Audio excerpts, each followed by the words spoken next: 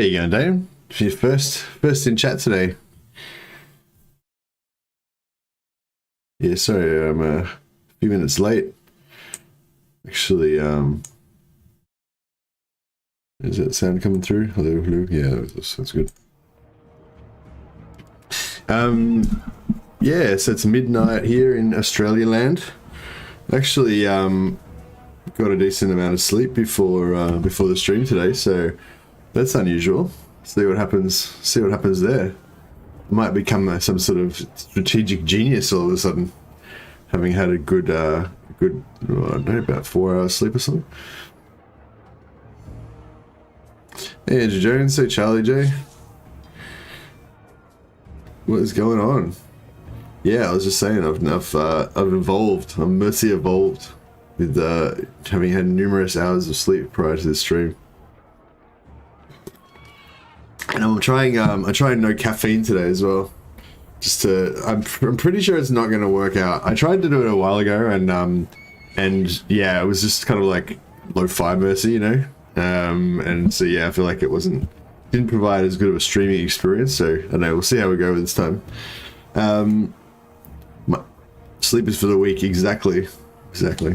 Hey, you sound wide awake there. Yeah, no, I'm awake. I'm not as you know, I'm not as pumped. I'm not. Oh, actually, I usually start off pretty slow anyway, don't I? Until the coffee takes hold. But yeah, I think usually I get pretty amped up once the caffeine kicks in, you know. So probably won't get that. Probably won't get that today. Probably just be like smooth level. Let's see. Hey, Big World. Hey, cold turkey. Yeah. It's not like I'm gonna get withdrawn. I don't find it actually makes much difference. Like, Kazakit,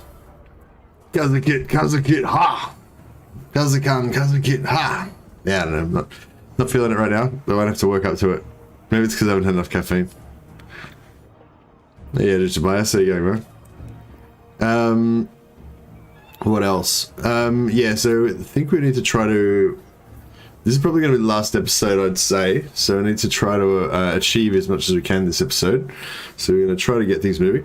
Also, I've been trying something new lately, which is to do a bit of a keep shouting dwarf lines until you're energized. Yeah, exactly.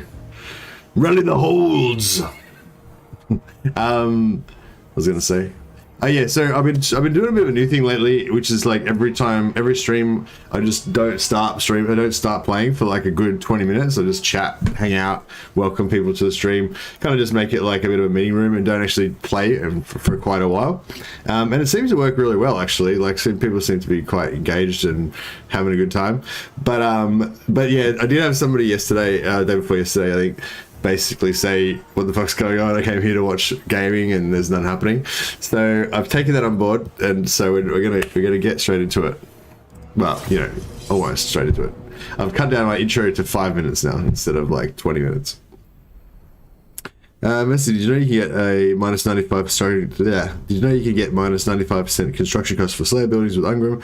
Basically, you could get an extra 660 gold per city from that.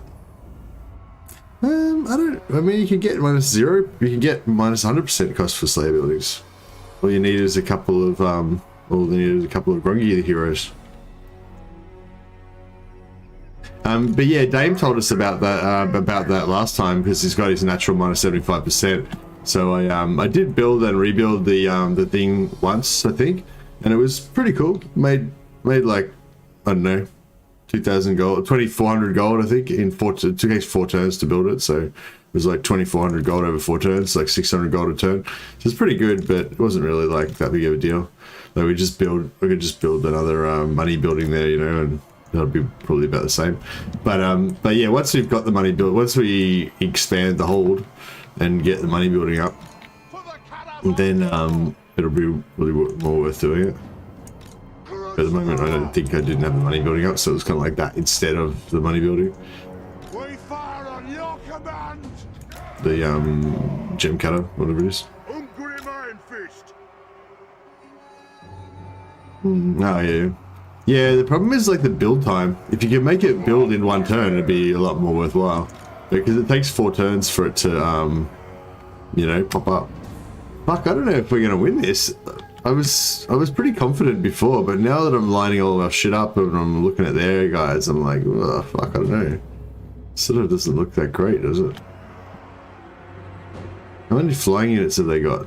They don't have any flying units. Okay, so that's pretty good. That's one good thing.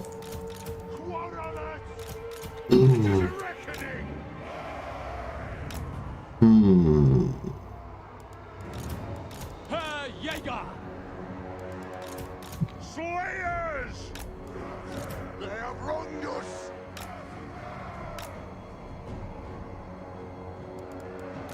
Slayers! War of vengeance! Slayers! For the ancestors! Slayers! This is gonna be kind of rough, actually, I think. I mean, it's definitely gonna be rough, but I mean, I might lose, is what I'm concerned about.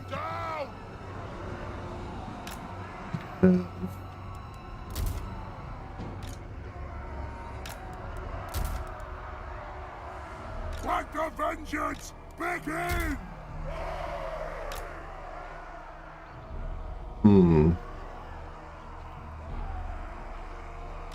Miners! War of vengeance! Ready to serve! They have wronged us! Should get 3,600 from demolishing the slave building. Yeah, you do. 3,600. Yeah, but it costs. Oh well, yeah, when you get to 0, yeah. 700 per to 20 per turn. Yeah, yeah. So it's like, you know, it's okay early game, but it's like kind of not really that big of a deal later on, you know. Dwarf warriors! For the ancestors! Miners! For the High King! Yes!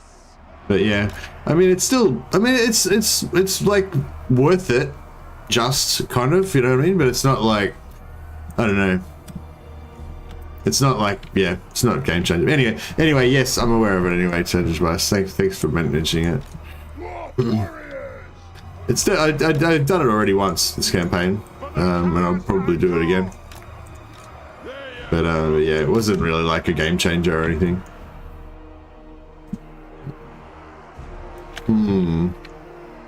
Grudge thrower!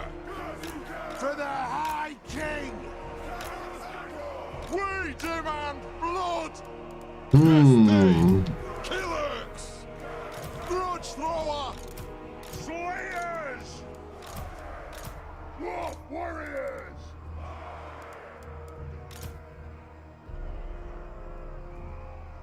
We do have the Rune of Spite again. So the Rune of Spite can account for most of this chaff shit. But like killing these two Vargolfs is going to be a fucking pain. I mean, I guess the Slayers should be able to do it. How much armor does a Vargolf have? It doesn't have much armor, so the Slayers should chop it up. Ooh, God, I'm not looking forward to this. Fuck, it's going to be rough. Hey, Merhill.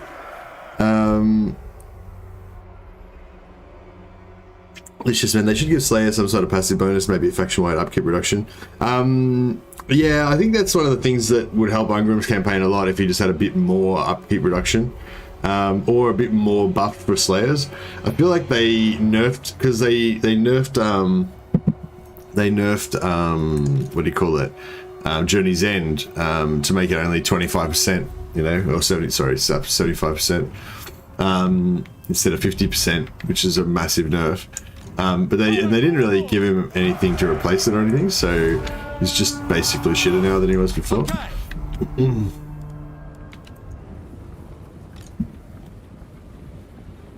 Moving out! We are relentless! Moving out! Dahl! Go!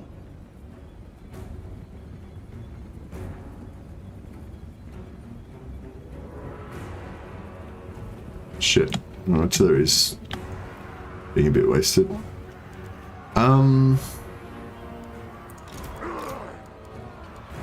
Yeah, I don't know if they're tanky enough to really...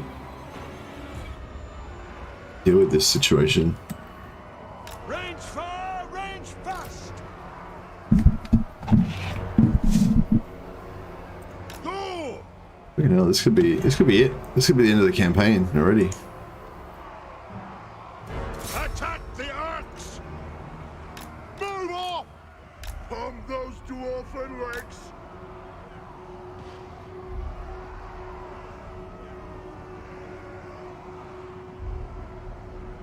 The clans unite!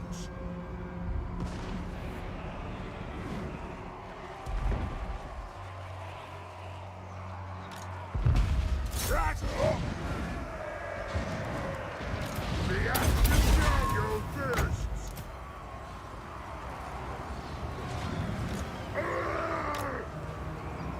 Nothing can stop us! Attack! No! Axes out! Axes out, lads!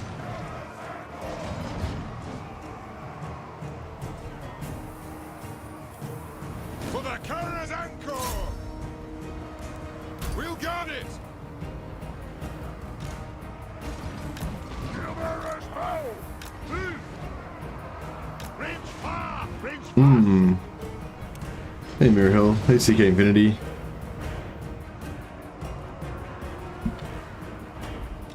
Jaeger! Advancing!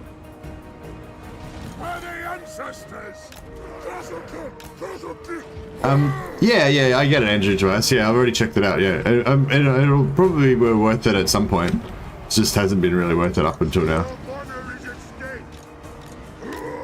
Well, it's been worth it enough to do it once, but yeah. You've only got a limited amount of slots at the start, and you know, all that stuff. But yeah, I'm aware. Attack the Fuck. range far! Range fast! Withdraw!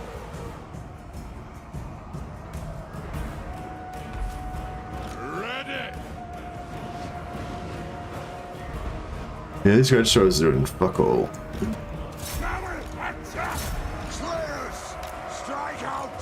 Nothing can stop us! We demand blood! We demand blood! Drink them! Kadrin will This is not good. Taking aim! Slay the Oathbreakers! The runes are cast! I'm guild approved!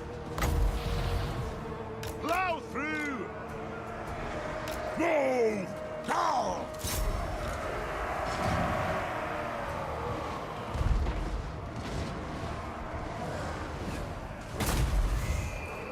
Vengeance!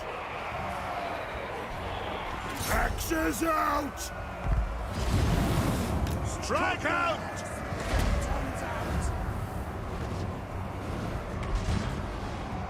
Thunderers! Withdraw!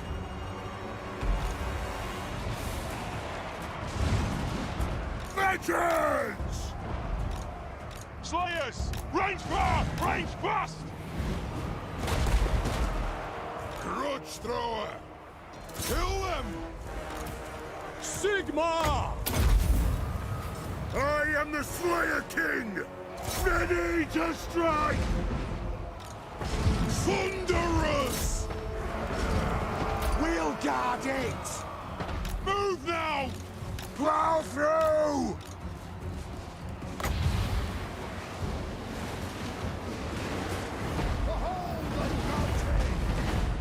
Slayers! By the Layer's will. The Layer's blessing on us. You're done, son. You are done. For the ancestors! Kill Urks! Slayers! It is a reckoning! Slayers! Nothing can stop us! Grudge thrower! Yes, Lord! Oh shit, we got a whole other army to come now. Move it!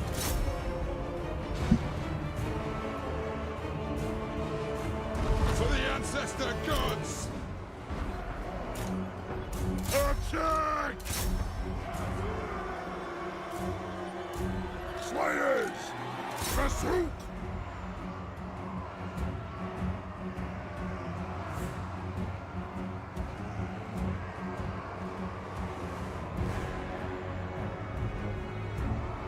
Miners! Nothing can stop us! Slayers! Go! Steady! Maneuvering! With haste!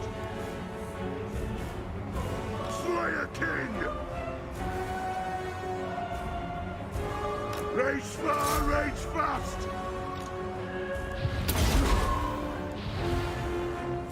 It is a reckoning! Charge! Charge! On my oath, they die!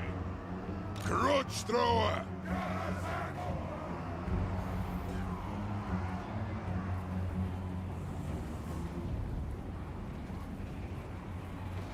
Anat! Oh, this Ormond cavalry might be a good pain in the ass as well. Move now! Slayers! The clans unite! Go! Vengeance!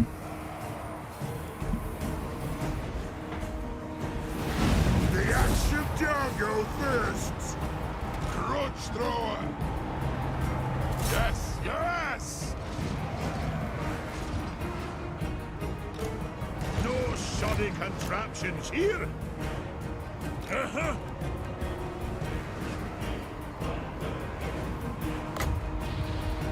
That'll do! Kazook! Strike out! Pull out! Nothing can stop us! Slayers! Grudge thrower! No! Sprang them! Yes! Yes! Ungrim Ironfist! I'm here! Blow out! Slayers! Aye! We demand blood! Move now! I think we got this, hopefully. They have Blood Knights. Oh, no, Black Knights, that's right. I was gonna say, fucking Blood Knights would be a bit hectic. Strike out! Get moving! Hey!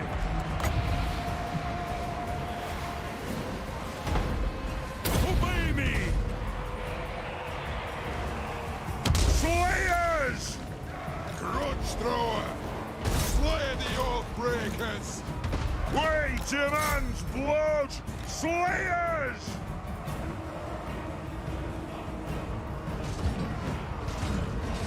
Then again, yeah. Rage firepower ready! Understood, Lord! Warriors! Thunderers! Yes, Lord! Yeah, they're done. Right. Dunskies. Pepper in your jocks, Ready to undead strike. scum. Move to attack! Alright, well that was a little bit of excitement to get the stream started off right.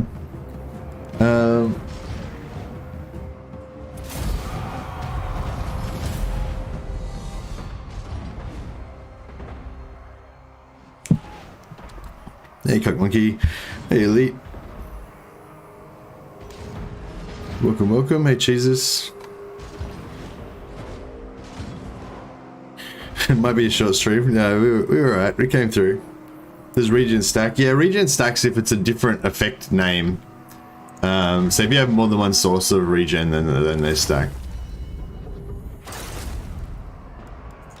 Herr Jäger! Who's got the... Oh, I gotta be in melee to get that. This seems to work pretty good though with the with Felix with the regeneration and then him regenerating Ungrim. The two of them together seems to work alright. If we get a tankard on one of them, one or both of them as well, that'll be good. Oh, we can't get the tankard instead of the Seed Rebirth, but yeah, tankard instead of. I mean, we can get the tankard instead of the Seed Rebirth, not as well as though. Hey, Short Bus Hero, how you going, man?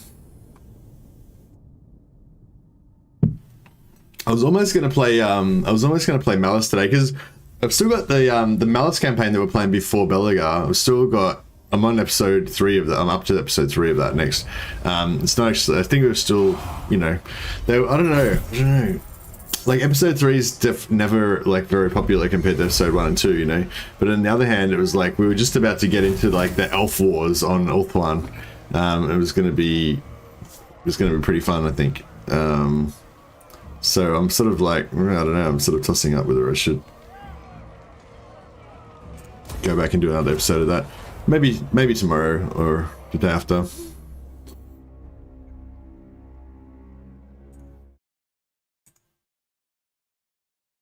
But I'm looking forward to forming the Sylvanian fortress world here. So yeah, sorry I didn't, yeah, because I was trying to get into the game quickly and not do a big long intro at the start. I didn't talk too much, but yeah, basically, oh, Helm and Gorse poison attacks. Oh yeah, I didn't even know that they had Helm and Gorse, so it makes sense because it's plus, once you get plus 1030 you get the extra lords, but yeah.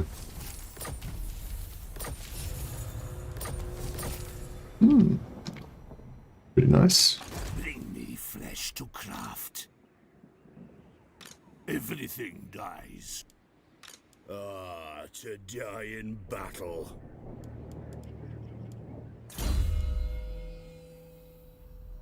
But yeah, so the mission for today's stream is to form Fortress World Sylvania, Karak Sylvania. So basically we're going to make Templehof, Castle Drakenhof, Zufbar, and Karak Kadrin into our stronghold of Karaks, and basically make all 4 of these, you know, reinforced walled cities, so that even if we lose all our minor settlements, you know, our kind of core cities will just keep getting bigger and stronger. Hopefully, that's the plan. Slayer Ward is nice if you don't already have it. Is that the item, the ward save one? Slayer's Ring? No. What's the Slayer's Ward?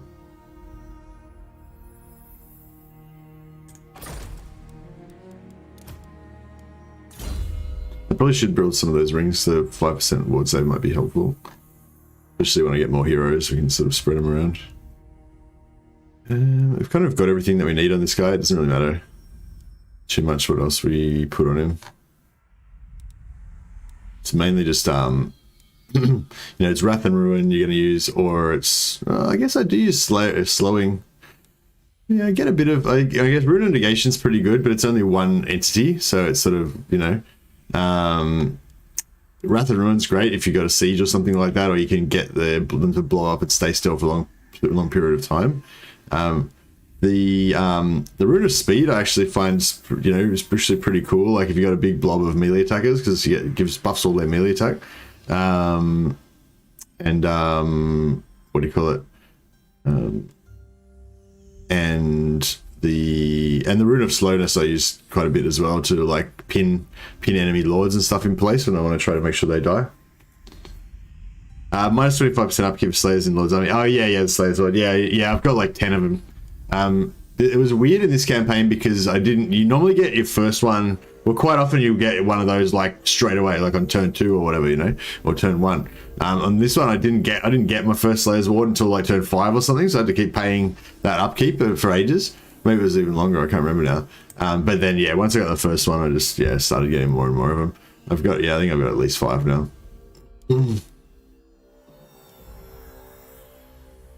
But yeah, that of course stacks with Ungrim's upkeep reduction in his army, so it's pretty good.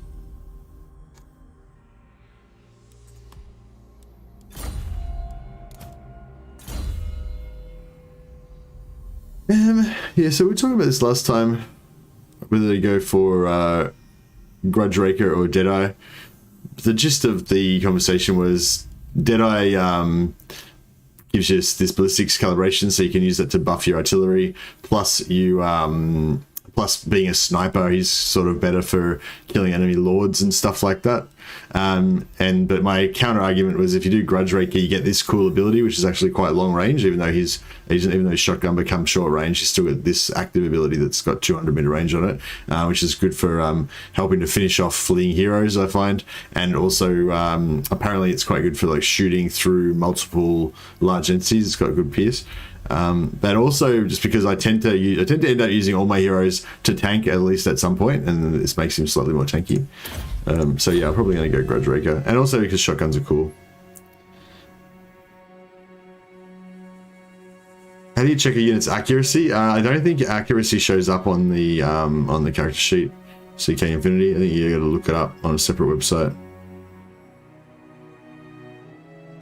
If it's in Ungrim's army with no range, probably Grudge Raker.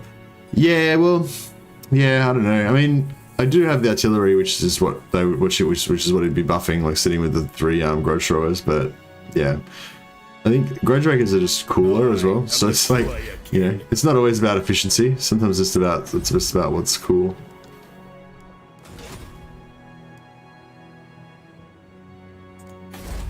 We've got a lot of rebels to deal with. Armor is for maidens. Armor is for maidens.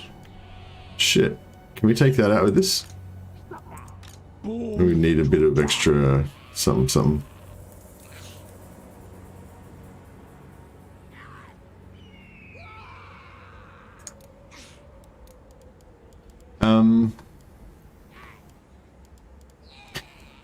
Are any of these units kind of cost efficient-ish? Don't know.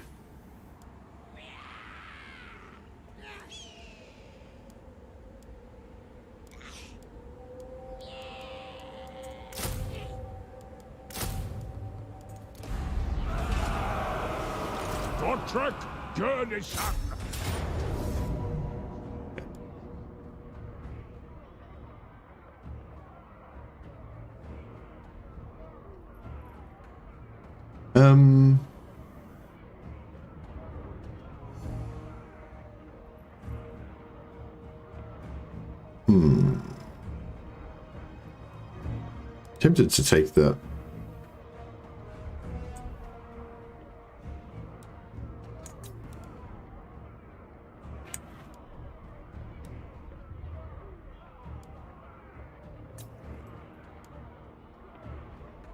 Didn't do anything.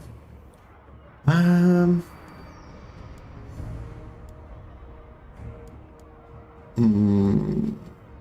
don't know if I can be bothered fighting this battle.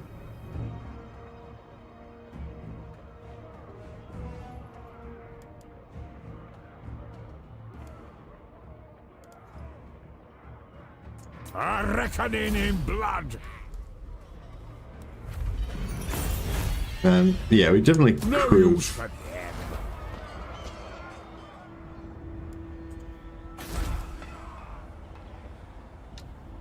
Victorious! Earth alive! I ain't doing that! Yeah, we definitely could have done better in this battle, but let's beat that. It should beat that, shouldn't it?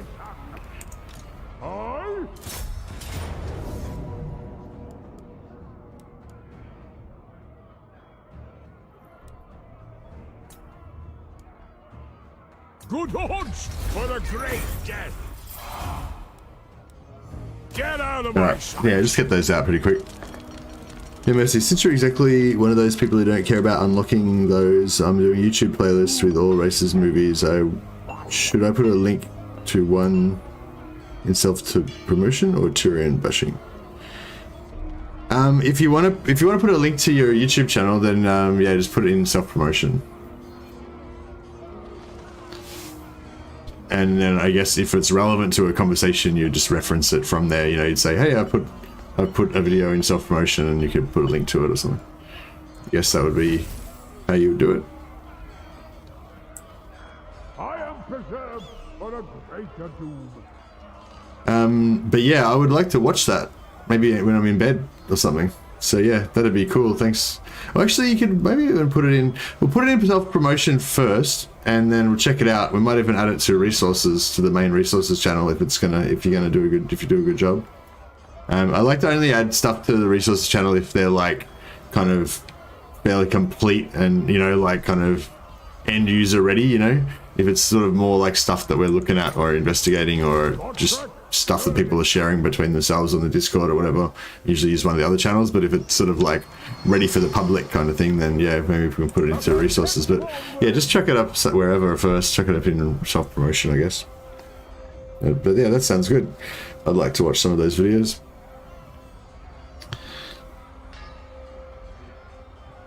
The start to Ungrim is so hard, so remember to ambush those orcs so you kill off their armies. CK Infinity.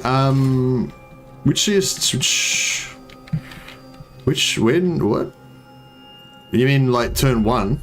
So on turn 1 with Ungrim, you take out this army, right? And then I don't think you have enough movement left to ambush, do you? Plus you want to recruit. You just want to spend that turn recruiting, you don't want to be ambushing. So yeah, I don't know about that actually. The CK. Or do you mean just more, not turn 1, but just sort of in general after that, at various points you might want to ambush, kind of, is that what you're meaning? Alright, so we still got this barracks here? Yeah, we still got a barracks here, so we could bring Gotrek back. I've not got all day.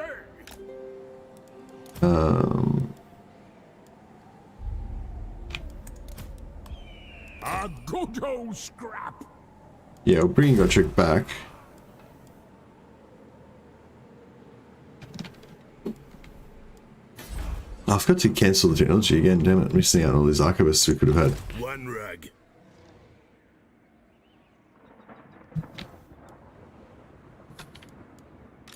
I must fulfill my Slayer oath.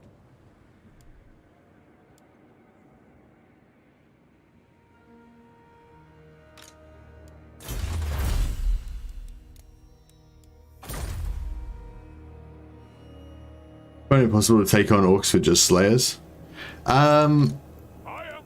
Yeah, just slayers. Oh, I don't know. Yeah, I mean, I guess so. Yeah, just slayers would be pretty hard. But I mean, this kind of army with some slayers and some growth throwers is pretty good. I think it's. I mean, it's, you know, it's okay. Whatever. It's not that great. I grow restless.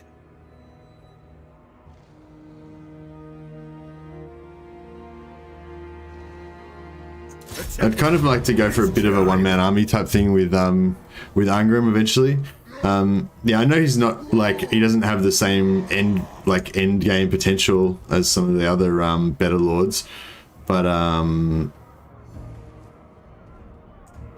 yeah, he doesn't have as like the top end potential, like to get to probably 90 to get to like 90 ward save or something like Malice does.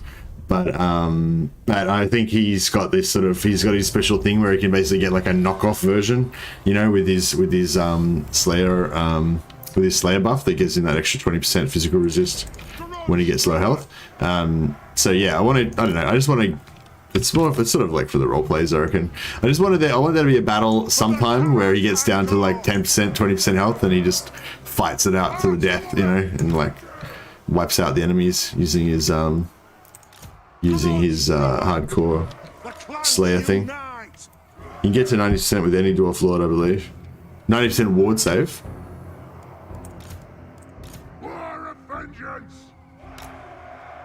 Oh, that's good to know. But yeah, but I'm not. But yeah. So what I was getting at is I'm not trying to get to like that proper 90% ward save kind of single one-man army. I'm just trying to get to the point where he can get to 90% physical resist when he's got his buff activated, you know, so he's sort of like a poor man's one-man army that only activates when he gets low, so he can have that like grim Slayer oath thing going on. Yeah, I guess we'll just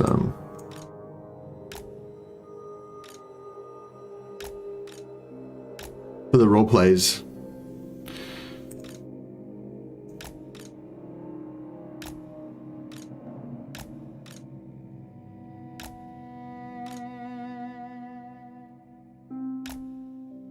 Hopefully they won't even make it.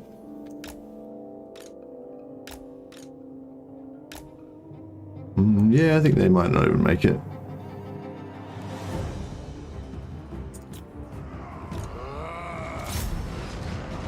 All of vengeance!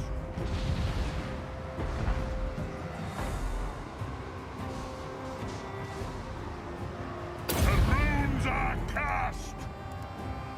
For the Karak's encore! Barracks ready! Aye!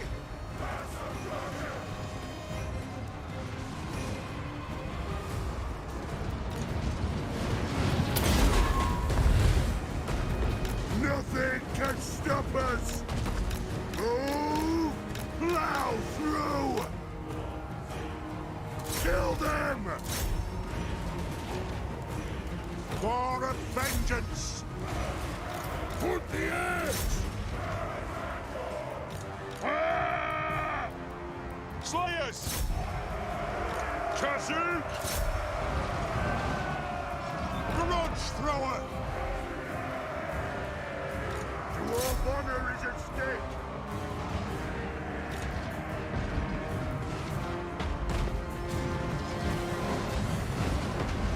Dowie, halt! For the High King! Plow through! To the forge! Obey me! Cool. Hey, stuff bluff. Stuff blah blah. See you, Benji. Is the landmark or the normal Slayer building more expensive? Well, the landmark is lower tier.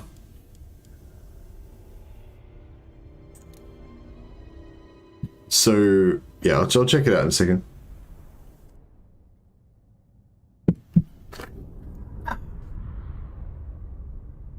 But yeah, I think the normal Slayer building is tier 4 and the landmark Slayer is level 2. Hey Vasily, how you going, man?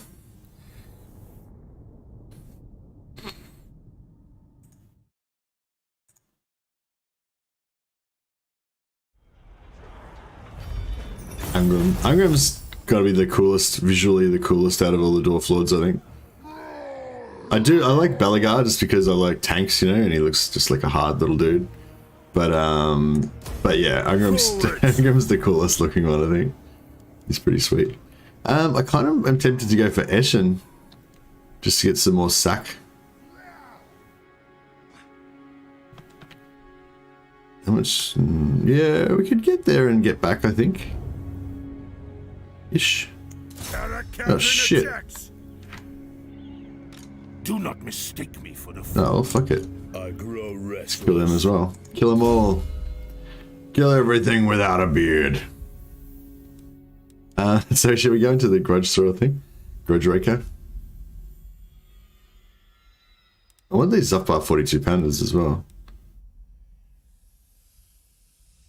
We should go for that first, actually.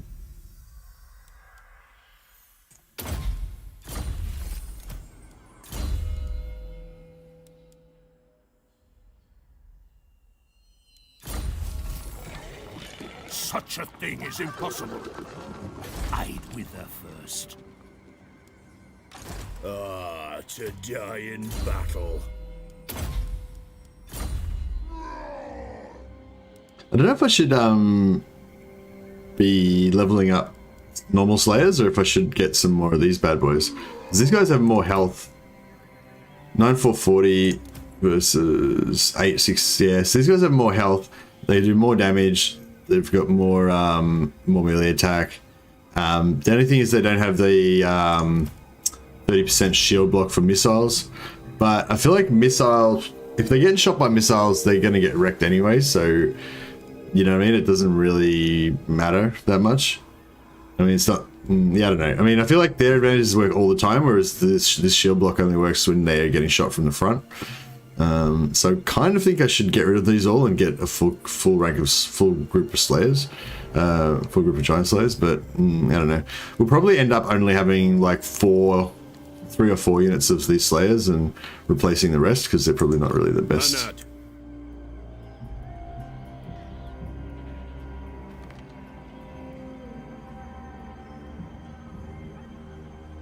Just do it.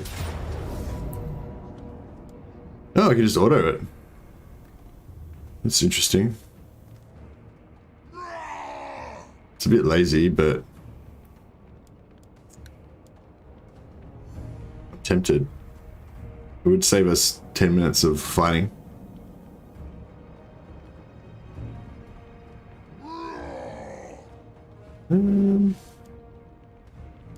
I wonder if the auto resolve takes into account the Journey's End ability and stuff. No, I might fight it, because I reckon we could probably do reasonably well at this battle and not lose too much at all, I think, hopefully. So it might be worth it just to be able to stay mobile, you know, so that we can be ready to rock and roll next turn again without having to do any replenishing. Oh yeah, I forgot to check the landmark. Sorry, I'll check that landmark after this battle.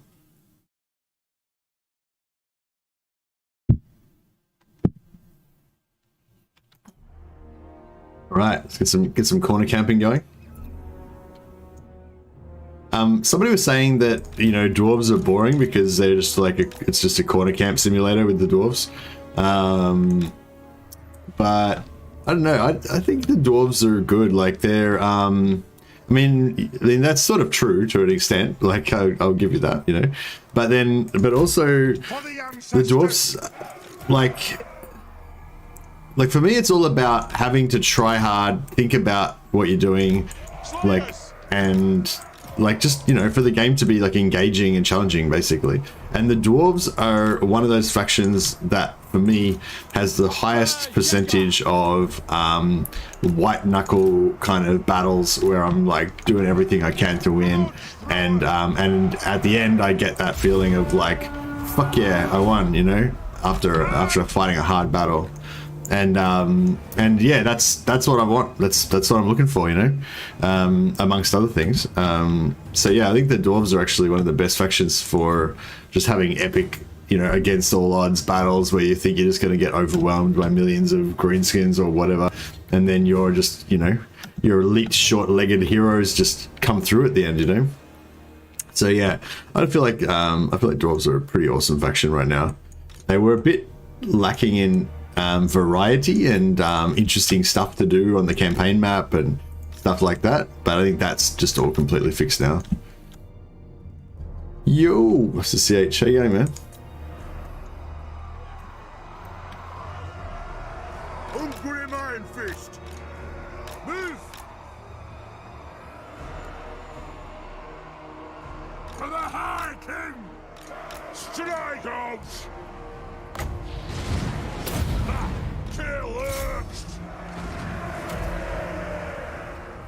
Your charge sucks dick, because that is the root of slowness to you suffer. Range fast! Plow through! Oh shit, that's not good. Quarterlets! Scoff! Slayers! Runes of smiting upon them. Slayers! Drilled. I'll teach you for being too fast.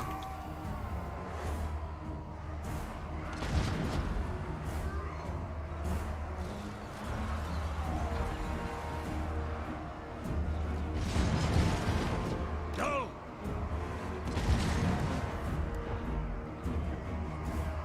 Victory's in our grasp already. It's not bad.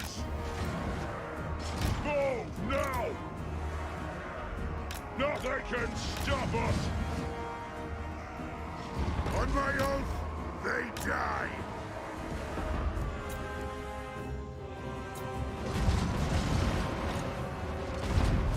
Charge! They have wronged us! Obey me!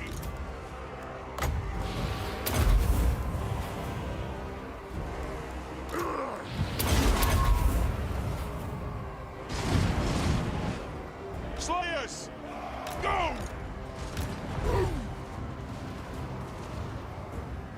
Playing Dwarf campaign right now, and the biggest disappointment is slow growth and expansion, but fun otherwise. Well, yeah, that's always going to be a fundamental part of any dwarf campaign. They've intentionally kind of made that like a theme of the dwarf, the slow growth. But the great thing about it is that you get almost all of your awesome stuff at tier 3 now. So who cares about growth? You're already ready to rock and roll at tier 3. Like getting into your late game empire phase where you're like maxing out everything does still take a long time. But Kill them! On those dwarfen legs! Right! Strand them!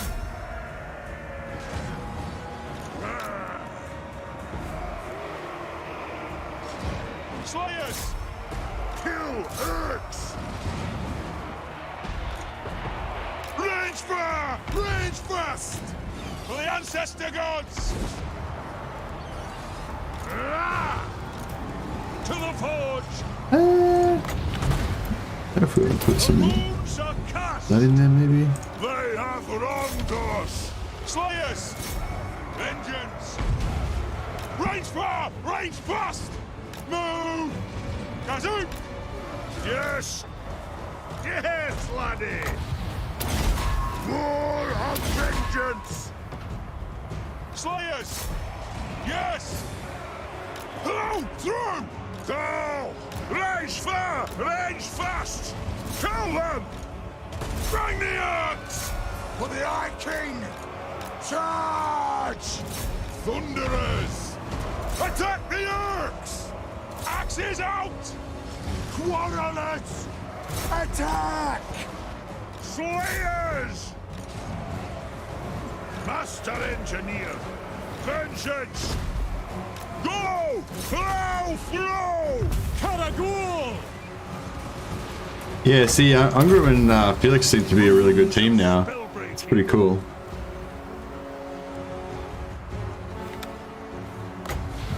Obey me! Kill Ox! Yes, Lord! Scarf down! Down! Kazoo! Kill them! Slayer King! Nice. Yeah, I'm pretty sure we would have taken a lot more casualties than that if we had fought the battle. I had to have auto-resolved it, so yeah. It's not that much about the varieties, lack of options, both campaign map and in battle. Organ guns might say something about that tier 3. Well, I'm not saying that every single unit is unavailable on tier 3. I'm just saying that tier 3 is tier 3 you get engineers, yeah, all the heroes you get at tier 3, at least one of them. Plus you get fire drakes, iron drakes, sorry, dwarves are fucking awesome now. I don't know, that's just my opinion anyway. If you don't start having fun with dwarves until you get iron drakes, until you get organ guns, then yeah, I guess whatever, it still takes a while to get to tier 4, But it's sort of like saying you only have fun with Empire when you get fucking rocket batteries, Like, sure, rocket batteries are cool, but there's a lot of good shit that happens before that.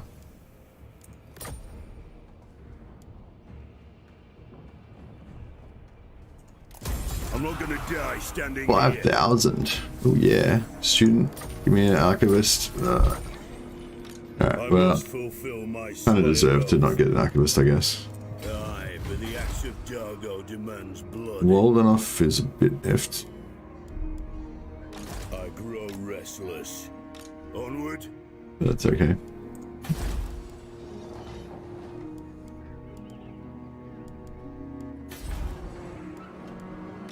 Ray Grogny's beard.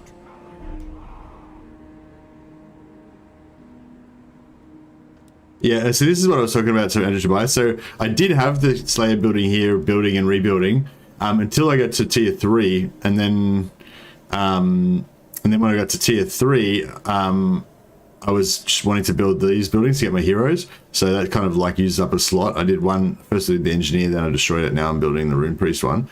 And then meanwhile, I could have had it in this slot, but I figured I could just get this going, and like it's gonna be nearly as good by the time it gets built up, and it doesn't require me to keep remembering.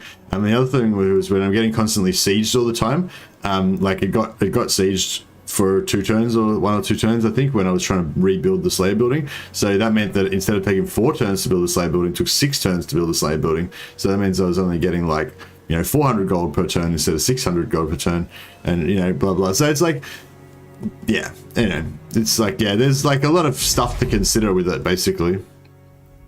But yeah, so so Slayer Shrine, you get that one, which is so it should be cheaper than that. Oh, it's cheaper than that if you have a Grungy Lord, yeah. Anyway, yeah, so there's that one, it's just tier 2. And then that one's called Grimnir's Monument of Karak Kadrin.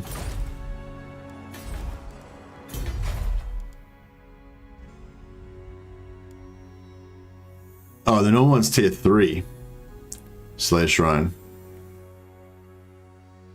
Yeah, I know, they're not, it's sort of weird, it's not really comparable because you have to, because it's tier 2 instead of this tier 3 version. But yeah, it would be better to build the actual this tier 3 version in a different place because it costs more. And it takes the same 4 turns to build it.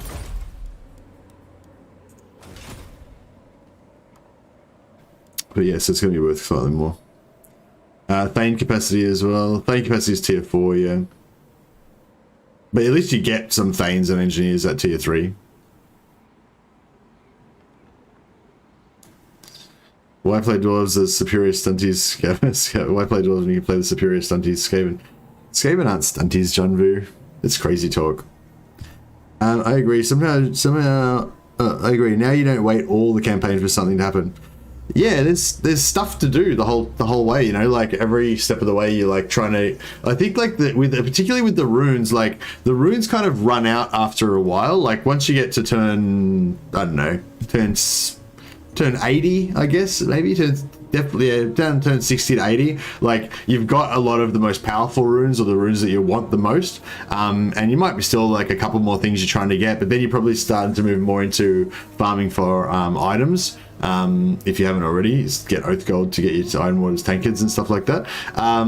But it just gives you something to, like, it kind of nicely fills that gap in the early game to give you some more, like, busy work to kind of work on. Yeah, I don't know. I think for me, anyway, I think the whole just pacing of the Dwarf campaign is really good now. There might still be a bit of a, I mean, like, Vasily, you might, I mean, I get what you're saying, like, there's probably after, like, later than that, like, in that sort of turn 80 to 100, like area, I guess, is what you're talking about, where you've kind of got everything, basically you've got everything good, but you just haven't got to tier 4 yet. Like that's kind of what you're talking about. But the good thing is now you've got this growth buff on your armies. This one, Gorog, plus 20 growth local province. So you get that on 2 armies and stick them in one province, you know, to get plus 40 growth, which is pretty cool. That's fairly doable. Yeah, so I could be building, so this is only giving me 300 gold. Actually, no, I need to get to tier 3. Once I get to tier 3, I could be building Slayer buildings there. One rag. But most of my income comes from sacking, you know? Like I'm making like, I don't know, between 3,000 to 5,000 gold a turn. Most turns from battles and sacking, so it's sort of like, you know, the extra 200 gold from screwing around with the Slayer building is not like a huge difference, but it's every, you know, it's a little bit. Every little bit helps.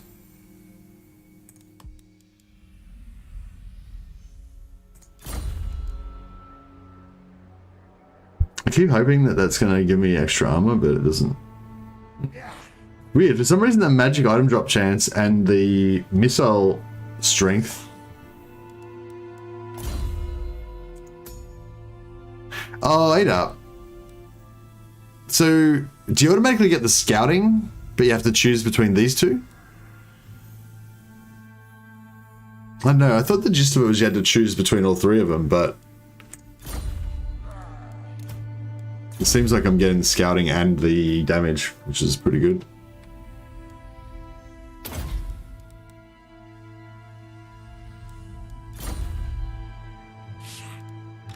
Aye. The Slayer in me seeks death.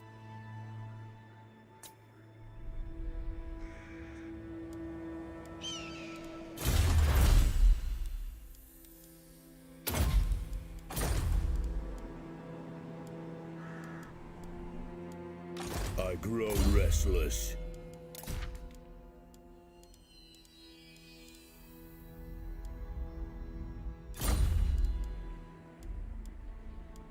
Gottrek Gurnishan.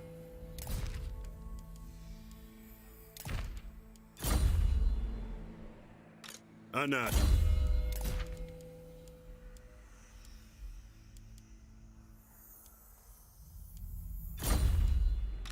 Hi. I think we already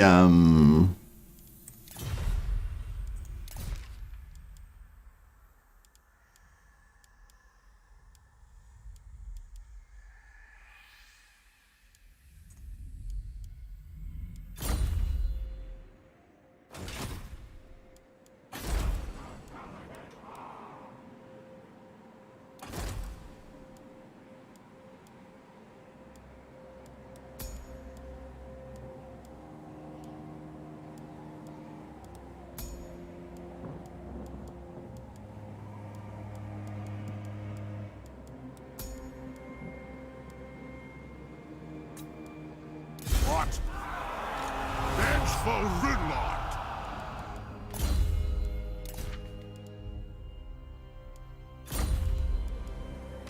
Gottrek Gurnishan.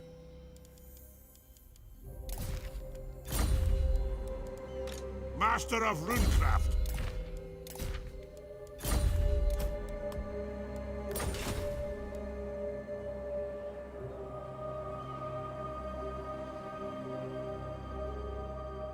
Hey Stefan, just wanted to drop in to say I totally dig Mercy's salt and pepper beard. Thanks mate, much appreciated. Optimum experience to turn ratio. What?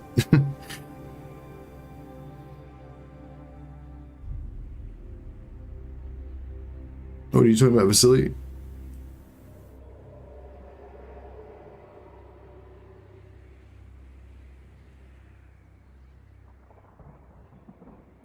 So late game, you can just have the Toolmaker, Runesmith, Capacity Building, and the Slayer Building. Yeah. You can't build Slayer Buildings in... Can you build Slayer Buildings in minor settlements?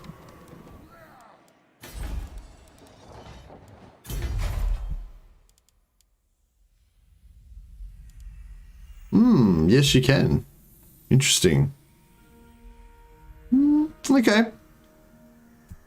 Yeah, okay. Alright. Alright, Andrew. Fine. We'll have a massive empire of Slayer building farms. Slayer buildings and toolmakers. But yeah, but not today. But not today. Ready. It's just it's not super high on the priority list.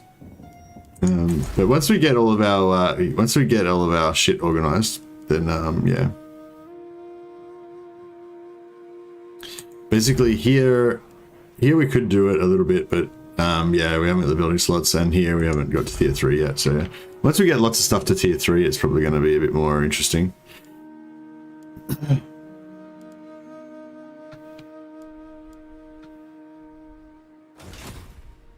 What are we doing? We're just end turn. I'm just gonna get into the habit of ending turns. I've got a bad habit of just hanging around on the end of the turn and not finishing it. About that having 2 Gorogs in one. Oh, right, yeah. What was it? Assuming you can sustain 2 full armies from one province. You don't need 2 full armies, you just need Gottrek. There's no reason why you should ever not be able to have Gottrek. Your conquests strike fear into the hearts of your enemies, mighty lord. The wisest amongst them will know that fate is on your side. I have foreseen it.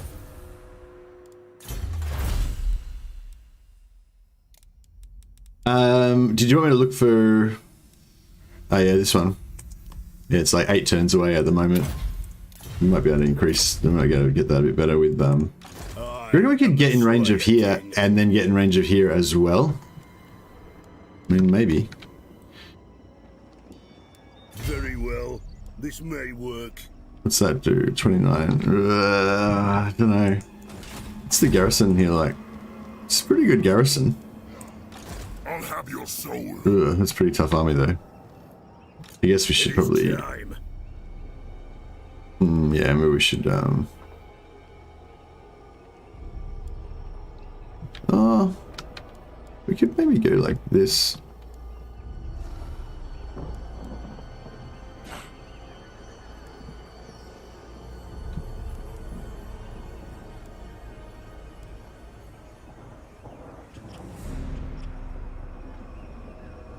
I must fulfill my Slayer oath. No, I can't make it. Alright, whatever.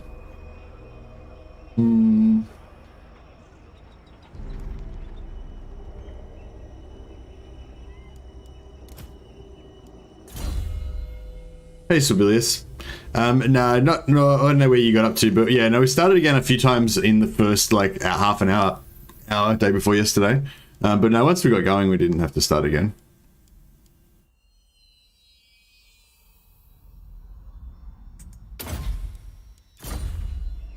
Alright, we should start hitting, that soon.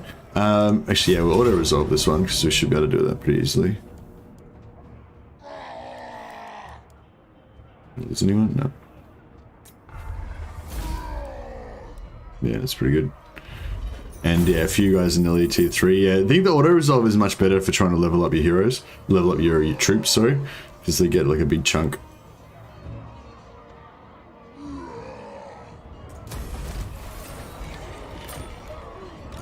The Slayer in me seeks death.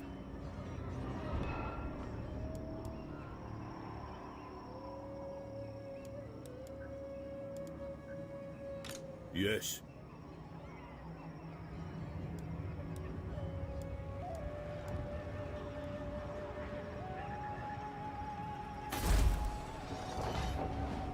Oh shit. That's fucked. I didn't realize the garrisons were so messed up. No!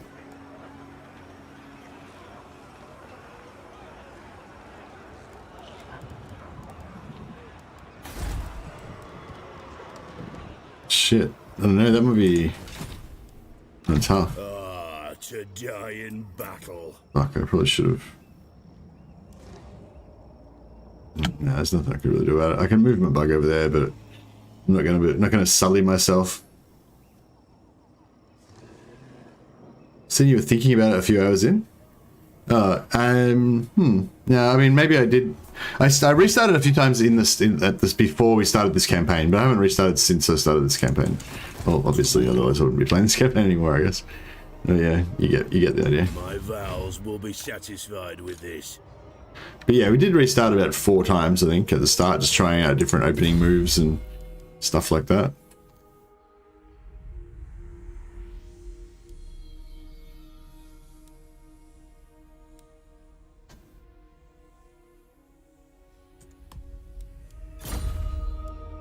I hope we don't lose Temple off, that would be annoying.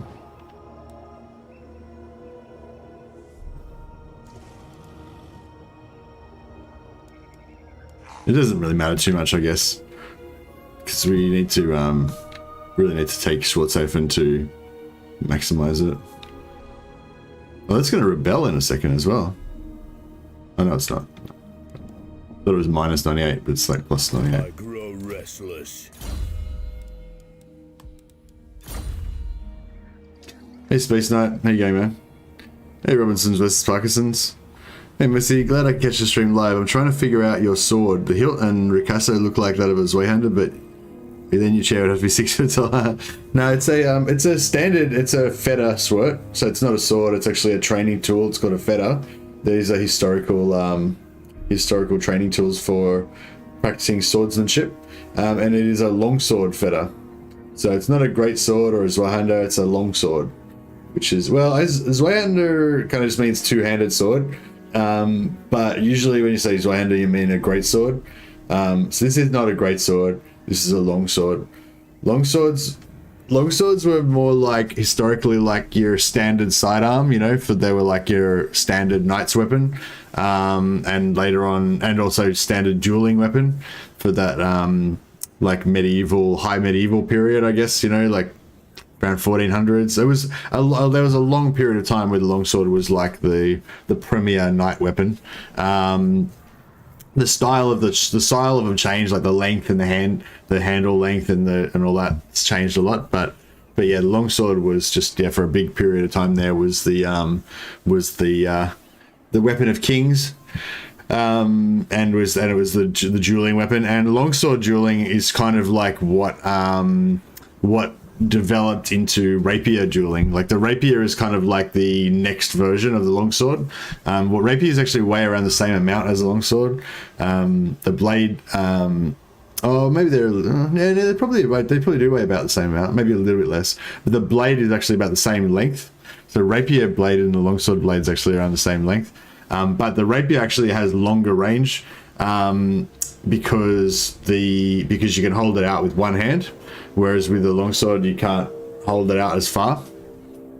But longswords have much more cutting power than a rapier. Obviously, you're not going to be chopping anyone's head off with a rapier. Anyway, not that you asked, but yeah. Anyway, short version: it's a longsword, not a Zweihander. So hopefully that answers your question. And yeah, if I was standing up, the pommel would come up to about my armpit, I guess, which is about what you want. Like that's kind of roughly how big you want your longsword to be. Apparently, up to about your armpit. That gives you, but you can have longer and shorter ones. But yeah, apparently that's meant to be the rough guide to how long you want your longsword to be, depending on your height. Giant Slayer. Off we go. Do these guys do intercepts? Like if Gotrek teleports over here, can they intercept him? I don't even know if they can. I need another rune bearer. One rag.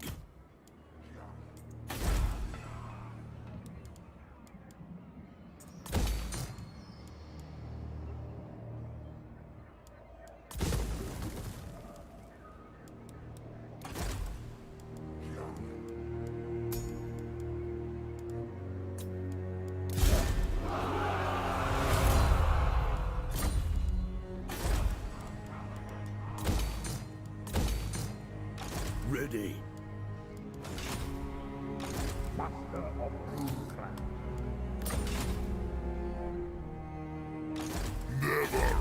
But these guys are still recruiting, so hopefully that means they're not going to attack next turn, but I feel like they are going to attack next turn.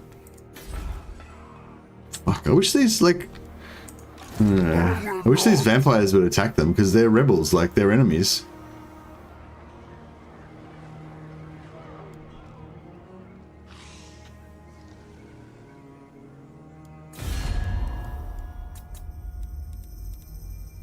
Lord of the Night, I do not bandy words with...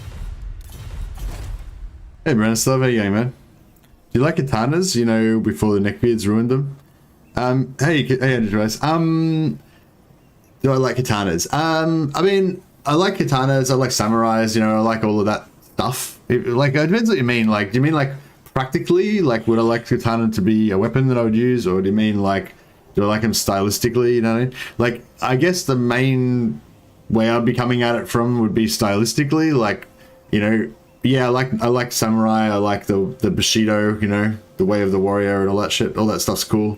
Both the philosophy and just the story, you know, the story aspect of, I like anime, you know, I like historical stories about samurai, and the katana is a very iconic weapon in that way. But having said that, I probably love medieval knights more, and I love stories about medieval European knights more, you know. But in terms of combat, I think the longsword is the superior weapon. Longsword's superior because the longsword is well, it depends. They're different tools for different jobs, basically, I guess. But if you're gonna have a duel, like 1v1, then the longsword would be the superior weapon because it's got longer range is the primary one. Like, if you've got a longer range, then you're, like, pretty much, you know, that's huge in a duel. So, yeah, longswords they have a longer range, typically, than a katana. And also, they're just, like, with the cross, how they've got the big cross guard. The cross guard gives you more like tactical options, I guess. Like just the way the geometry of the shape of the sword and everything. Like you can do cool stuff with it that you can't do with a katana. Also, the katana's guard doesn't protect your hands anywhere near as much as the big cross guards on the longsword. Mine's actually got the cross guard and the shield, so it's got like a double guard, two different things that can catch the enemy's blade. But yeah, this thing here stops your hands getting hit a lot more. Longsword is pretty good, but once you close the distance, you can easily defeat a longsword. Well, if you get into wrestling distance, I'd much rather have a rondelle or a dagger than a katana. But yeah, if you're a good duelist and you've got a longer weapon, you don't let them close the distance. That's kind of the whole thing. If you're going to rely on you being... Hey, Bal. Thanks for that. Go longsword. I prefer a hand and a half sword myself. Nice one. Thanks for the super chat, Bal. Much appreciated. Very generous. Thanks for that. But yeah, anyway, that's my thing. But katanas are not meant to be a primary weapon. As I understand it, the bow is the primary weapon of the samurais in war, mostly. And the katanas were more like a secondary thing, you know. So they'd be like riding around shooting people, or they'd be lancing people on their horses or whatever. And the katana would only be like your backup weapon that you would use. You know what I mean? But yeah. Benji says, I disagree. We have this longsword versus katana non-stop here at the local dojo. Longsword hardly ever wins. Interesting. This is in a kendo dojo.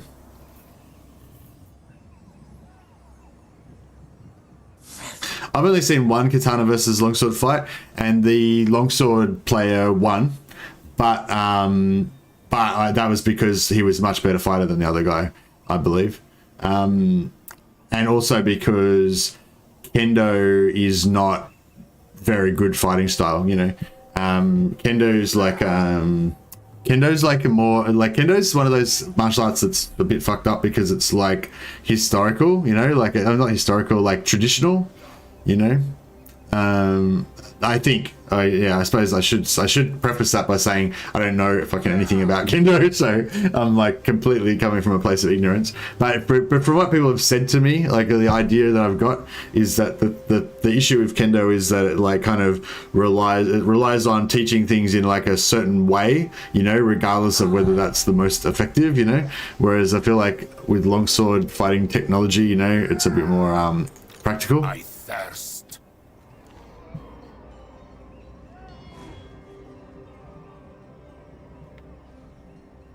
Lord of the Dead.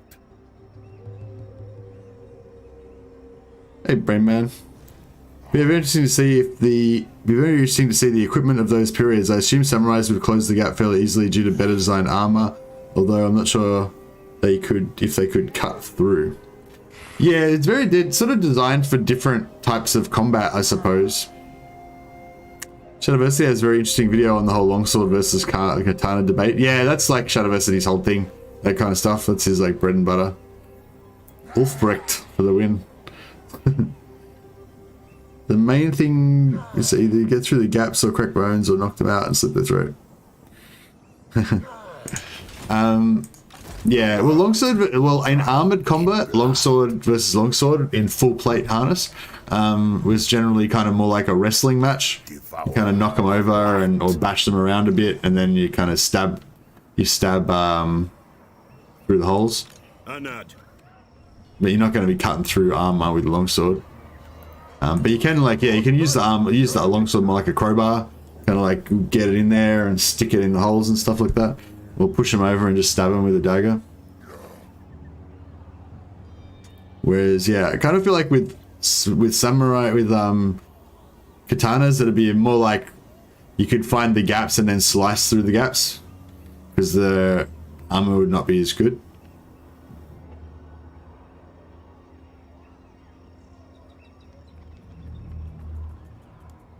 Right, what are we doing here? We're just waiting for another turn to go by.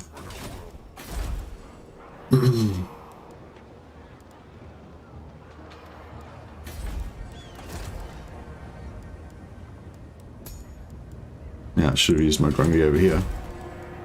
Never mind. That's fine. Alright, we've got some more tier 3 happening. We'll wait till hopefully Zipbar can get stronger and get up to tier 4. Have we actually met Karak? Karak? No, we haven't actually met Karak yet, so that's pretty cool.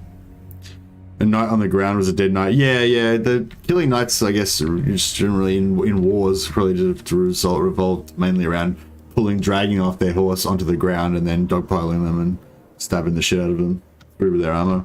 But if the knight's like standing up and he's not overwhelmed by like 20 guys and stuff, then he's going to be pretty formidable. Even better if he's on a horse with like 50 other knights. I am the Slayer King. Alright, I hope we don't lose Castle Temple off. I think that's pretty high likelihood.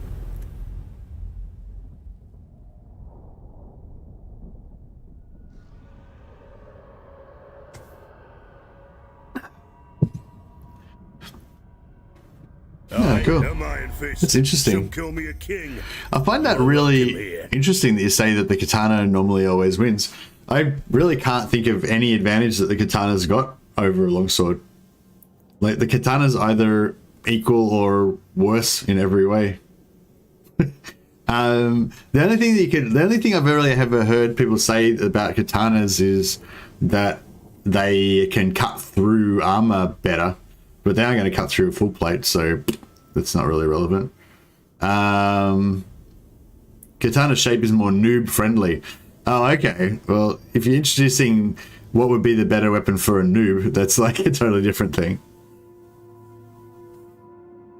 Speed and reliability is superior to reach. Yeah, well, longswords are faster as well. Yeah, longswords are faster and have longer reach.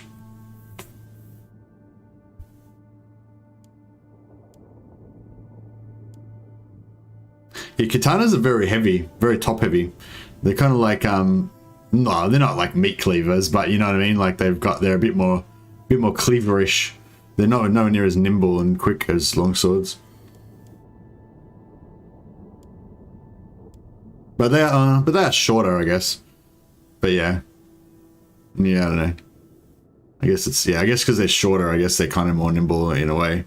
But because they're heavier at the front, they're less nimble than they would be if they were balanced. Like if you had a shorter longsword that was the same size as a katana, then the longsword would be way faster. But I'm not sure. Since longswords are longer, maybe they're, yeah.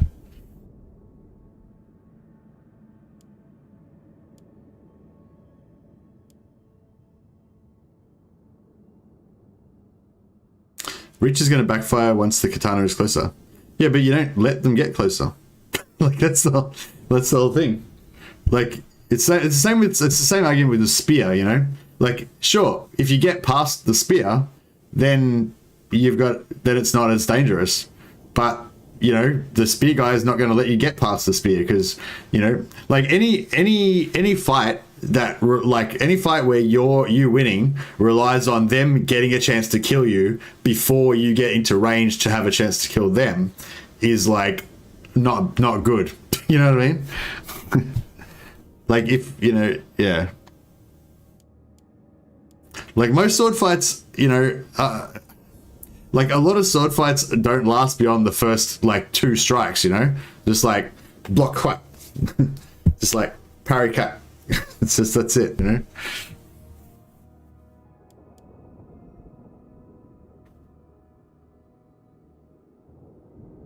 Katanas are better for surprise attacks. Yeah, actually, yeah, that's a good call. Yeah, that's a very good call. Ultra Yahufai. Yeah, as a sort of sidearm type of thing. But I think in that situation you'd be comparing a katana to a dagger, not to a longsword. You know, because like yeah, if you're in a pub and somebody like is having a go at you and then they throw a punch at you or something, then you aren't gonna like pull out your longsword, you know. But you could potentially draw your dagger and stab them. And I guess if you're a samurai, you could potentially draw your what are they called? Wakishi? I can't remember the names of other things, but you know.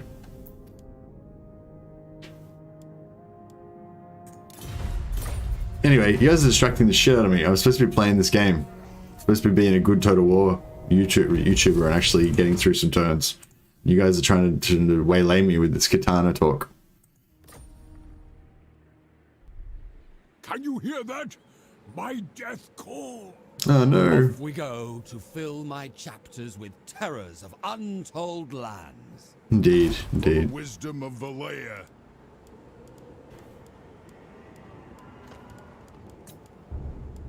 Yes. Goodbye, Go Choke. Dame Offensive says, pull out your longsword. That's not even rude. How are you getting sexual innuendo out of that? It's just pulling out your longsword. You know, at your in the middle of the pub. And if you're in a crowded room, you pull out your longsword. That's my bad. Sorry, not sorry. You're a menace, Robinsons versus Parkinsons. Causing chaos up in here. What is this heresy? Longswords versus katana. Dwarf using an axe or hammer. Blunt force over finesse. Yeah, well, it actually, yeah. I think if you're in a duel, like with what single weapon duel, axe or hammer is like way shitter than a longsword or katana. It's just a range thing. Just whatever's got the longest range is going to be better, unless it's ungainly and slow. But if it's ungainly and slow, then you know it's bad and you're going to die. I am the Slayer But King. if you add a shield to the mix, then all of a sudden, axes and hammers become pretty cool. Or if you got full plate armor. If you got full plate armor so they can't hurt you, then having just a whatever, just go around with a hammer, no shield, that's pretty doable, I think. The Slayer in me seeks death.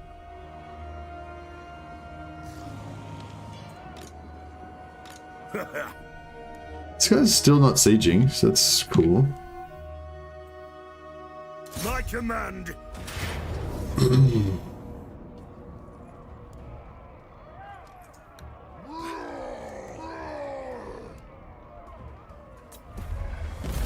Still no gold chevrons. It's okay though.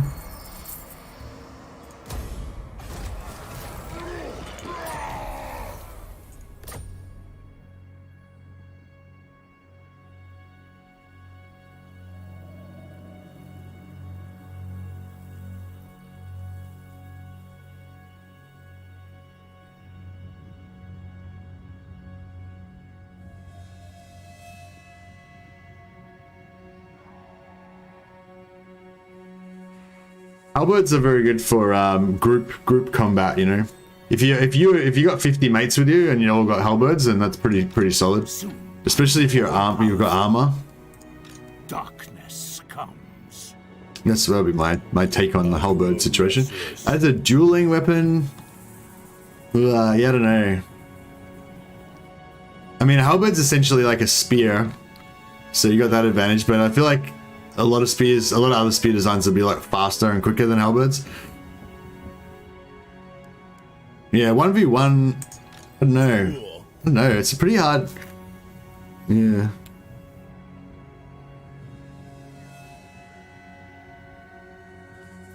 The guard positions of longswords are bad against katana's guard positions. What are you guys talking about? I don't understand what you're talking about. Like, there's more than one guard position, you know what I mean? Like any position you can do with the katana, you can do with a longsword. There's no, you know. Aye. Like that's kind of what I was saying about kendo before. Like with kendo, there might be specific guard positions or particular ways to hold it or whatever. They're the only ways that you're allowed to do it because that's how the traditional Japanese martial art works, you know. But with longswords, it's not like that. You're allowed to do whatever gets the other guy dead and keeps you alive, you know. Although there is definitely like traditional, not traditional, sorry. There are historical treatises, but as far as I know, those historical treatises are based on either efficacy or legality. There's no like, we do this because it's cool, historical, because it's traditional or anything like that.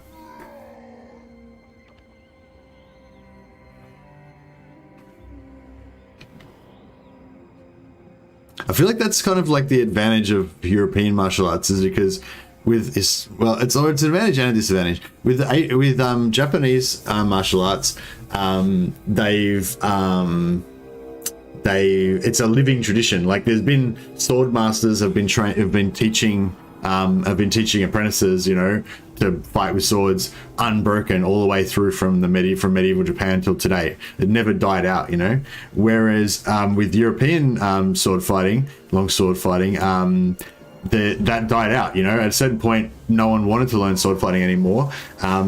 So, you know, it kind of died out. And then I think it was the early 1900s that HEMA came back, and they found the old treatises about how to do it, and they started reteaching themselves how to do it. But there was no living masters with experience at longsword duels that started that. It was started again from books.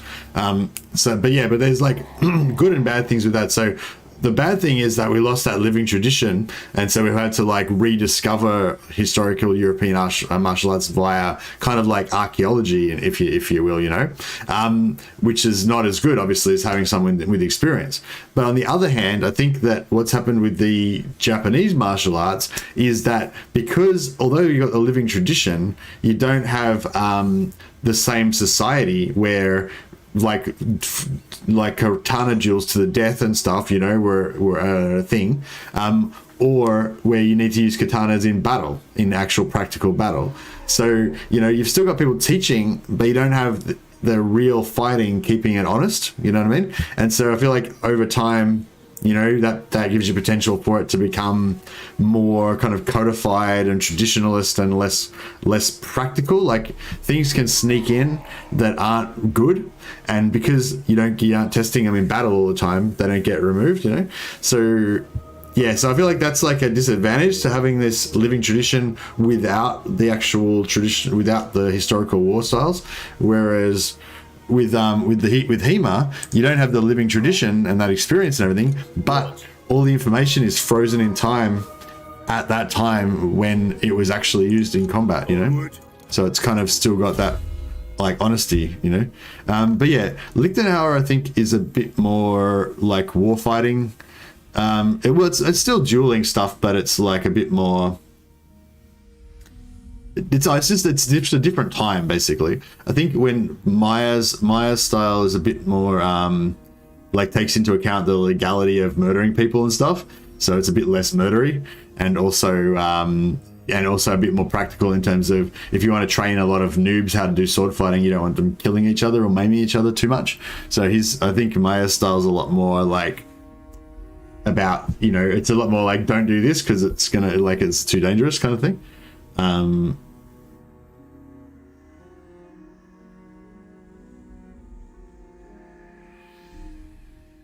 But anyway, either way, so there's like there is other factors besides just fighting effectiveness, but I don't think that HEMA is like restricted by the traditionalist thing as much. Oh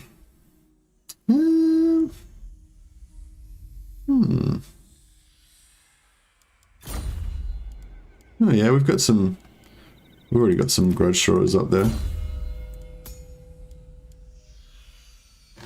So, wouldn't mind getting some iron breakers up in here at some point.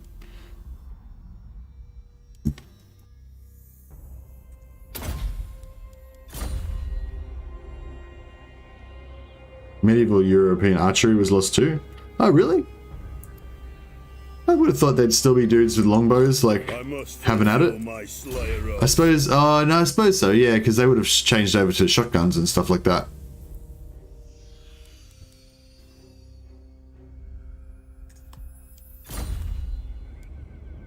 Bring me flesh to craft.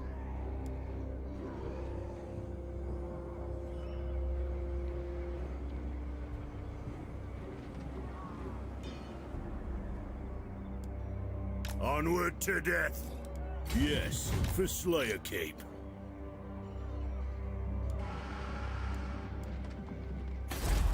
%. We're actually getting close to fixing the the untainted devils here.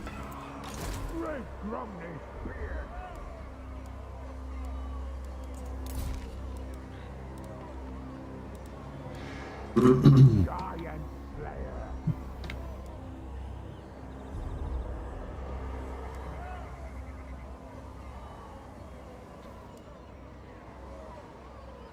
Never.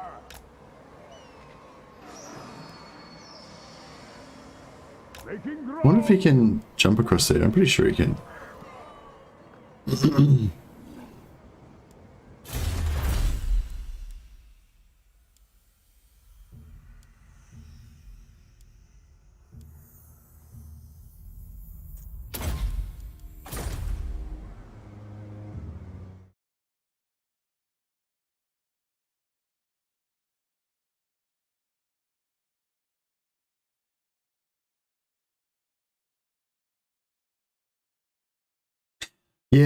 Yeah, so Carl said, I agree with what you said. That's really why I really like Aikido, because it's more rich than martial art and the philosophy remains to keep it grounded. Yeah, that's what the other thing I was going to say is about that too, is just that what I was saying about katana fighting and being like, you know, perhaps it being a little bit changed and altered over time because it doesn't have that kind of real combat to keep it honest or whatever.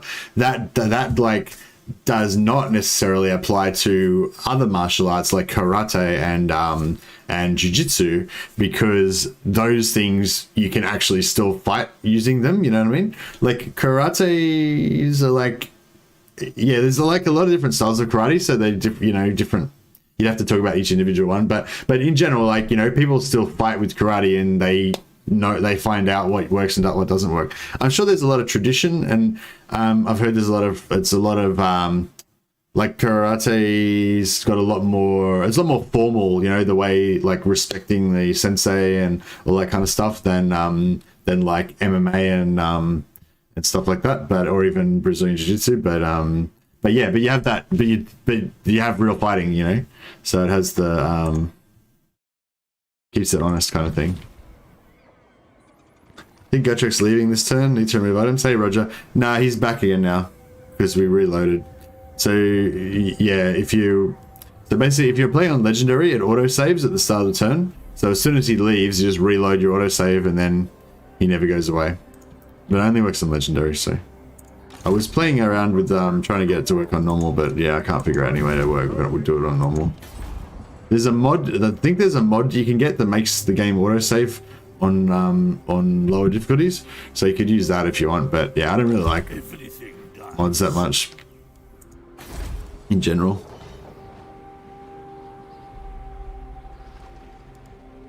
I wonder if I should go with this.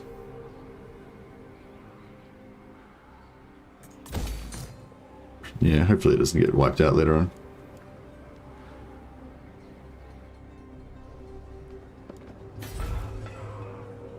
I thought that was going to last turn to prepare. Yeah, nah. It's all good. Grungy. Nice. Just in time, he potentially was going to disappear soon.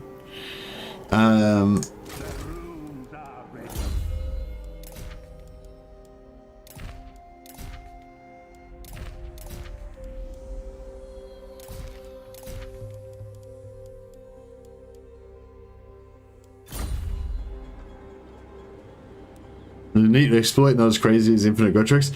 Yeah, no, it's a good one. Hey, Redsbull. Welcome, man. Hey, Bobalar. How you going, man? welcome.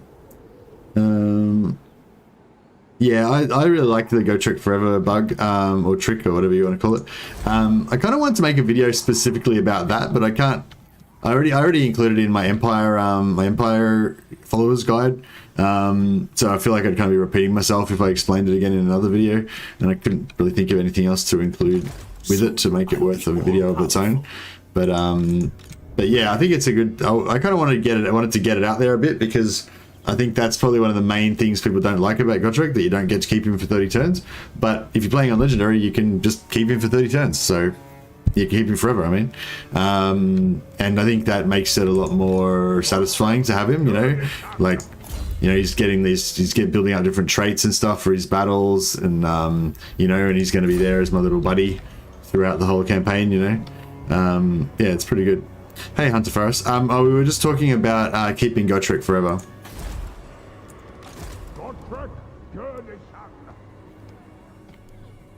The Slayer in me seeks death.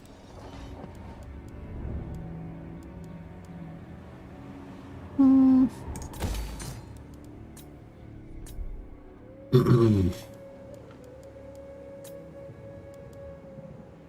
right. Yes, I think we need to get Gotrek a bit more geared up. We'll give him a few more units, so he's a bit more effective as a combat army. How dare you darken my And then we need to push on with our crusade against Manfred and cripple him, or even wipe him out. Dropping out of chat, still watching the stream. My TV never wants to show the live chat. Oh, hey, Robinsons versus Parkinson's. Yeah, I think it's, if you're watching on TV, I think it's easier to put the live chat on a separate screen, like on your phone or on a iPad or something like that. Not that I'm saying you should do that now, but just for anyone else who's got this problem. Yeah, basically, what you want to do is put the stream visuals on your big screen, and then have a second screen, you know, on your phone or something to do the live chat. And you can, oh, actually, I don't know how this works in the live chat. I usually just do it on PC. But anyway, what I was going to say is, if you go to the top of the chat window on PC, I don't know how you do it on your phone, actually. Maybe I'm lying, you can't actually do it. Anyway, if you go to the top of the chat window, it should say like top chat at the top, or live chat or something like that. And on the right hand side, there should be 3 little dots that you can click on to get options, and you can do pop out chat. If you do pop out chat, it'll create like a little mini window with just the chat in it, and you can like put it wherever you want. So that can be quite handy if you want to do stuff. But I'm not sure actually. What I was planning when I started that sentence was to suggest that you do that on your phone, pop out the chat, so you just have the whole phone be like, the whole window of your phone be the chat. And obviously you don't have to be watching it the whole time, but if you want to type something, you can just click onto it. But yeah, anyway, that was just an idea I had. I don't know if many people know about popping out the chat, but yeah, you can pop out the chat and make it its own little window, so you don't need a whole, you know, because you know what I mean. So you might want to watch the stream full screen and have the chat on a different screen. So you just pop out the chat, move the chat onto a different screen. Oh, and another little bit that you might be interested as well is in the corner of the screen. So down here, you might see a watermark, like my red cow symbol type thing. It's like a watermark, and it sometimes covers the turn numbers depending on what resolution that you've got it on. Hey Gareth Jones, thanks for subscribing, man. Much appreciated. Every subscribe helps. The full screen display. Yeah, it's good to pop out chat. It can be really useful for certain things. But yeah, I was just going to say with the watermark, if it covers the turn down here, if you want to get rid of that, you just go onto, how do you do it again?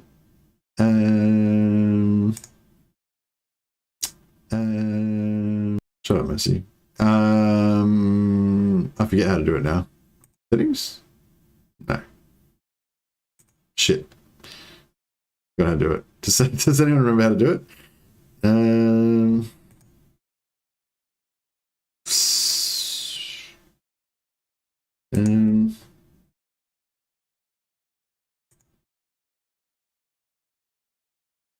Crap.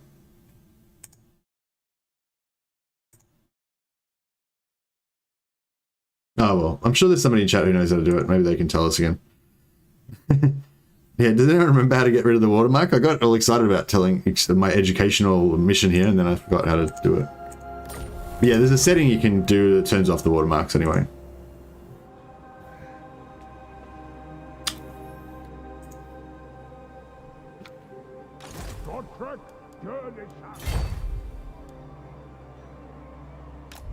Oh! Oof. I wasn't sure if they could intercept or not, because, yeah, they obviously can intercept though. So that's bad. I'm not sure the mobile there, yeah. Hey, Mr. Wayne. Welcome, man. Hey, Vacho. Roger. Can't see a way to only have chat on my mobile, unfortunately. Oh, okay. Hey, Robinsons versus Parkinson's. Oh, thanks for the super chat, man. Much appreciated. I hope, yeah, glad to help. Spread the knowledge. YouTube mobile app is kind of not the best. I love that vampire laugh. It's my favorite voiceline. Yeah, so meanwhile, back in game world, we're getting fucked here, by the way. I don't think we're going to win this one, but I sort of feel like I want to give Gotrek a good death, so let's do it.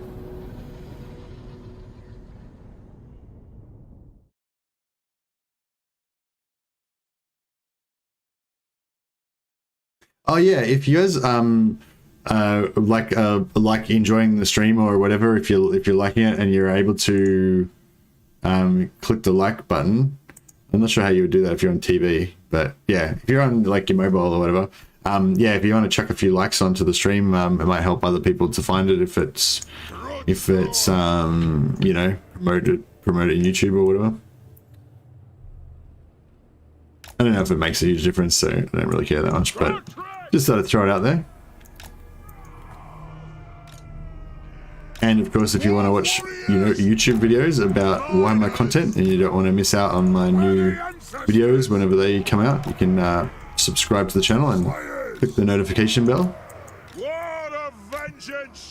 But if you already watch my videos, then they'll probably show up in your suggested feed anyway, so you don't really need to worry about it.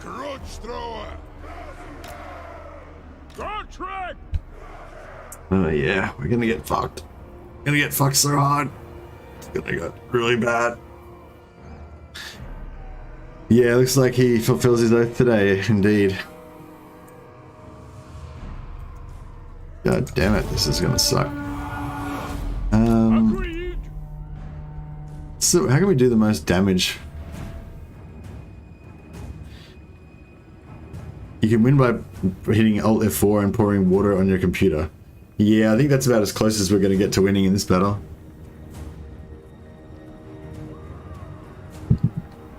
But if we can do a shitload of damage to them, then I'd be pretty satisfied with that. Move up. I should just go right back into the corner. Oh no, we can't even get back into the corner.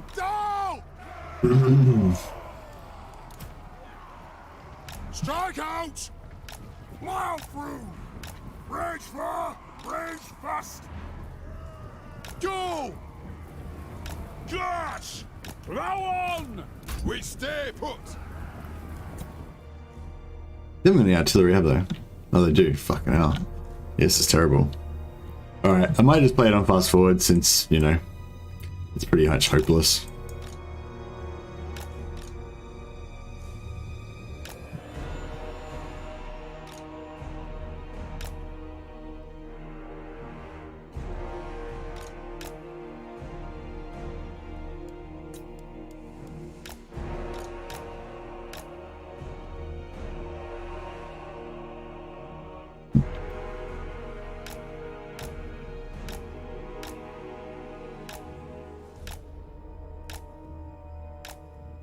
You gonna shoot?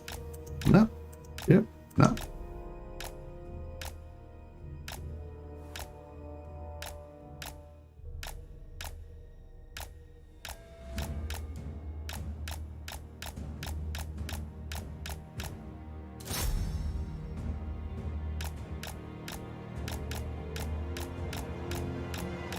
Yeah, make him suffer.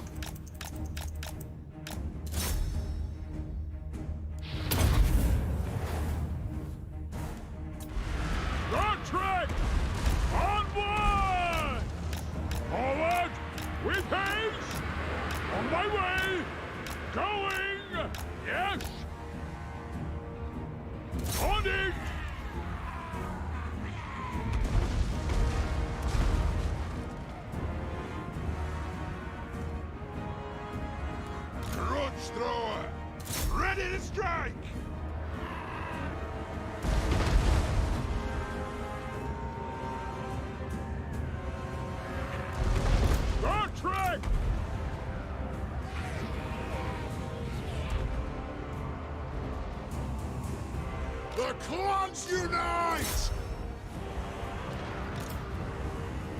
Boss, ready axes!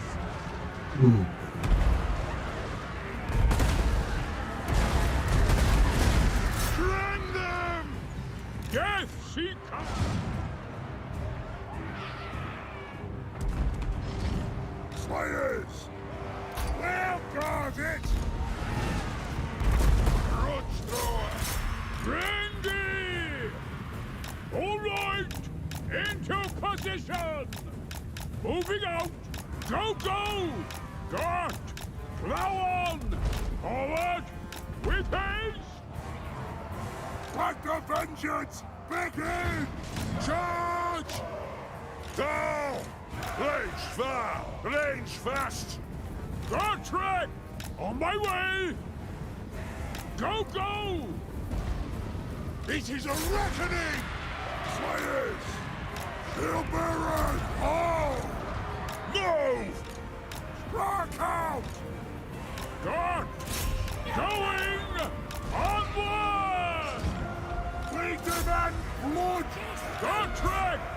All right then! Moving out! Into position! Forward! Die, filth! Slayers! Plow through! We demand blood! Run! Satisfy the grudge! Attack the orcs! Let the vengeance begin! Off we go! Guard track! Chopping! Go, go! Guard! I agree! With haste! Will do! Down! Ready! On my way! Moving out! Going! Into position! For the High King! My axe bursts! Right! Hail! For the ancestors! Darwin, attack! The clans unite! Attack the edge! Reach far, reach fast! Nothing can stop us! Dwarf warriors! Grudge thrower! Scum! Onward! Plow on! Your call! Go, go! Forward! I will! War of vengeance! Grudge thrower! Kazoo! Dwarf warriors! Move now! Attack the axe! Dart! Into position! Hey, Steves. Miners! Bomb those dwarfen legs! Moving out! Kill that fucker. Slayers! Bang the axe! Axe is out! Guard track! Charge! Oh, that was bad. I just fucked the Iron Slayers with that. Battle fever! Let's get stabbing! Yeah, it was bad. Very well! Vengeance! Berserker! Our plans No, they broke. will us! Oh no. Guard track! Finally!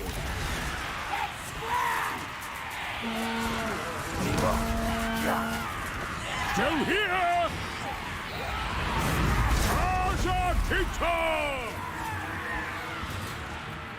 This stinks! Stop running. Yeah. Kill him. Track! Slay! Kill him. The AoE factor is not great. Kill him. One more. Come on, go trick. Get after him. Where's the kill? Oh no. Oh no. Too many arrows. Guard track! Get after him. With haste! Plow on! Onward! Going! Don't worry about those arrows. You'll trick. Fuck that shit. Just get him. As you can! Get him. Charge. I'll die willingly! Charge. Kill him. Come on. For the honor of the hold. Feel Oh. my axe! Coward. Cowardly greenskin. Fight like a man.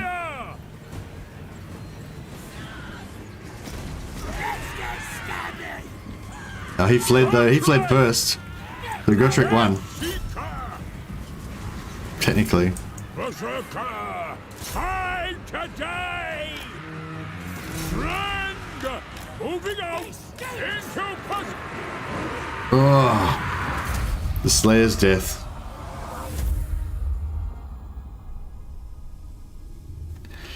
Well, 202 losses versus 1,269 enemy losses. So we had a 6-to-1 kill death ratio, which is not bad. Not bad. I don't use Gotrek often because I don't want to give his traits to lords. Oh yeah, that's a good point. Making like now I've got like an unbreakable greenskin lord here. Well, that was pretty good though, because now now this army won't be able to take the settlement, which is pretty good. So he didn't die for nothing. It was all worth it. Estimate, would it be possible for CA to make a Rune of Spite a spell, as Wrath and Ruin kind of sucks in field battles? Hey, knowledge spreader. I mean, yeah, I mean they could. I guess it would be possible. They could do whatever they want, but no, I don't think it's likely. If that's what you mean. What's a good drink for Saturday evening after dinner? Hey, Red Bull. Not Red Bull for sure. Switched to a bit of Mordheim today, but always good to have some Total Warhammer streaming in the background. Hey Phil, man. Yeah, what do you call it? Mordheim is a fantastic game. I love it. So much atmosphere. I really love it. I think that the new one, Necromunda one, doesn't have that same atmosphere. Like, yeah, I don't know why, but like, Necromunda's got so much awesome stuff going for it that you don't have in Mordheim. But still, somehow, I feel like Mordheim's the superior game overall. You know. Yeah, it's weird. Yes, my oath is intact. Oh, so close. What do we got here? That's 2 turns till that rebels. Yes. Let's go after Eshin as well. Oh man. It's so nearly get there.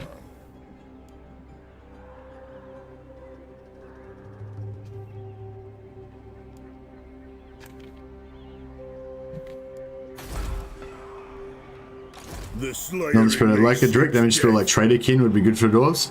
Well, yeah, but I mean, like Flamestorm would be good for dwarves too. But I don't, you know what I mean? I don't think that means they should necessarily do it though. Yeah, they're going for like a particular kind of theme, I guess. And I am the Slayer King. I must fulfill my Slayer oath. Man, I was hoping that we would get like The Slayer a bit of extra movement out of that, but no. Ah, to die in battle. No, I want to use the movement bug.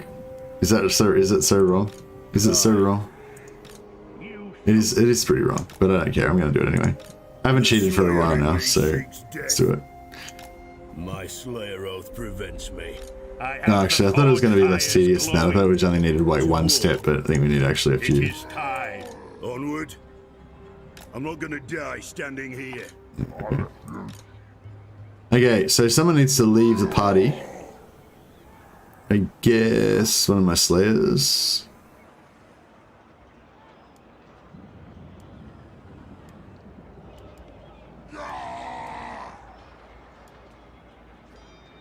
These two have got the least XP.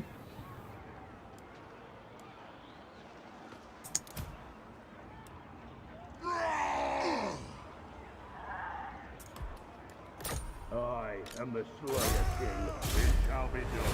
I grow rest. Movement cheese to war, indeed. Law of Fire against Greenskins and Skaven on top, yeah. It's as difficult as hell to get anywhere on Mordheim, but I will persevere. Got the Scavin, sneak, shoot, run away. Okay, no worries. Connor Purcell said, first time catching you live, hope all is well. Yeah, all is well. Thanks, Connor. Thanks for asking, man. Good to see you. What tea are you drinking? I'm drinking green tea.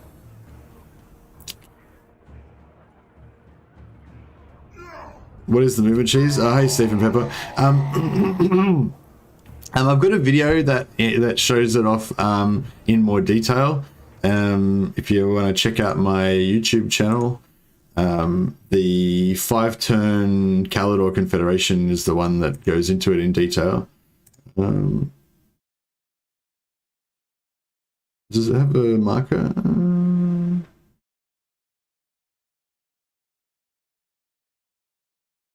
There we go. Now I put like timestamps on my videos, some of my videos now, so I can actually like go straight to the point, the exact point where it's like where it's at. So there you go. I'm gonna link it right there. There you go. It's not just a link to the video. It's a link to the exact part of the video where it explains what the movement cheese is. But the short version is that heroes, armies, and even towns have a little circle around them where it doesn't cost any movement to move in and out of that point. Like just one space, one step worth of movement around them. Doesn't cost any movement to move into that one step area around an enemy. So if you have two heroes next to each other, and this one's like 2 steps away, it can move 1 step so it's in the ring and it doesn't cost any movement. And then this one moves away a little bit, and this one moves 1 step into the ring, doesn't cost any movement. Move away a little bit, 1 step, doesn't cost any movement. So the front one is using movement every time it moves 1 step. The back one is using no movement, no movement, no movement. So you can move like infinitely as long as you've got another character ahead of you to lead the way. That is the movement bug. But yeah, it's pretty bad though. I wouldn't recommend you use it because it's too cheaty. It kind of negates the whole, kind of ruins the whole game, you know. But you know, every now and again, whack one in there just for a little bit of a sneak attack. But yeah, I definitely well, you know, I don't really it'll just happen naturally, you know. You'll realize, oh my god, that's the most powerful exploit ever, and then you'll use it quite a lot, and then you'll think this is great, and then you'll start thinking, oh, actually this is really shit, and then you'll just never use it again. Because yeah, it just kind of breaks the game a little bit.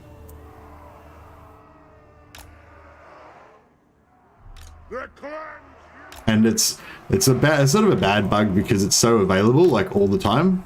Like they're just like every single campaign, there's always opportunities to use it.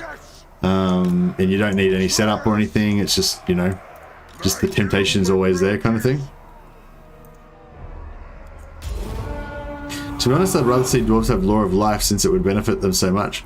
Can you guys just stop having heresy about wanting dwarves to do magic for a second? Like just for 5 seconds, just stop being heretical about them. Dwarfs don't use magic, god damn it. They use runes. That's how it is. It's how it's always been. It's how it always will be. No magic for dwarves. It's it's knowledge. I blame Knowledge Spreader. He's the one that started this heresy.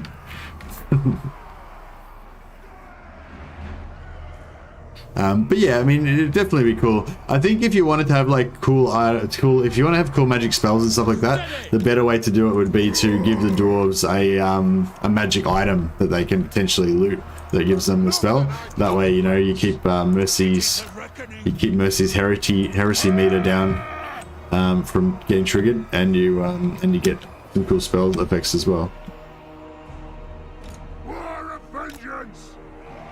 Artillery ready! Strike out! Go! Move now! Slayers! Yes! Yes! Nothing can stop us! Axe is out! I am the Slayer King! Let's start shooting! We'll guard it! Down! On! Charge! Move! Move now! Orc faction already has unique healing rune. Yeah, that's right, yeah. I think it's only a one-off heal though. Like it only gives you, basically just gives you units like an extra 1500 health or 1700 health or something, yeah. So it's like, yeah.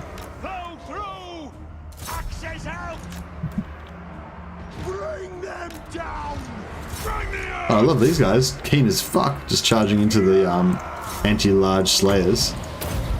Loving it. It's fantastic. Oh yeah, he got grudge thrown. Sucker. Oh well, Gotrek nearly killed him. He had like a fatal wound still from Gotrek that finished him off. That's my headcanon. So Gotrek got his revenge in the end. Charge! For the ancestors! To the forge! More magic would be nice. What the fuck, CK? You're gonna give dwarves the ogre magic now. What the hell? Just cease your heresy. Cease your heresy! The invulnerable rune is the best one. Hey Carlos, how you going, man? I don't know. I don't actually use the invulnerable rune very much. Yeah, wait up. Do you mean the normal rune priests one, like this one? I mean this one, rune of negation, or are you talking about some special one that Thoric gets? Oh, I realize we're not going to wipe these guys out, so we're going to need to. Nothing can stop us! Plow through! Master Engineer! Move now! Charge! For the Cutter's Anchor! Sheldon! Go! Move to attack! By Valea's will! Obey me! Slayers! Vengeance! Now! Attack the Orcs! Now attack! For the Karazhan Corps! Slayers! Attack the Orcs! Axe out! And vengeance! What the fuck? This is a reckoning! Hey, shooting my own dudes.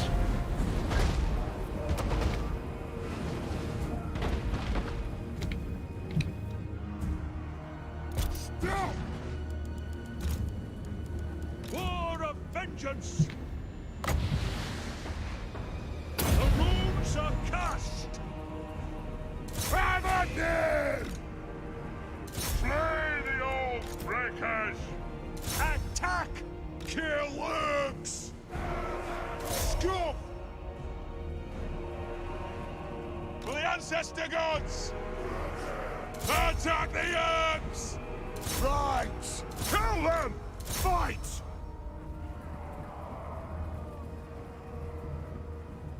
Let the vengeance begin!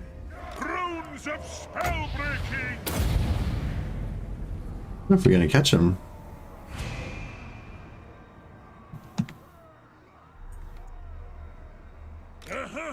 Obey me! They're fucking pretty quick, those goblins. Slayers! Attack the Orcs! Do you think CA will give Neferata some espionage mechanics like Chow? Hey, Alfarius Neferata? Alfarius Neferata? What the fuck? How long have you had that account for, Alfarius? Did you just make that account up just so you could post that comment, or what?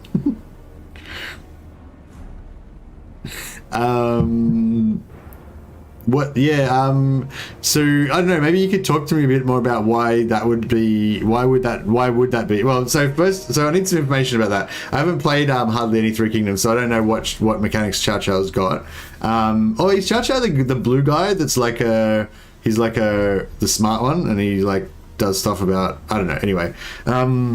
Yeah, so you'll have to tell me what Chow Chow does in Three Kingdoms first, so we know what you're talking about, and then I would want to know why you think Neferata would be particularly espionage orientated from the lore. Is that like a thing that she does, like with Lamian vampires being all sneaky and stuff? Is Neferata actually the head of the Lamian vampires, like currently, or is she just sort of where they came from, but now they do their own thing, kind of thing? Yeah, I need a lot more background to answer that question. So the short version is no idea. As you clearly see, I'm clearly missing a lot of the critical information I would need to talk on that topic. But I'm interested in the topic. I'd love you to tell me all about it.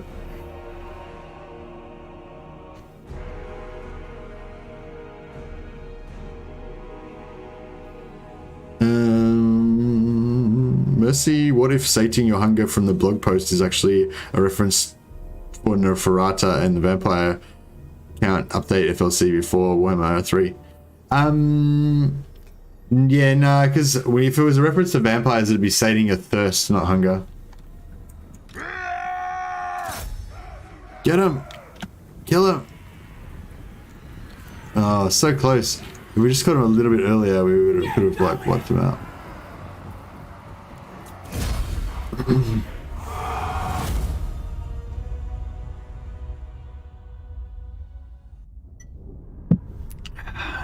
But yeah, I think Neferata's a good possibility for the FLC Lord. I kind of think Boris Todbringer is a possibility for the FLC Lord as well, but that's probably just because I really want him, not because there's actually any evidence to suggest that he'll actually be in, you know. The vampire skill is called the Hunger. That is true. It is actually called the Hunger. That's true. That would be like that'd be great if the FLC was Chaos Dwarves and if the DLC was Chaos Dwarves and the FLC is Neferata, I'd be totally happy with that. Be totally fine with it. I just want my Chaos Dwarves basically.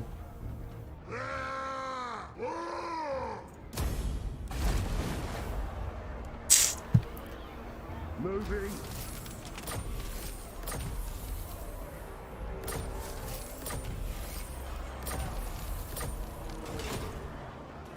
I must fulfill my Slayer oath.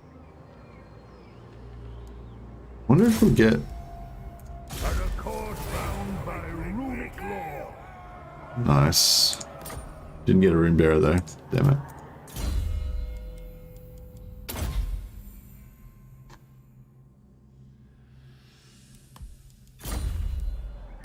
Anad.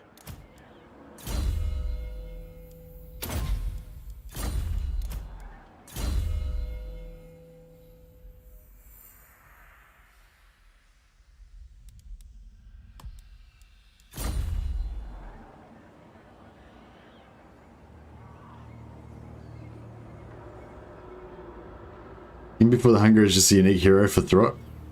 Maybe. Throt is the hungriest gerbil. In some tabletop roleplay games, the vampires do need to consume living flesh as well. Yeah, cool, true.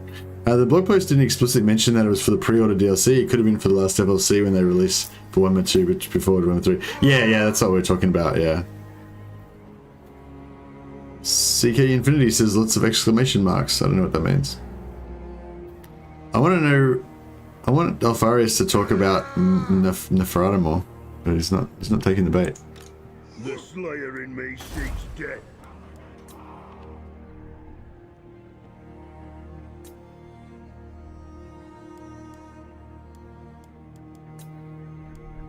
I've got to cancel technology again. Damn it. We need some like global public order or something, don't we?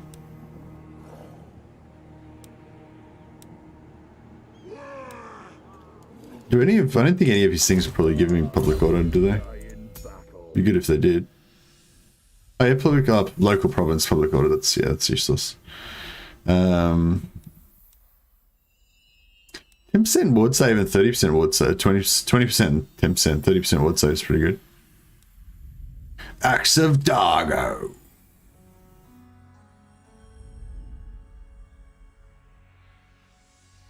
Yeah, I want those abilities. Can we fight any of these battles or anything? No. Move any character into the Eastern Oblast. Alright, we can do that fairly easily.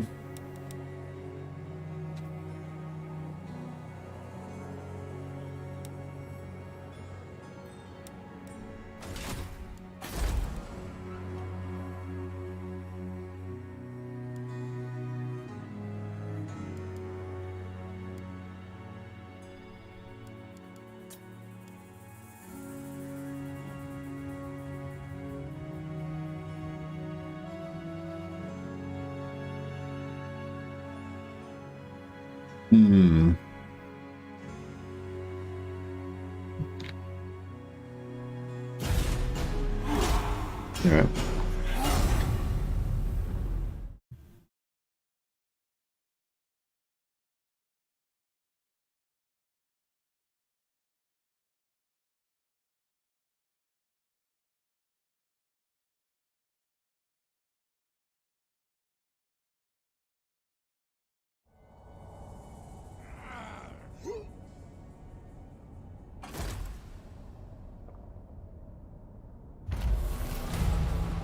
CK says I just put dozens of hours of research in, and it is Chaos, Dwarfs, and Neferata. Awesome. Thanks, CK. But you make me happy when you say things like that. I'm assuming you're sort of joking, but I think that would be still pretty awesome.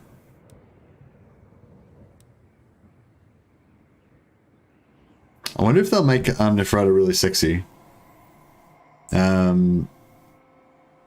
We are going to recruit some stuff within 5 turns.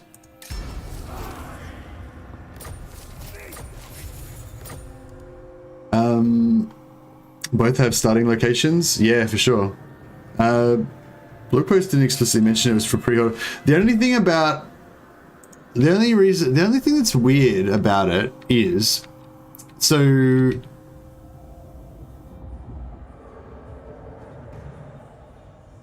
actually, wait up. So does anyone remember when the Shadow and the Blade came out? Was that what it was called? Shadow and the Blade? Whatever, yeah. When, you know, the Malice and Snickich one. Did this part of the map where Snickich's lands are, did that come out when the DLC came out? Or did that come out before the DLC came out?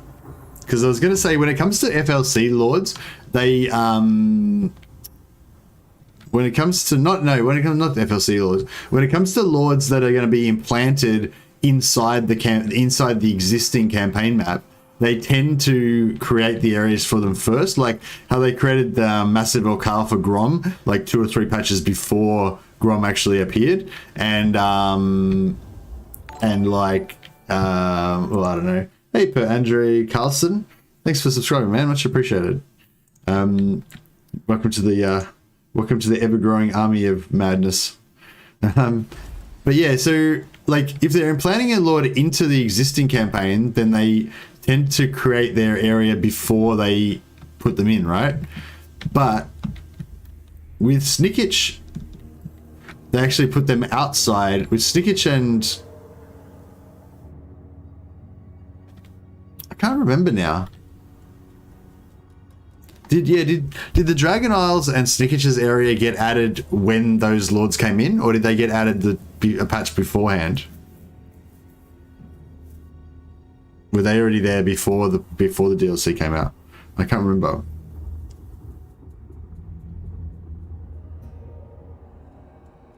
Neferata is the leader. Neferata is the leader of the Lamian bloodline, and she uses her female vampires to infiltrate human kingdoms and use them to retake Lamian ancient city. Okay, cool. Yeah. I knew that was how the Lamians operated, but I wasn't sure that Neferata was like the current leader of the Lamian bloodline, like she was the spider at the center of the web pulling the strings kind of thing. Like I knew that I thought Neferata like started, I don't know, yeah, I'm a bit hazy on that whole thing with like, you know, the ancient Khemri and all that kind of stuff, but yeah, I thought like Neferata was one of those like original crew of vampires, like the old like Egyptian ones before they came to the old world. And yeah, I wasn't sure if the Lamians, the current Lamians, were still like under her, or if they kind of had their own thing going on now or something. But yeah, okay, so she's still the leader. Yeah. Okay, cool. And what's Chow Chow's mechanic that you were talking about that you think that she should get? Neferata essentially created the vampires, but her relationship to them did cause at least one war. Oh yeah, so Neferata was the one that created them. Yeah, I thought it was something like that. Ungrim's cloak along with Alaric's armor is really good. Turn Ungrim into one-man doomstick. Okay, cool. Yeah, I'll check that out.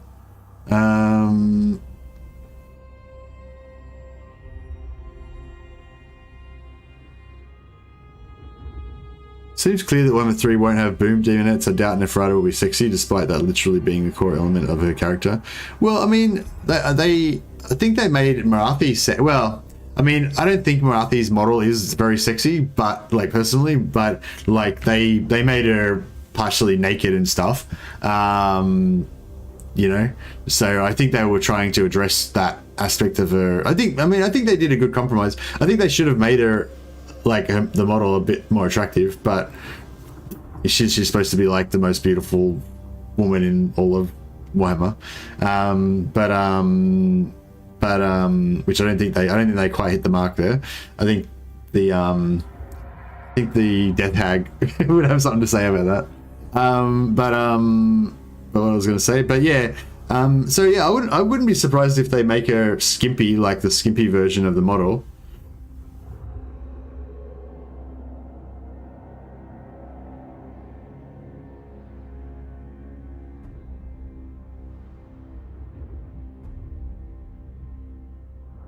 Yeah, that's sort of what I was thinking with Carlos with him, to make him like to stack some of those kind of like under 20% health things, but I don't know if it's really a great way to go. Kakao has a better influence system from the High Elves. Oh, okay. Yeah, that would be really good. She also gave Vlad the Elixir of Life. Oh wow, cool. Lots of they made Marathi sexy. Yeah, they made her sexy, but she's not but her actual like they made her like partially nude, but I don't think they made the actual model. I don't think is that attractive. Like I think the Dark Elf Death Hag is the most attractive female model in the game probably, and yeah. So if the Marathi model was as hot as the Death Hag, but as nude as the Marathi model, then we'd have something pretty close to how Marathi should actually be, I reckon. But I feel like they let her down a little bit. They made her not quite as attractive as she should be, in my opinion.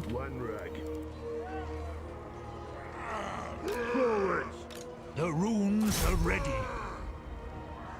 I really like the way that they did. I really like the way that they did Isabella. Like, on the one hand, I wish that Isabella was prettier as well. But I just think her general aesthetic of being like really scary and bestial and sort of sexy at the same time, but not really. She's kind of about as sexy as a demonette, I guess. You know, which is not that sexy, but yeah, she's got a cool combination of like bestial scariness and a little bit of sexiness, you know. Whereas I feel like Marathi should be the other way. Marathi should be like entrancingly just beautiful, like irresistibly beautiful, but with that little hint of just something wrong going on there, like, you know. Nah, Marathi's not ugly in the lore. Marathi's like super hot in the lore.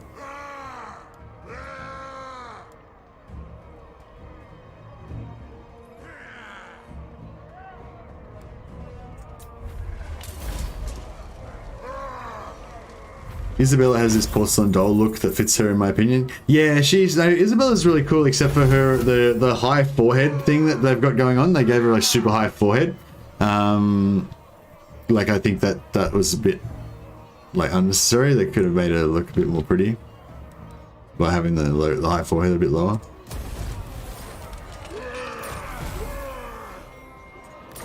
But yeah, but as I said, I don't mind though. I think it's like I kind of like the fact that she looks a little bit scarier and more bestial than she would if she had like a cuter face.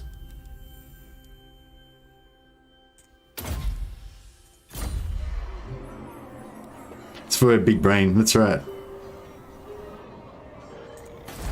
What?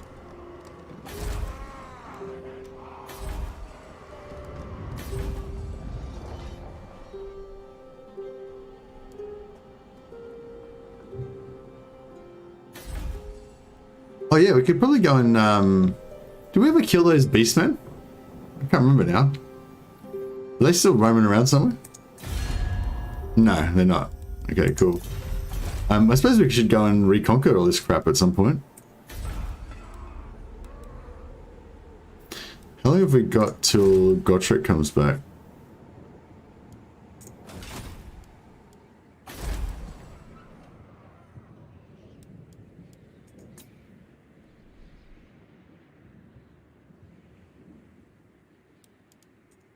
Bring me flesh to craft.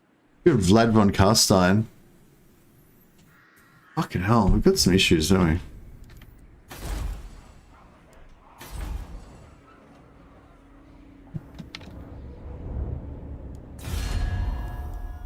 we? Onward. Aye. Let's hear what you have to say. We'll hear it before oath goes.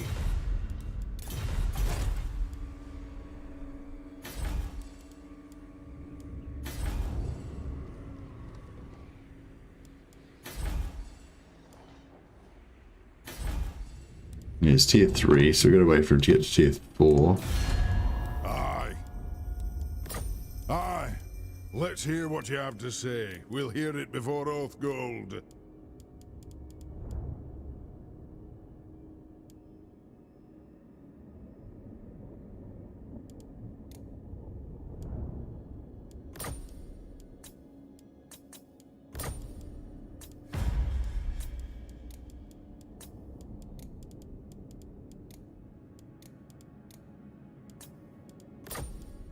Yes.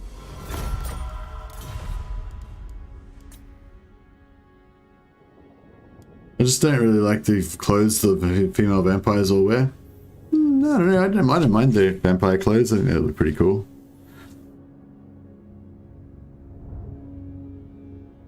Killing Vlad for his trait, you can get your Ungrim to kill on purpose too whenever you need him to teleport across the world with it. Yeah, that's true. Yeah, we will definitely try and kill Vlad at some point. And we really want to kill Isabella as well. Bow before me.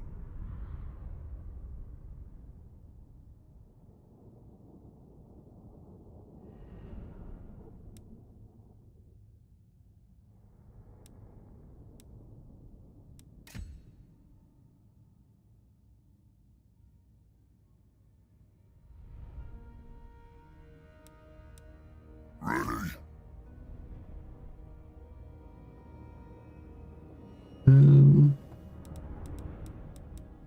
Yes. Welcome, ancient allies. In these troubled times, dwarves, I will not obey. Disagree with that.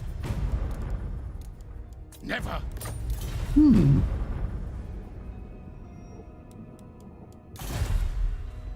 Okay.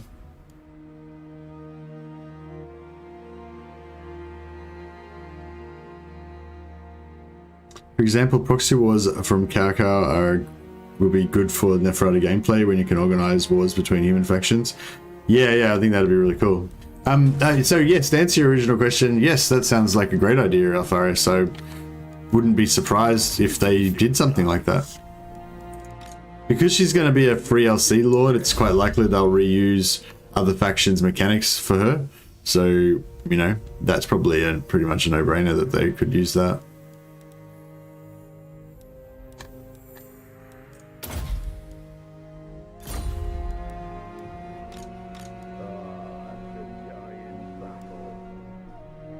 Alrighty then. Oh man, are we so close? We're like 63%. I'm getting there.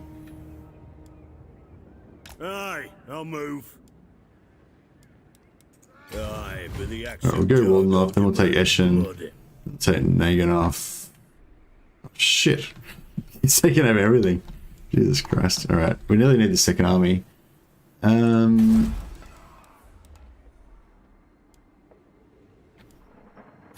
I must fulfill my Slayer oath.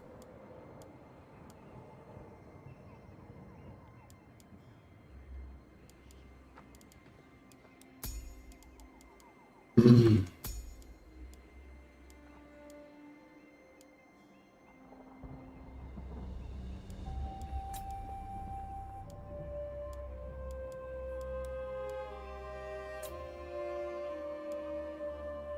for a reckoning.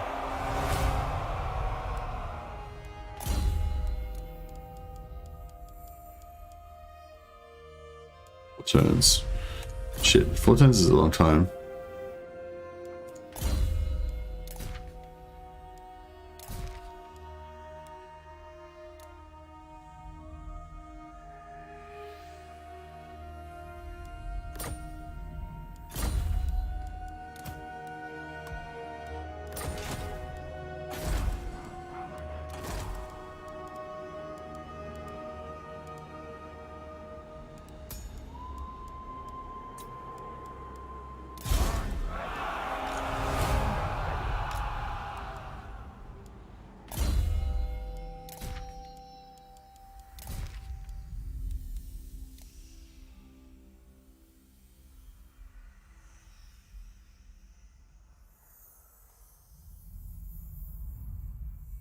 Hold Slayer. He accidentally you know, When he was an apprentice, he accidentally knocked out a support, letting water flood into the underhold and drowning everybody inside. They got the moniker of Hold Slayer. He was never allowed to do stonework again. That's why he had to become a rune priest. A rune smith, I mean.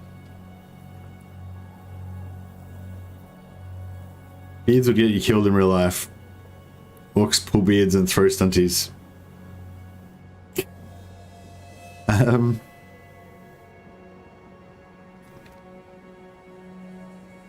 ever seen that Night Goblin Fanatic unit which uses tied up dwarves as the bowling balls?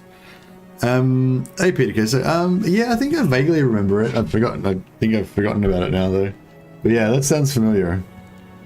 I think I remember seeing the video when it first came out, and I probably used them in battle, but just not even. Wait up. No, I'm thinking of the goblin, the rock lobbers that throw the goblin. They throw rocks with goblins tied onto them.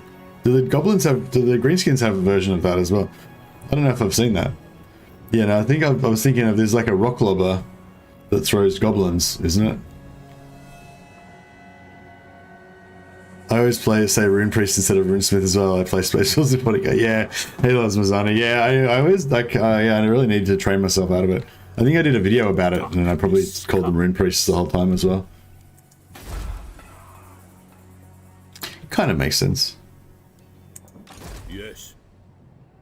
I mean, we could probably afford to run a second army anyway, but I'll wait till this guy does his thing first. And we've got a lot of rune gold, oath gold.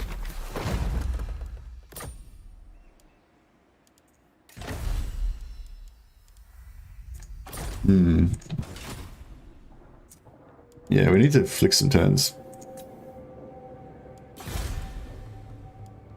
Man, another rebellion? Fucking hell. Struggling. Think it'd be worth sending us hero to look for where Isabella is? No, I can't really afford to go to war with Isabella right now because I need to try to wipe out the vampire counts first. Well, I suppose I don't really need to wipe out the vampire counts. I just want to kind of cripple them a bit so that I mean I don't care about their territory. I just want them to lose. Oh, what the fuck? Yeah, actually, it's probably no point me taking over these holds again because they'll just get taken again because I can't defend them.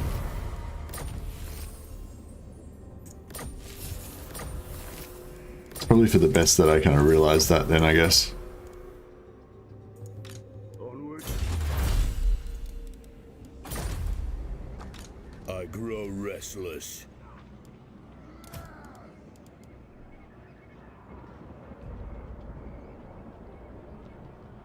Move! A rune's duty is never done.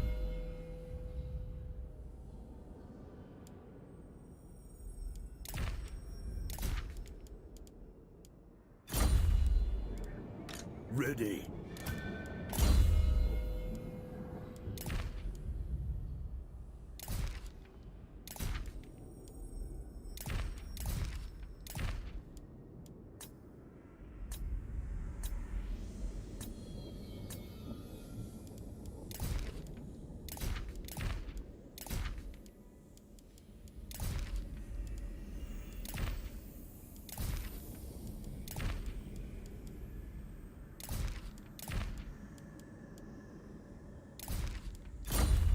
We've got lots of stuff there to spend money on. We've got lots of stuff to melt down if we need extra oath gold, so that's pretty good. It is time. Very well. This may work.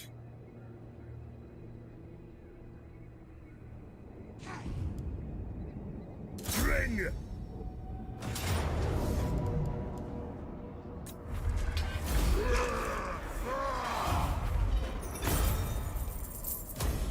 The Slayer throng moves. To war. Beards in belts. My vows will be satisfied with this. Onward to death. I'm not sure if we'll actually make it there in time, but we can try.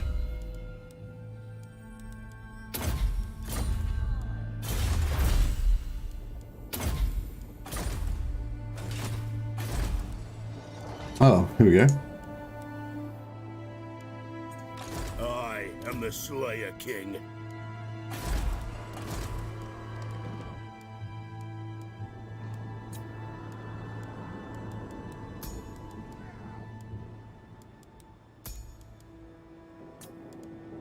Let us begin. Nice, got tier 3 Time there. for a reckoning.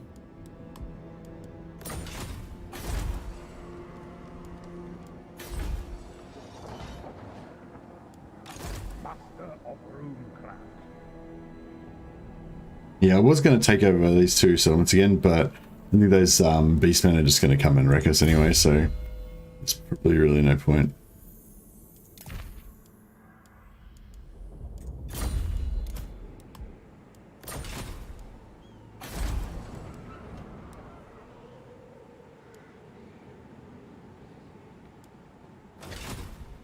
Yeah, I'm not going to sit here and look for Isabella because I can't really afford to spare the hero, and also I'm not ready to go to war with them yet anyway.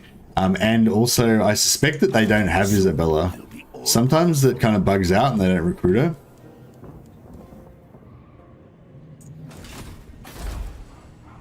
But yeah, once we're in a position to sort of, you know, attack her fairly soon, then we'll get into it.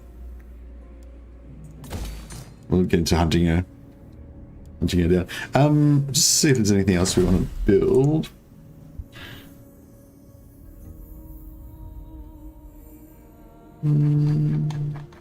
Actually, I might get a Rune of Flight. It's not the best, but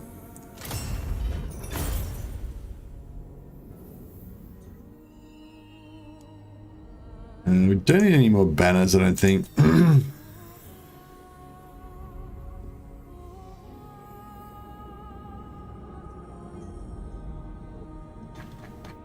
Maybe 50 ones, so we can't afford them, but weapon strength plus 20%, that's pretty solid, but not really a big deal.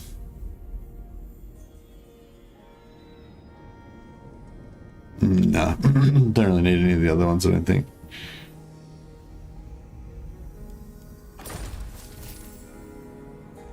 Bring me flesh to craft.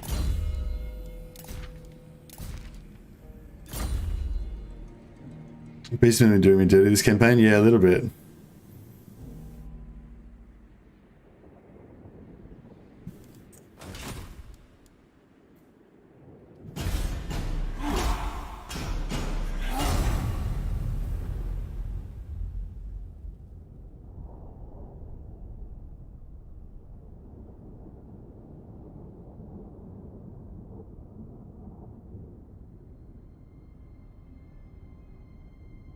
I am Ironfist. Some call me a king. You are...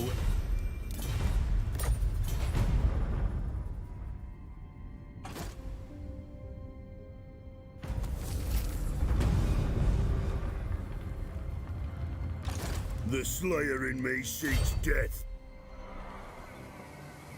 Tag them! Doubtful. Chip!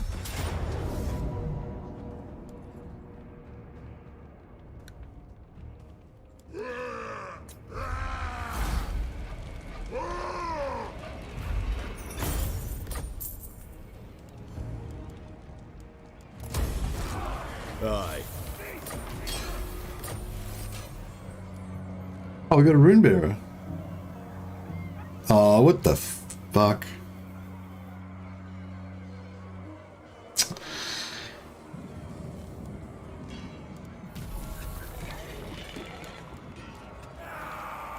Oh, right, that happened before. Oh, he got the rune bearer. Oh, okay. Right, so yeah, rune bearer you can only get if you level up outside of an army. And I thought that I just got it from this battle, but I'd already gotten the rune bearer before the battle. I just hadn't clicked through all my messages. So yeah, this guy actually scored me a rune bearer by just leveling up on the campaign map. He must have been just a hair's breadth off hitting the next level, and yeah, he's just leveled up over the end turn. And happened to get the 20% chance of getting rune bearer as well, so that was really good. Anad? Rune of Swift Stride. Oh, didn't I just have to move into Southern Oblast? Oh, Eastern Oblast. God damn it. Where the fuck's the Eastern Oblast? Oh, it's really far away. Alright, fine. Whatever. One rag? Fine. This way looks better. Raid greenskins. Alright. Move to Zufbar. Alright, yeah. Do that. Presently?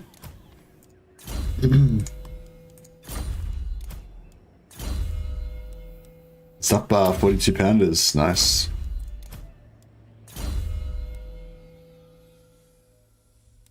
Alright, now we can start going more into Ungrim's melee line, making him more of a badass.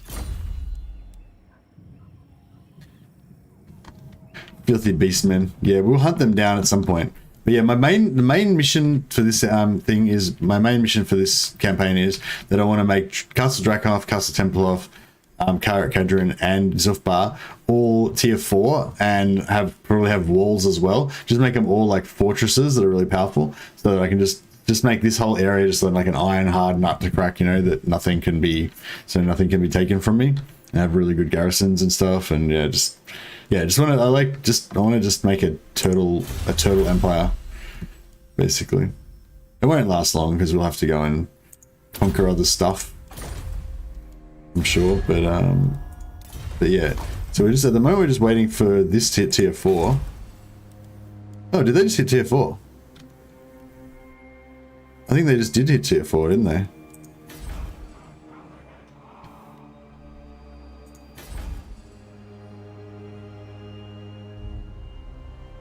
That's tier 4, isn't it? That's tier 2. Tier 3 is like that. And tier 4 is like that. Is that right? I'm pretty sure that is tier 4. Ready.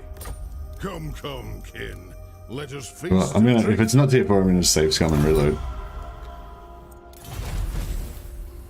It is tier 4. Ooh yeah! Ooh yeah! We have the power. Turn 41, we got tier 4. Sorry, got a bit excited there. Alright, and we should have met Karak, yep. And we've met these guys, and we've been kind of Grimgor as well, that's not great. Sigma's whip, come then. Only Sigma's God. No! A fool's action. No, it doesn't look like our power level, our increased power level doesn't seem to have changed anything.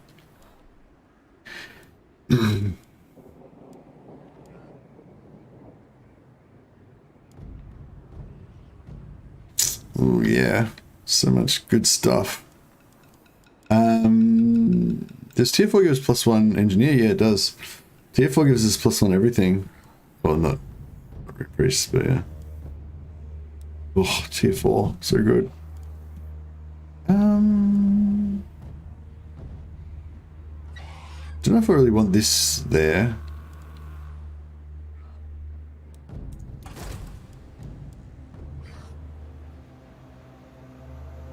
Oh, we've already got a Thane somewhere, I guess. Vengeful Rune Lord. My axe thirsts for war. Somewhere? No? Thane 101. By the king's command. Oh, here he is. He's off on a little mission. He's off on an adventure. Oh, he's growing me as well. That's pretty good, and he's already got a student. I wonder, do you ever notice like getting heaps of stuff that's already like not equipped? Like I assume you only get the units that come already equipped on the like the followers that come already equipped on your guys, but I'm not 100% sure about that. Like if you maybe get stuff that's not equipped as well. If you dare. We've got a lot of nice units here. Lord of Clan Morgrim. I love Longbeards. Like, I don't know if we were talking about how efficient they are last episode, and I'm not sure that they're very efficient at all. But but they're just cool. Like especially longbeards with great weapons, like that unit card. I always like, you know, I value it more because of the unit card, you know, basically, and because they're just cool. Like every time I have to disband these, I always feel bad because I just think they're such cool units, but they're not really something that's got a place in my army, you know, too much, you know. But yeah.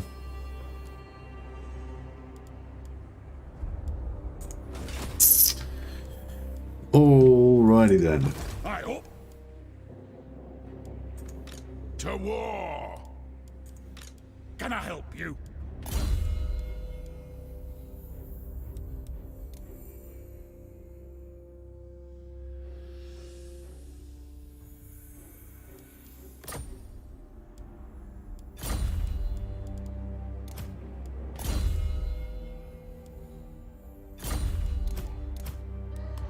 Yeah, we need to do some economic rationalism.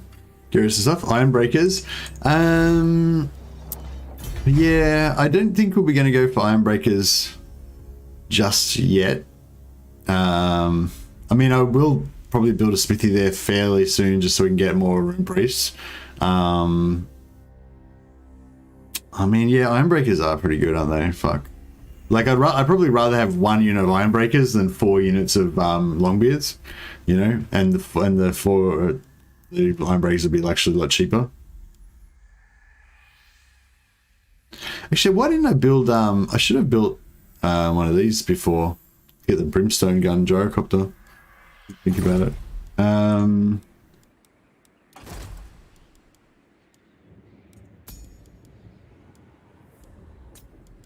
Yes. No, we'll get that going. And kind of want to get this going as well. It's pretty expensive, but Thanes.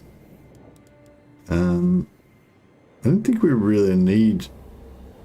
Oh, let's recruit Bugman's Rangers. Do we want Bugman's Rangers? I don't think we really do. We'll probably get rid of that.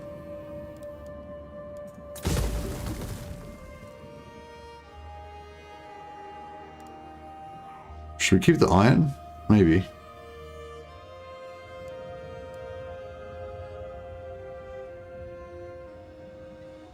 It's gonna take 30 turns to pay for itself.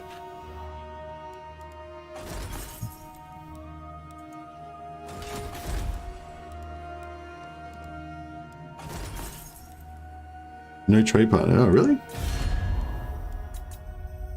All right. Yeah. Talibek Land's the only one we could trade with, but they don't want to trade with us because they're dicks. Approach as friend, and not in my name. They're the best units in the game. They guard like bosses. They can fight cheap lords. Yeah, Ironbreakers are pretty hot. Pretty hot. I'm thinking I will... Yeah, I'll disband the drinking hall and I'll put the Ironbreakers there instead of that, I'd guess. And probably eventually get rid of this as well.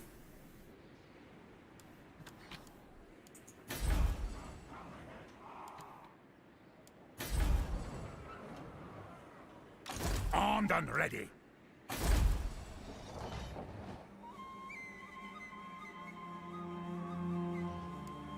Yeah. Iron-willed.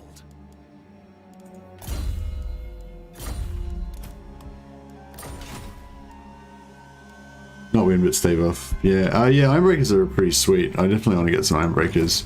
I want to get some into Ungrim's army as well.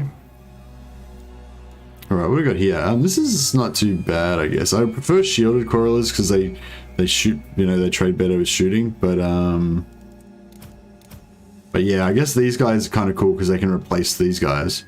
You don't need both. Oh wow, they've got the same melee attack. Melee attack 30, weapon strength AP 30. And these guys are melee attack 30, weapon strength AP 30. So these guys are basically exactly the same as these guys, except for they've got crossbows as well. They're pretty shit. Melee attack 28. Melee attack 23.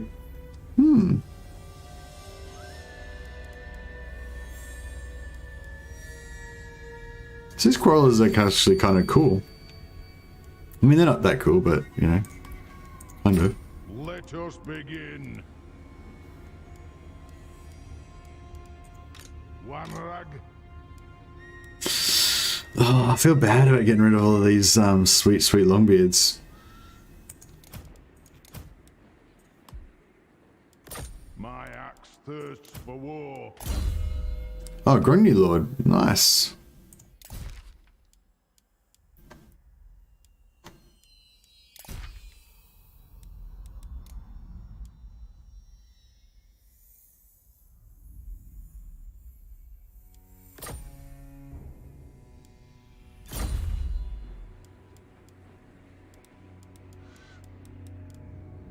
Shoulder axes, lads. We move. Go then. Forwards. We march.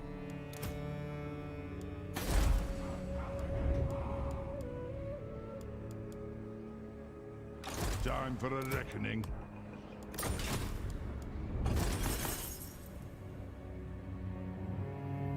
Remember when I first started playing, I'd make Ironbreaker Doomstacks on normal.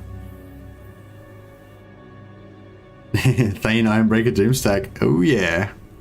It's gonna be good. Yeah, two engineers, one Thane, shitload of Ironbreakers, and some artillery. That sounds pretty hot.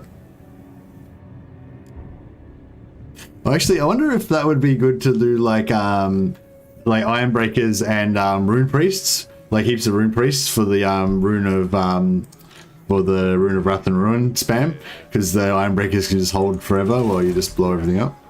I don't know if it literally will work that way though.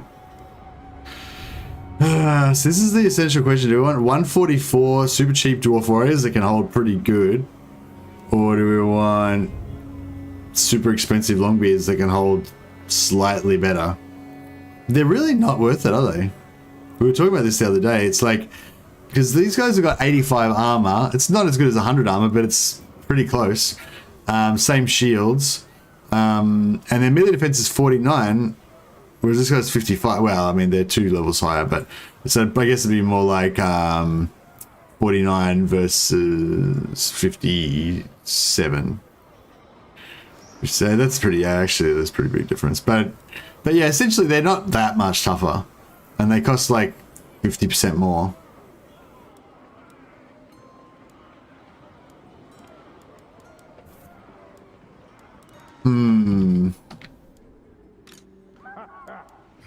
Dunno. Dunno.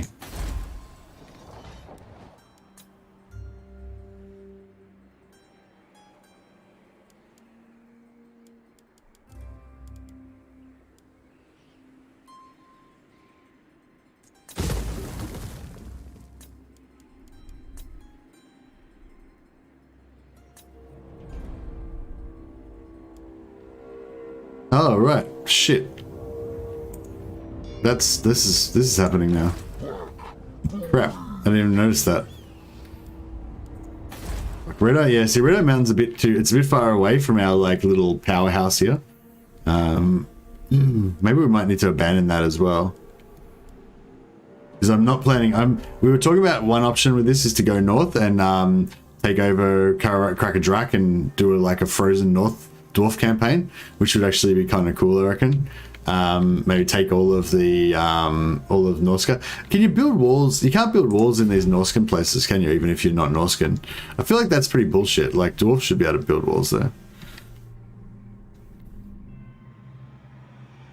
No, bro. Use Thanes to boost ammo of Ironbreakers to absurd amounts. At least 10 Thanes. No, I don't think it stacks CK. That's why I only put 1 in. Onward. If it does stack though, that would be cool. What's chaos difficulty? Legendary. But we won't, I don't think we'll see chaos in this game. We won't be playing that long. Ever vigilant. I'd like to play longer, but it's just people just lose interest in the campaigns after 2 or 3 episodes. Oh, it does stack?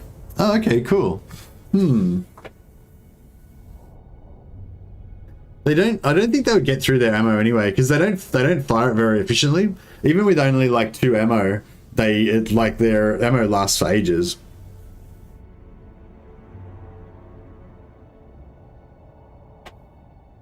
I think like 4 would be ample. You don't really need more than like 4, maybe 6 at the most. I don't think you would need like shitloads. But yeah, I've definitely thought about that before. I definitely wanted to have like increased ammo Ironbreakers. I'm also on Team Ironbreaker. I'm all about that. Don't worry.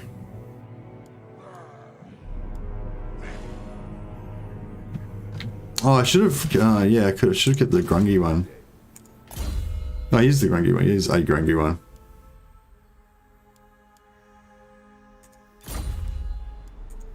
Onward, my axe thirsts for war. By the good bearer's will. My axe thirsts for war. Okay, so this guy's our main. This guy's gonna be our main rebel killer from now on. Although we're gonna replace him with To war!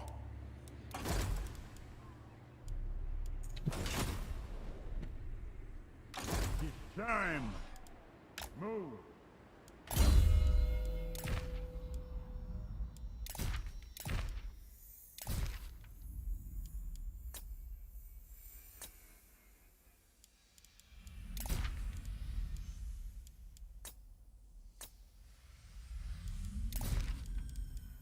okay. Anad.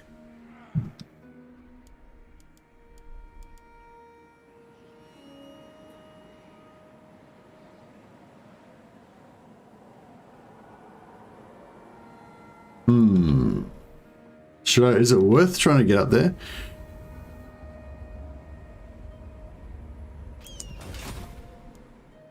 Onward. Yes, my oath is intact. You get up there in 2 turns potentially, but I don't think that's going to be enough Fulfill time. my Slayer oath. Yeah, we're fucked, aren't we? I don't know. I don't know. I mean, oh, this is open field battle, so this is not going to tell me anything. But yeah, I don't know. I mean, that's I don't know. Do you reckon the settlement will be able to hold? I haven't built walls there, so I don't have any extra garrison or anything. But yeah, nah, it looks pretty bad, doesn't it? Looks pretty bad. I'm pretty sure these guys are going to attack next turn, and then we're going to die.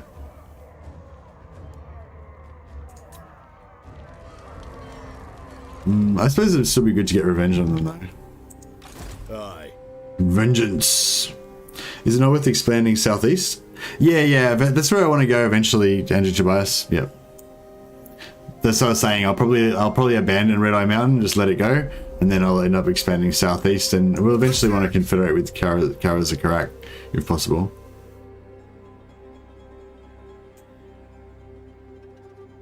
Mike.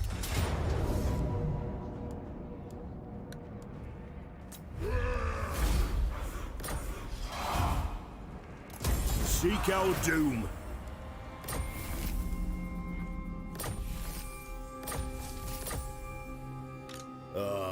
To die in battle. Got then. Yes, for Slayer Keep. It's like maybe if they don't attack this turn, we might be able to save it. So it's sort of, you know. Nothing to do here. Let's go. Agreed. I've cast the runes. It is time.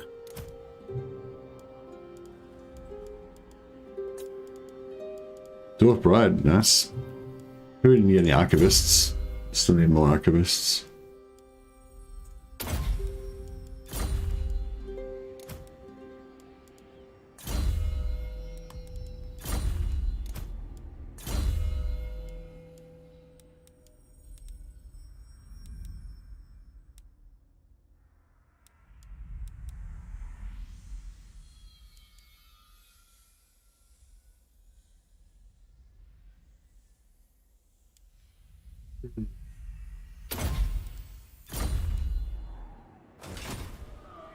To war. Yeah, we basically want to get all our heroes, like finish all these buildings, get all our heroes going, make a second little doom stack here, Put Gotrek in charge of it so it's cheaper. And then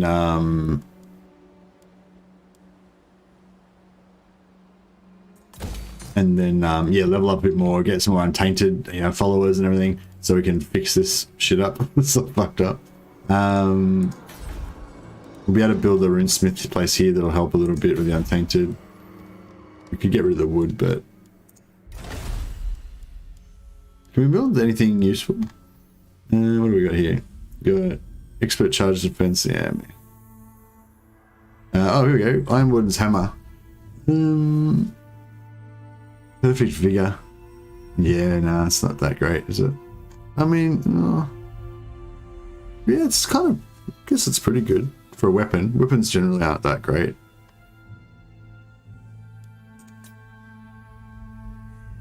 I mean, not well. I mean, there's a few really good weapons, but a lot of times you end up just putting whatever on them. The Larex armor is it is pretty nice.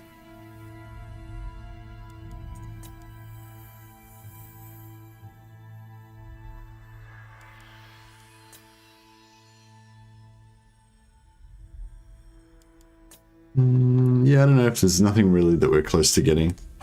It's really good. Where's the purest place we can get pottery from?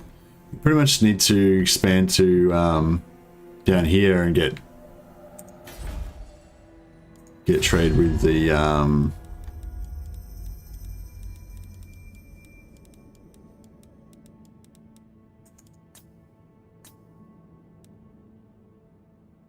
Yes. Come then. Only I don't agree. A weak order. Aye, fellow Dowie, it is an honor.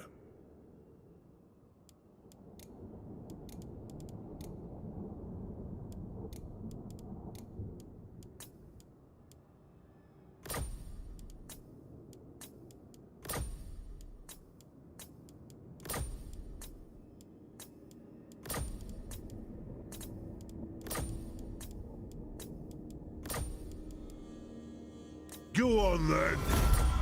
Okay. So the dwarves are pretty into it. There is pottery just to the north, most of them add. Oh, really? Beckhaven has it. Oh, okay, awesome. Alright, that's cool then. Let's get some Ironwood's tankards happening.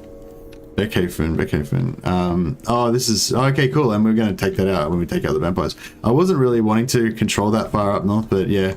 That actually, there's... The good thing about Beckhaven though is that there is another little, it's not quite as good, but there's what do you call it, Hergig, Talabheim, Beckhaven, and Wolfenburg or whatever it's called. So there's an not really, Beckhaven's not really in it. It's more like these three are like a little triumvirate of power here that are like all really close to each other, all settlements really close to each other. But yeah, that's kind of like my, you know, it'd be cool to have like this one here, then that one there, and like just little like, you know, fortress towns, I guess, groups of walled fortresses. I don't know, just like a roleplay thing, I guess.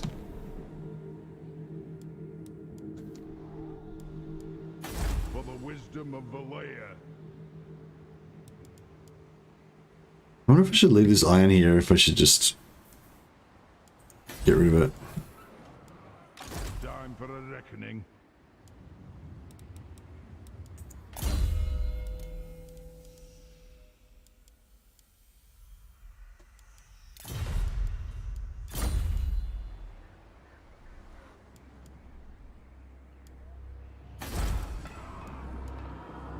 Yeah, I don't really care about Red Eye Mountain anymore, but I mean, it is tier 3. It'd be nice to keep it. It's probably a bit too far away to really hold on to anyway.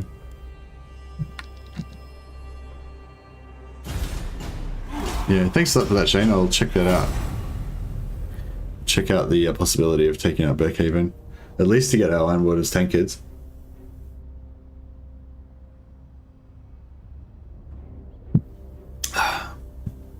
Going to get my Pfizer vaccine tomorrow. So, well, we don't have to cut the stream short, but it's not going to be a super long one. It's not going to be like a 12-hour long one or something, which I do occasionally do. But today I have to go and get my vaccine in about 7 hours. So yeah. But yeah, I'll probably also get the stream that long anyway. But it has been known to happen. My axe thirsts for war.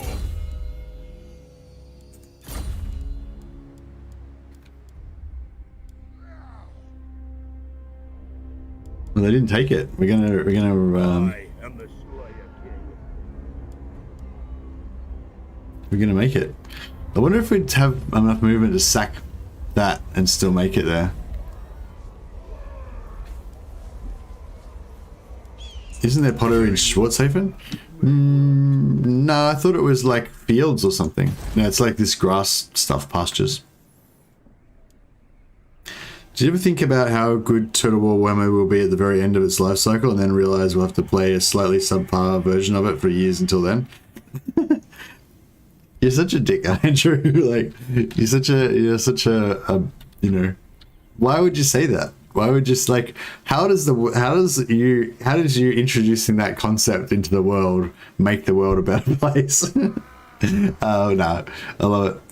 I couldn't think of the right way to say what I meant to say. I didn't mean to say you were a dick. I meant to say I don't know, like, you know, like classic Andrew Tobias comment or something like that, you know. That's kind of what I really meant to say. When I was oh, is this, can we not? Yeah.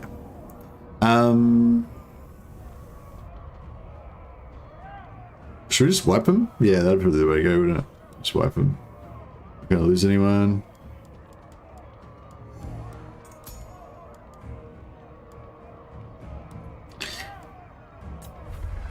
But yeah, in my group of friends, like especially when we were younger, we used to have that, like, our kind of sense of humor used to be very like, yeah, I guess nihilistic. Yeah, very much like, it was a very common type of joke for us to just like say how like utterly fucked everything was, basically, and like then that was funny, you know, like it didn't kind of bother us, you know.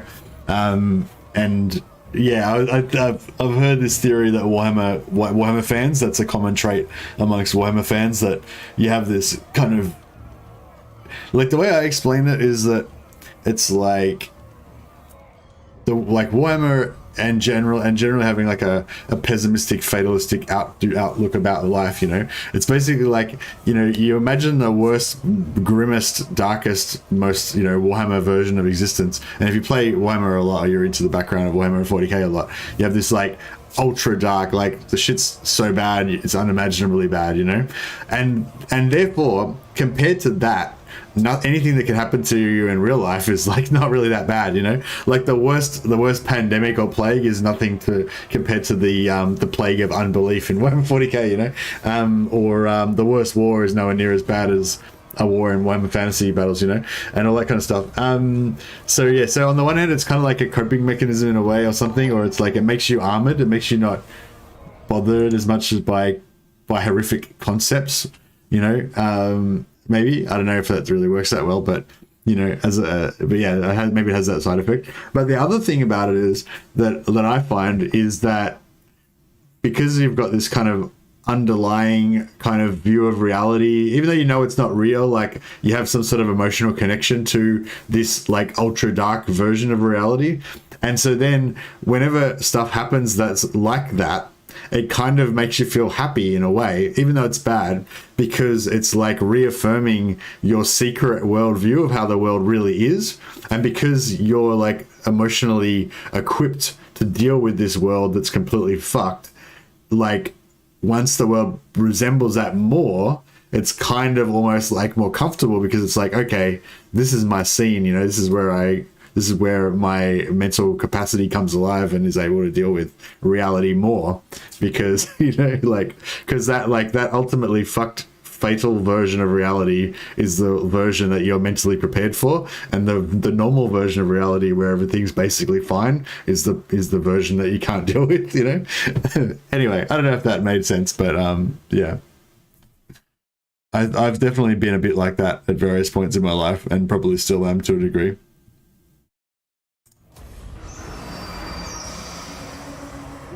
apologies again to the people who are here to see Warhammer gameplay. You have to put up with me occasionally rambling on about some nonsense. I must fulfill my Slayer oath. One rag. My vows will be satisfied with this. The Slayer throng moves. Suffering your jocks. Take mountain attrition, beastmen scum. That'll learn ya.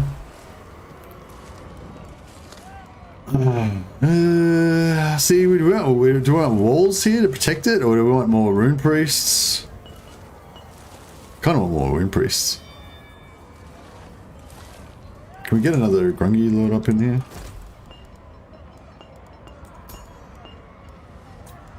Yes.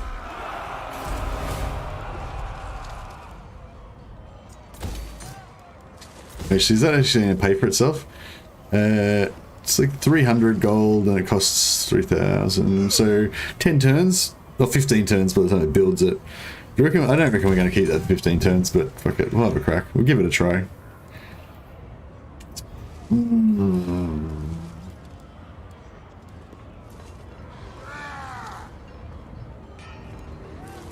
What does this give us? Grudge Thrower, Dwarf Warriors, Twirlers, blah, blah. The walls are pretty good. But nah, screw it, it'll be fine. Walls are unnecessary. Walls are always walls, so stakes like, yeah, you're probably right, but my plan is to try to just quickly get an extra rune priest out of it before it goes down. Actually,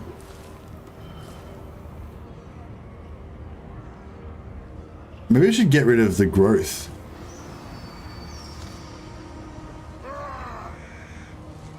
$22 growth, so we get into 88. Because it's going to take forever anyway. And I'm going to go for it here first anyway.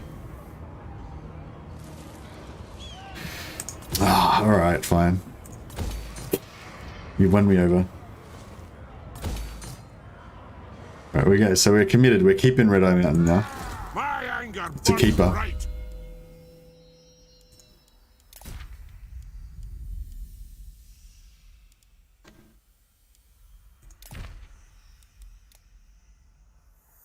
His names are all kind of pretty stupid, but...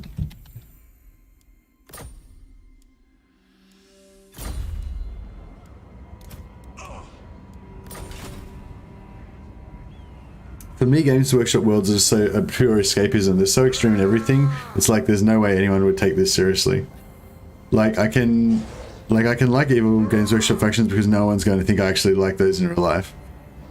Yeah, no, definitely, Carlos. Yeah, and that's definitely the way that, you know, hopefully most people who are fairly healthy think about it. You know what I mean? I probably didn't explain really my thing, but yeah, I don't know. It's just I just sort of read something like this, the theory of like psychology about Warhammer and stuff like that, and I feel like that there is an aspect of that. But I think people are complex. Like it's not like you just think one thing. It's like you think one thing, and another part of you thinks another thing, and you're like you is kind of like a merger of those things. And you know, I feel like like kind of what I was trying to explain before. You know, logically you know how things really are, but then you know you also kind of have these other kind of semi-beliefs and kind of emotional kind of beliefs, even though you don't really believe them, but you still feel like they are in a way and stuff like that. I don't know, whatever. I'm way out of my depth now. I'm not a psychologist. Hey, Nisabla. I've refused to make a Google account since the YouTube merger, but I did it just to say that not only do I not mind longer campaigns, it's nice to see how you handle things. Oh, thanks a lot, Nisabla, and thanks a lot for going to the effort to create a Google account just so you could comment. I really appreciate it.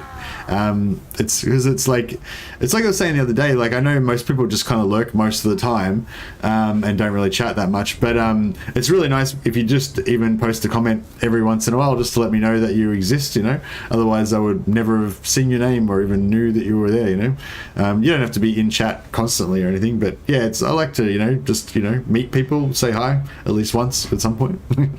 So yeah, anyway, yeah, thanks for dropping by, and thanks for the nice comment. Yeah, there's a lot of people that do like the longer campaigns, but the majority of people don't.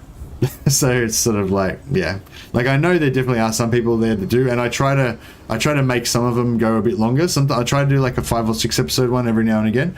They don't tend to still go that long, but yeah, I try to kind of do a bit of everything, you know, let it mix it up a bit. Glad to be here for you. Thanks, Firefighter. Welcome. My go-to is growth, public order, and walls. Who needs gold when you can't recruit anything anyway? Barracks, no money problems. Yeah, that's true. Can you rename Red Eye Mountain? Oh yeah.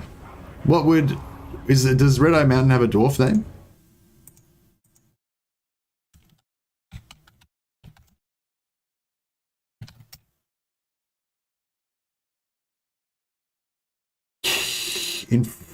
Red Eye Mountain. In former times, it was a dwarf hold called Karak Ungrim. Yeah, nice. All right, let's do it. I don't normally ever rename anything because I only do like lore-friendly renames. But yeah, if I know some YouTubers do renames for super chats, and if you want to do a super chat and you want to ask for a rename, you're welcome to. I'll definitely do that, but you can also just ask for a rename without doing a super chat, and that's also fine. But in either case, it has to be law friendly. I'm not going to rename shit that's stupid, like non-law friendly names. It's not my jam. Well, they can be like, it depends on the campaign. Some campaigns I'm a bit more like likely to go for it. Anyway, Karak Ungrim, nice one. Good call.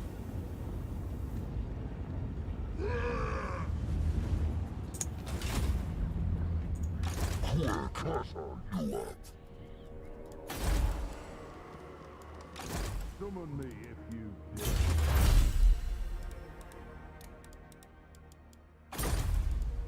For the wisdom of the land.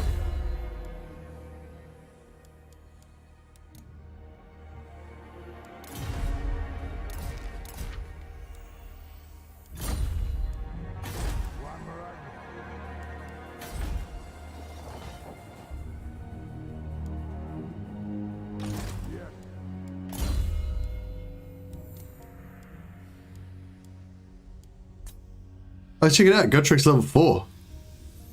He's leveling up. He doesn't get any skills or anything. He just goes up in levels. Pretty cool.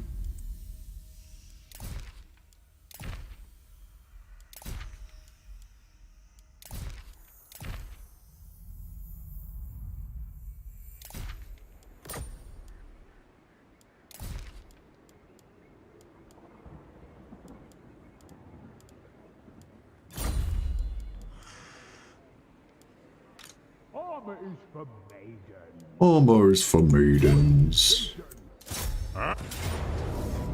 Karak Ungrim is so much cooler. Yeah, for sure. Grudge settled, indeed. Why don't you name Ostermarker to Osterbarker Striker? Lol. Crackerjack is a Crackerjack is Crackerjack. Crackerjack is Crackerjack. Yep. That is true. That's true. Good call. Good call. Casualty's high. Oosh. Let's say, I guess these guys. Oh, where'd this guy come from? I just forgot to disband him.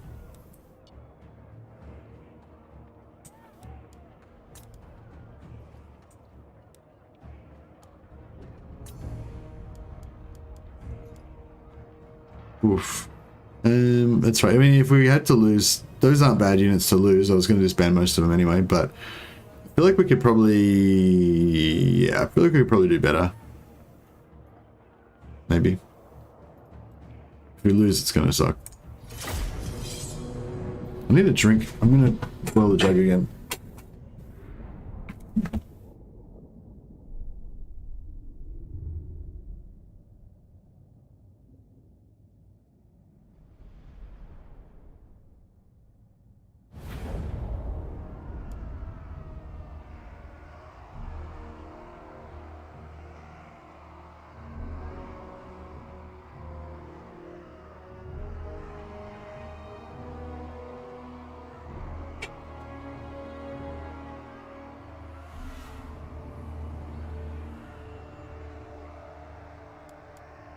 Where's the kill? Right, we get some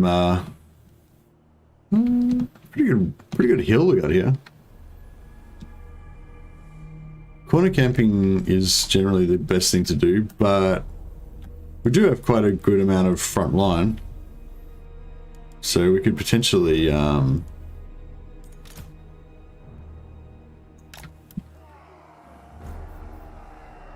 Thunderers!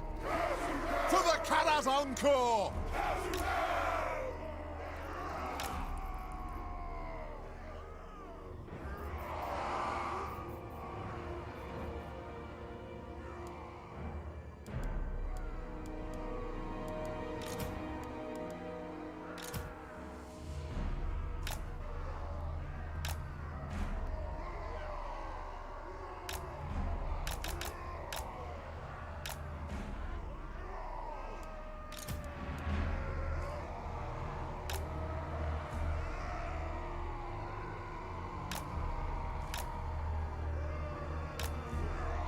Quarrelers!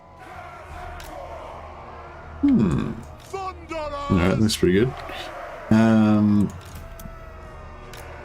Good trick out there doing his thing, tanking.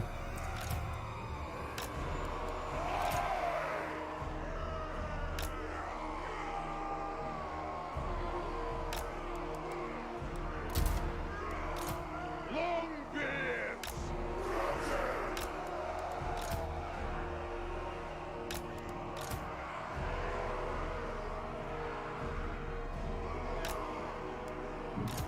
Dwarf warriors!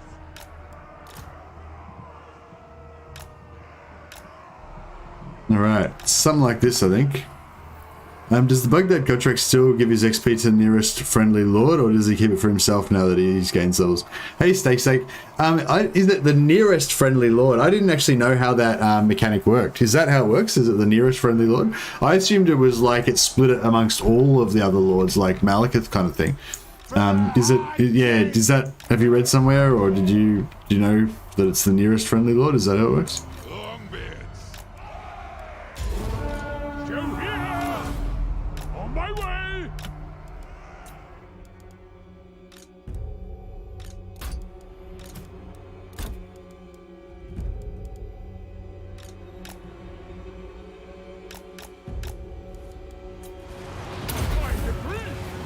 Suckers! Fell right into my plan. Fell right into my trap. I think I read it somewhere, but it's been a while. No, that's really interesting. I haven't heard that before. Alright, so there goes two of their best units. Or one of their best units, sorry. Rum! Guard! Onward! Quarrelers! Which way do you want to go? Probably this way first. Satisfy the grudge! Valia bless our aim! Quarrelers! Move now! We are relentless! Range far, range fast! Ready! Go! Range far, range fast! Into position! Dwarf warriors! Yeah, this isn't where I can get that going that well. Thunderers! No, actually, yeah, it would be good to kill them first. Dwarf warriors! Quarrelers! Ready to strike! Move now! Come on! Country! Thunderers! Dowie missiles! Moving out! Fire at will! Quarrelers! Taking aim! On! Fight! Attack! Yes! Dwarf warriors! Blow through! We demand blood! Dwarf warriors! Hit on! Death Seeker! Nothing can stop us! Warriors! The clans unite! Charge! Anu! Karak! Chopping! Okay. Warriors!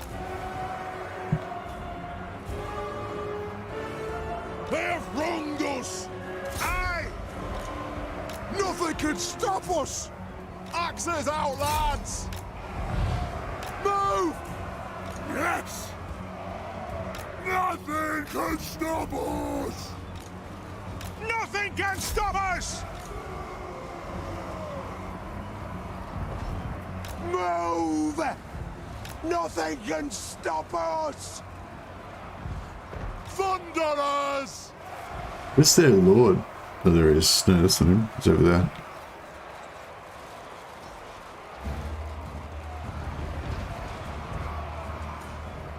Anu!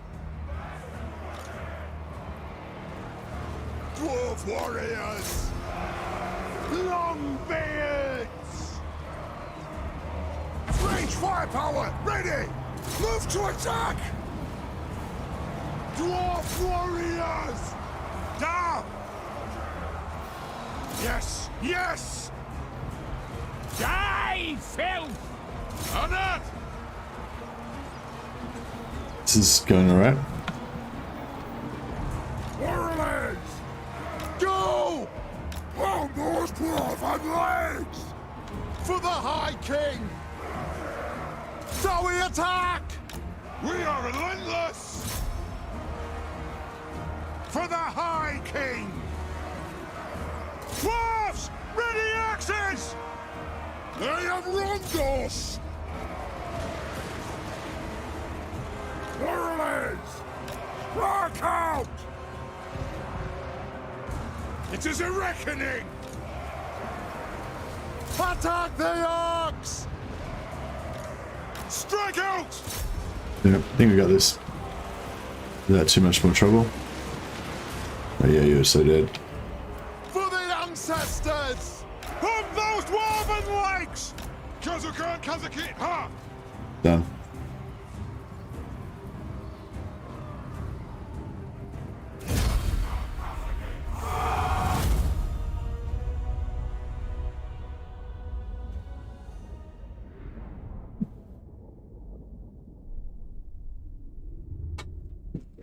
See?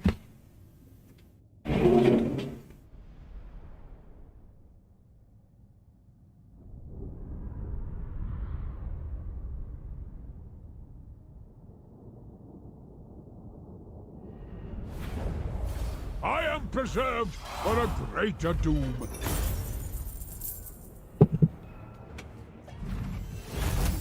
But yeah, no, dwarfs are good now.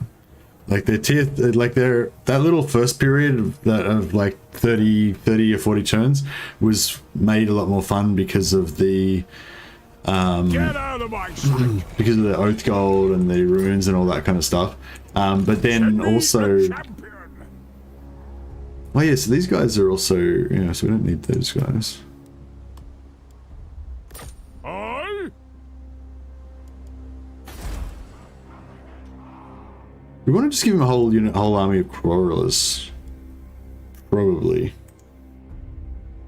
That's probably what we really want. Monster Slayer! Gotrek Gurnison! Civilization!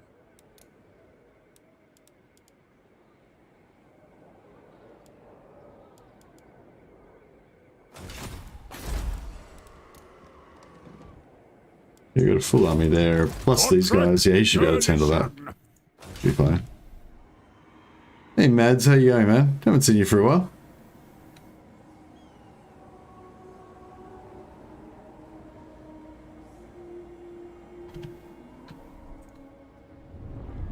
The Slayer in me seeks death. Oh yeah, the armor, Gunnison Kron. I am the Slayer King.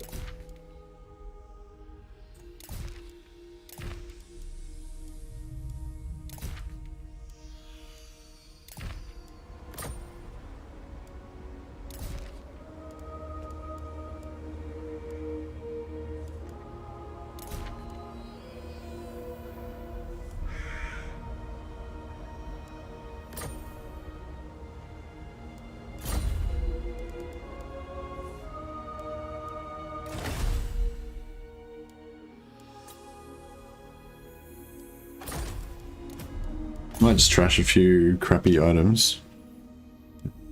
We've got some. Yeah, that one.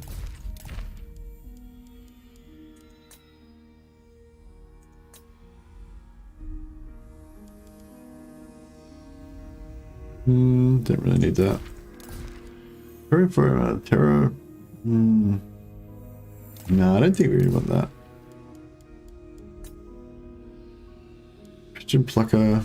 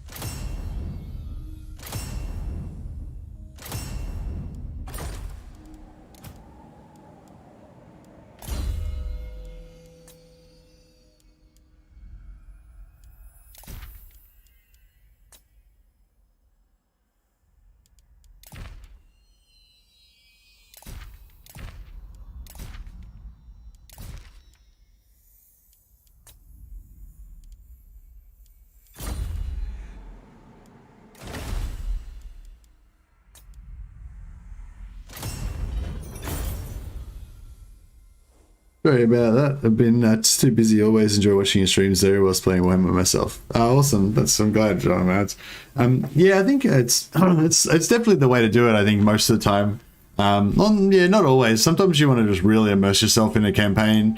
But often, you know, I like to just play with like a stream in the background. So kind of like, sort of almost like you're having a chat with somebody, even if you're not, you know, like even if you're just playing the replay afterwards or whatever, you know.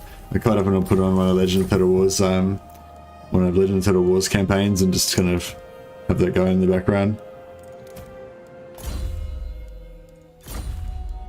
It's pretty good.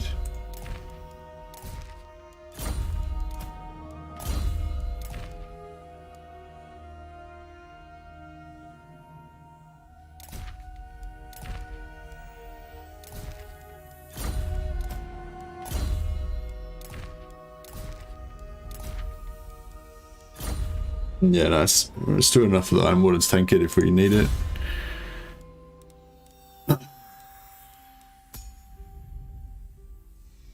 Oh, that's right, our Thane. Yeah, we just want him to hurry up and get back home again.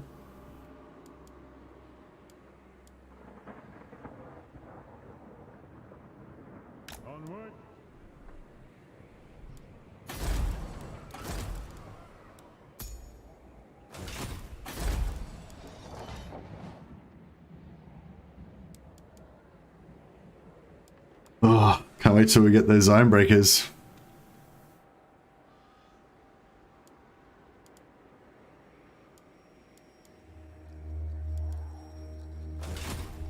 I do like me some Iron Breakers.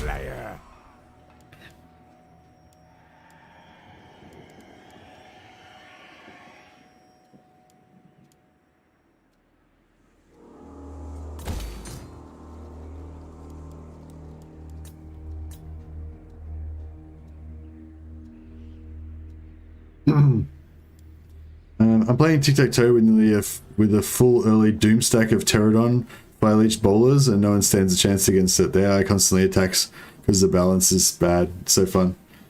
Oh, that sounds interesting. I haven't actually tried playing tic-tac-toe really. Man, the Empire's rockets blow. Oh, really? I thought the rocket batteries were one of the most powerful units that the Empire could get. What do you mean they blow when they're shooting them at you? Oh, another Grungni. I want that. 2 turns, yeah, hopefully it'll hang on that long.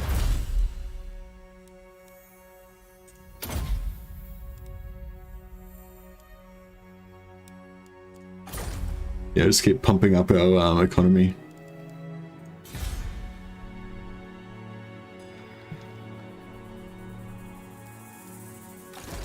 Slayer!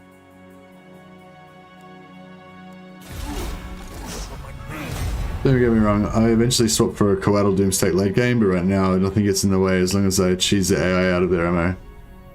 Yeah, having fast units, especially fast flying units, just gives you such an advantage, isn't it? Carry weight, fiend. Yeah, I don't think we're gonna hear of anything. I ain't got time to listen to your crap. Yeah, that's fine. Knock yourself out. As long as I get Beckhaven, I'm happy.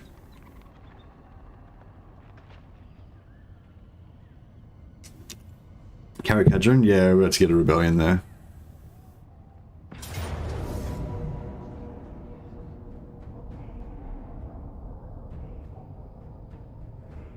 Oh, you're right, you're playing as dwarves and getting wrecked by them? Yeah, I can imagine that would be pretty unfun. What are we doing here? In Beast Path Interception.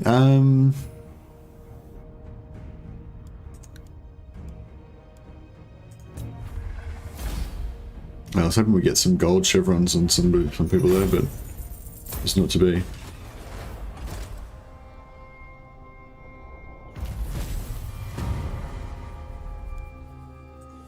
Be sure to put your oath gold.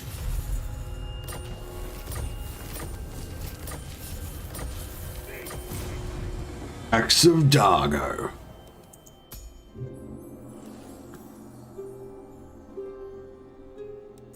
Interesting. Oh, that's gonna be fun. The Slayers versus Warriors of Chaos. Looking forward to that. Raid any region, yeah. Slayer Crown. This for assassination against vampire counts. Okay, that should be fairly easy to pull off. Arcane winds under control. Beards in belts. Move! Moving!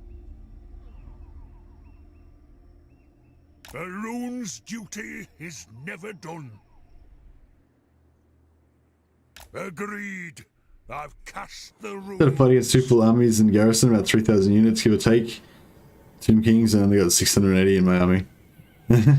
That's what I love about dwarves, you know, you just get these. Oh, yeah, oh no, sorry, you're playing the Lizardmen. Yeah, that's what I was saying, that's what I love about dwarves. You always have these like battles with like tiny amounts of troops against huge amounts of enemies, and you know, you manage to pull off good wins and stuff.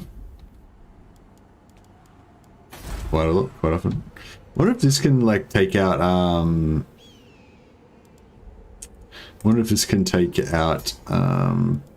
rebel armies now.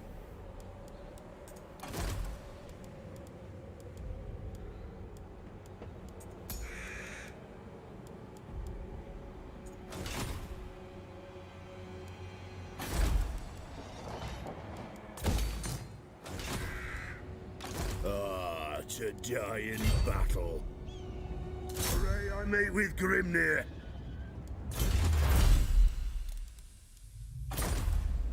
I must fulfill my Slayer oath.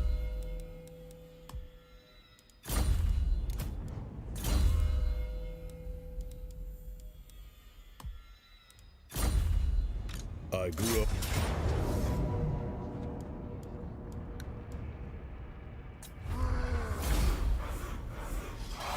Doesn't get any more.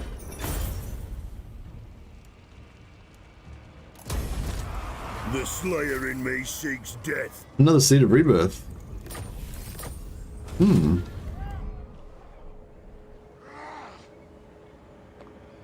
what the fuck? We're at Chaos in Karak Kadrin. Hey, Bestian, how you going, man?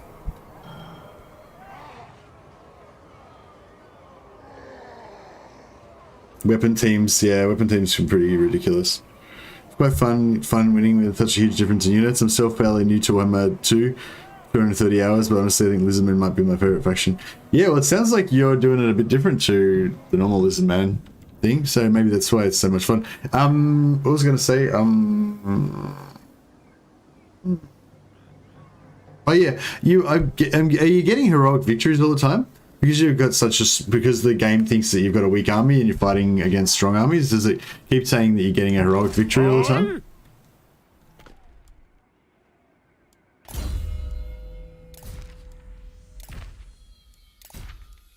So you got the Seed of Rebirths, all these Seed of Rebirths. They're kind of like poor man's, Could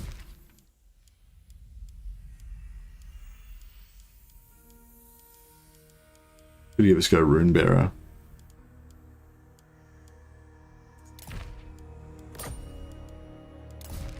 And probably should have that as well.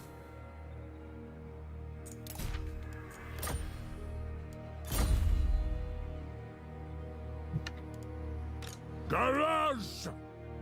Death! Oh crap, can't make it.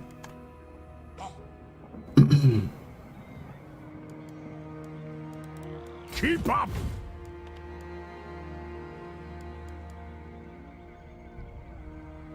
Ahead!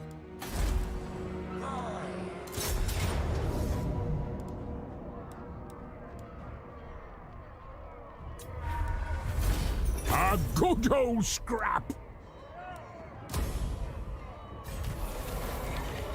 I had like 5 heroic victories and I'm on turn 46 now. I do sometimes get a few casualties, but nothing that wipes out an entire unit. Okay, so you know, it's not like you're getting heroic victories every turn.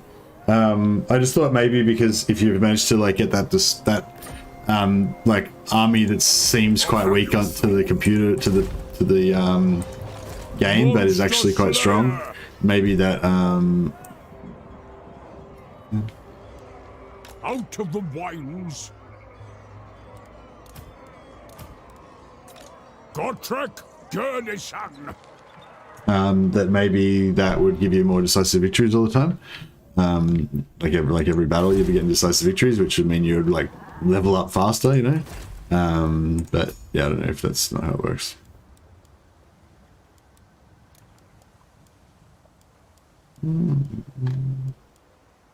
One turn until Grogny.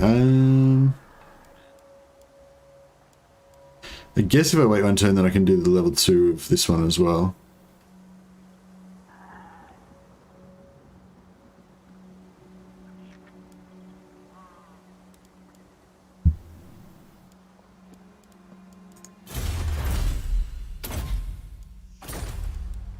Yeah.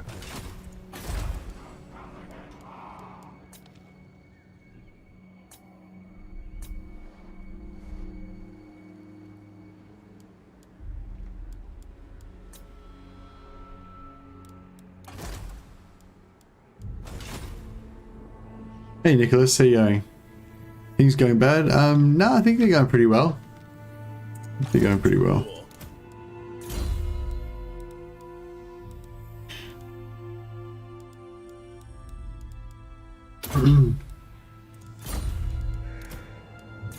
I mean, we kind of ideally want it to be so that there's always a risk of things, you know, turning to shit, so you feel that danger feeling. Otherwise you get bored and kind of don't want to play anymore. But, oh wow, that didn't last long. Gotta go back and put out the rebels again. Onward.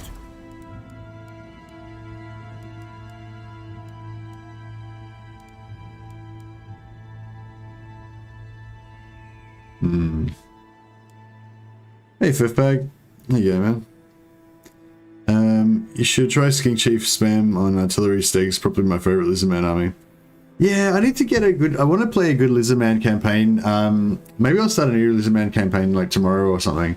Or whenever. I mean, maybe we could do one more episode of this one. Or maybe, yeah, maybe we'll do one more episode of this one, even though I feel like its interest is going to drop off a lot. But it's been a pretty fun campaign. Like, I am loving this campaign. It's so much fun right now.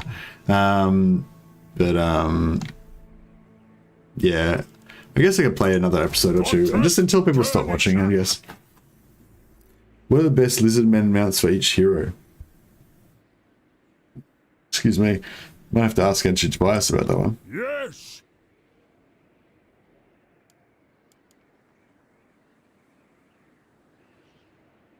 But yeah, that's probably the thing that most interests me about Lizardmen, just having heaps of heroes on dinosaurs, you know. I like all of them, you know. I like the Saurus Old Bloods on the Carnosaurs and the Skink Priests on the Stegodons, and you know, all that stuff. It's fun because they have Stalk. You shoot and they come towards you. They stop shooting once they're around 100 meters away and then go back into Stalk. It's great. That sounds pretty awesome. Don't go to war with Empire as dwarves. Yeah, well, you shouldn't have gone to war with Empire in the first place because they're your sworn allies. That was like very uncool of you. Now you're getting your comeuppance. You're getting your just desserts.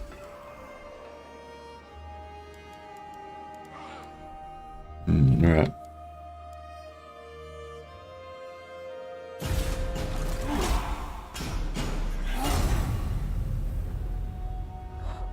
Is my little Thane coming home?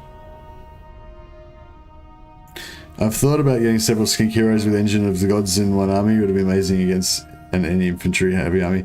How much is the Engine of the... What's the Engine of the Gods range? I feel like there's the ones that only have 100 range or whatever, which I don't know if I really dig those. But the ones with the like 200 range or whatever, or 300 range are pretty cool.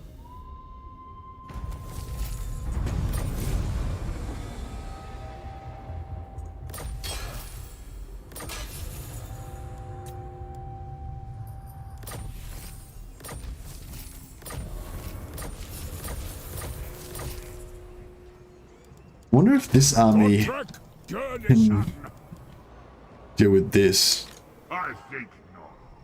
I think not. It's not very it's a bit pessimistic. Excellent. Like, I don't think it can deal with that if it's not sieging, but if it is sieging, it Civilization. might be alright.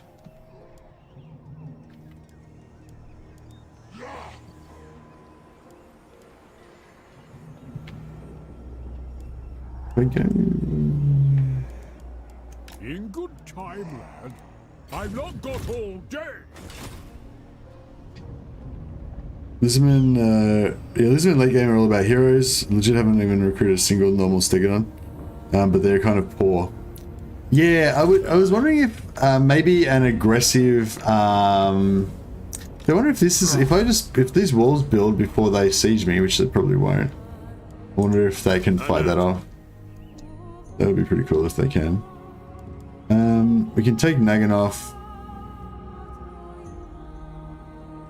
We can take Bishop in 2 turns that way.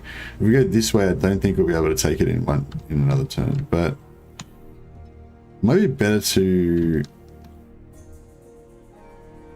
go this way. Ah, to die in battle.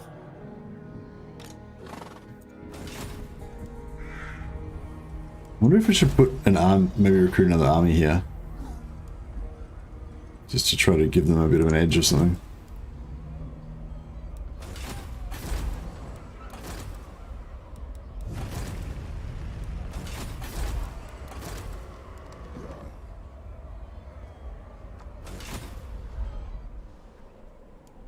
Oxyotle's faction makes skinks pretty damn nice for early to mid game though.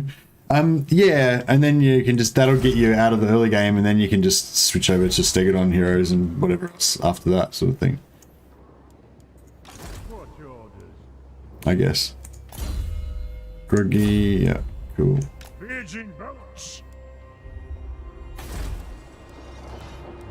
Yeah, so we got a Grogny hero here, which is pretty sweet. We probably get another Grogny. No, he's not there anymore.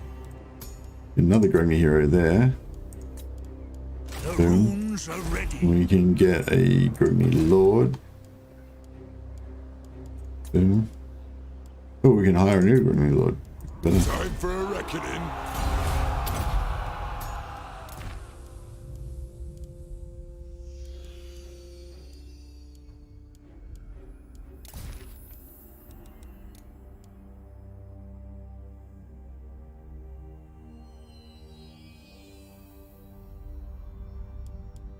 Really bad name, but whatever. Alright, and that will make our level 4 Gromrel Forge only costs 3,600. That one next 4,500, and this is only 210. Yeah, it's like getting you there. It's pretty cheap. No, may as well.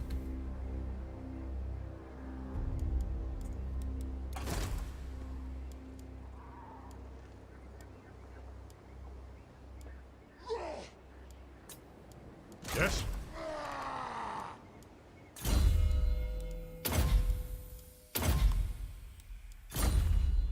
Probably going to get rid of this guy. I answer to clan and hold. The runes are ready.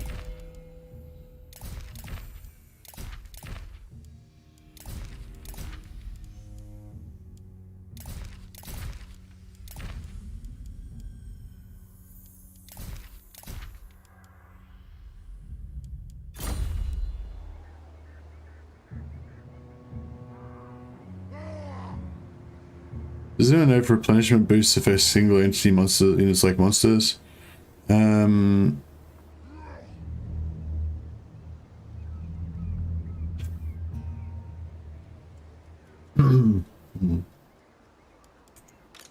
axe thirsts for war. Yes.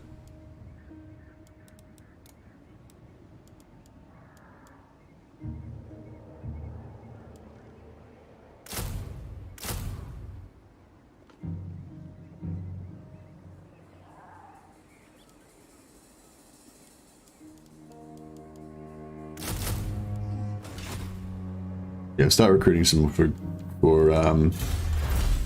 Tricks army.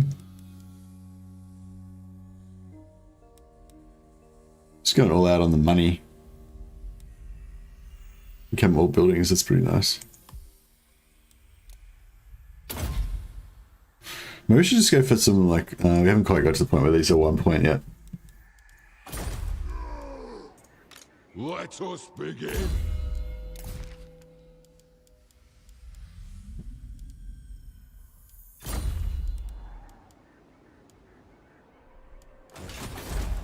Godtrek, Gurnishan.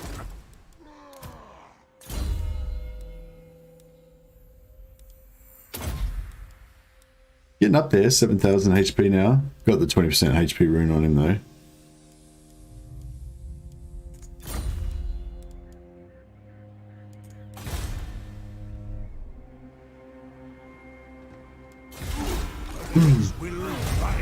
Contained is pretty good to go for since you're in camp territory.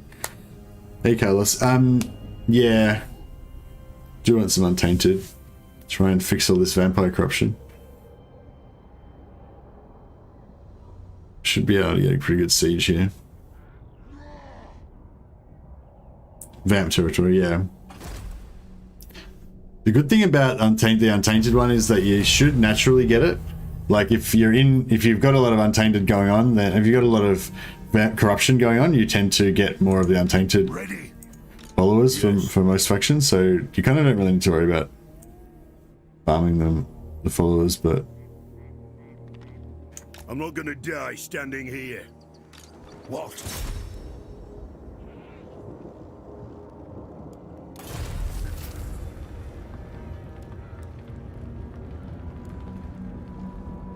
Onward!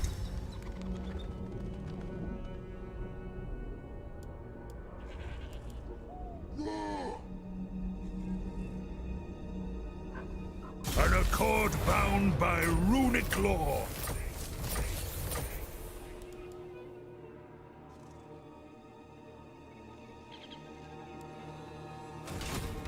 One right.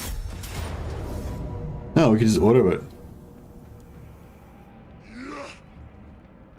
I don't think we should. Maybe we shouldn't auto resolve this one because there was another army that was just here. Well, another full stack.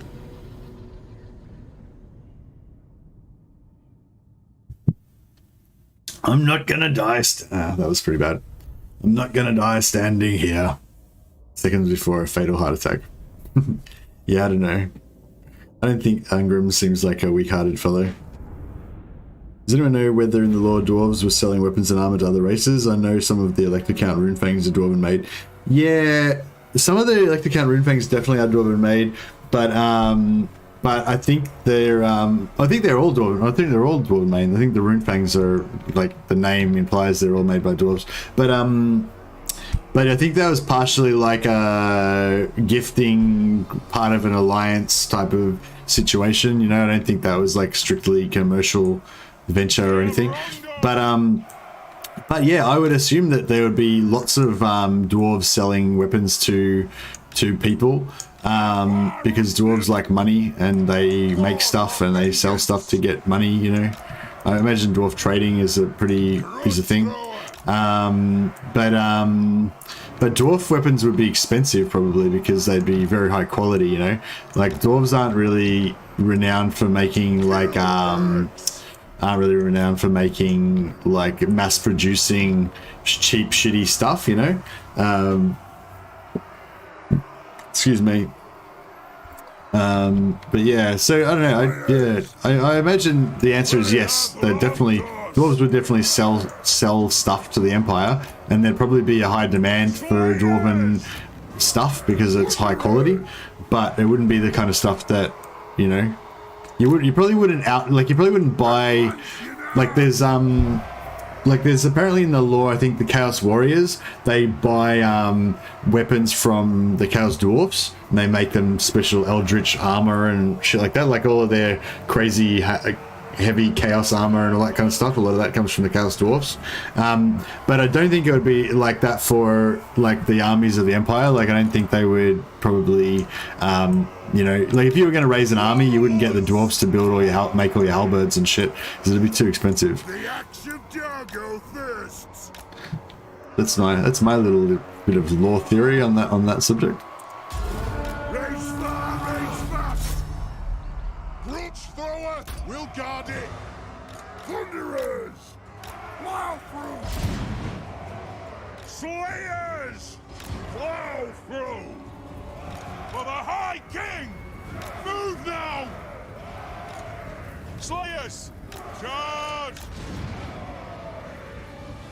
Dwarves do sell things and buy things of other races, but God save you if you swindle them. Yeah, oh yeah, that's true actually. There's mentions in the lore about dwarves getting ripped off and getting really upset about it, so they must do trading. For the ancestors! Might take that one out as well, just for convenient. Actually, no, we don't need to worry about that. So we can do something like that. Rune of smiting upon them! Kill Earths! Slayers!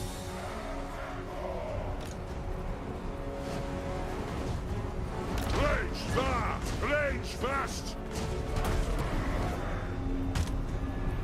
Go! Valea's blessing on us! Aye!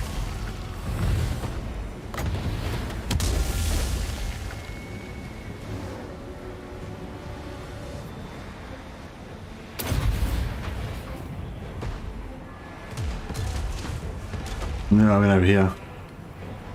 That stuff, but yeah, it's too close to the walls.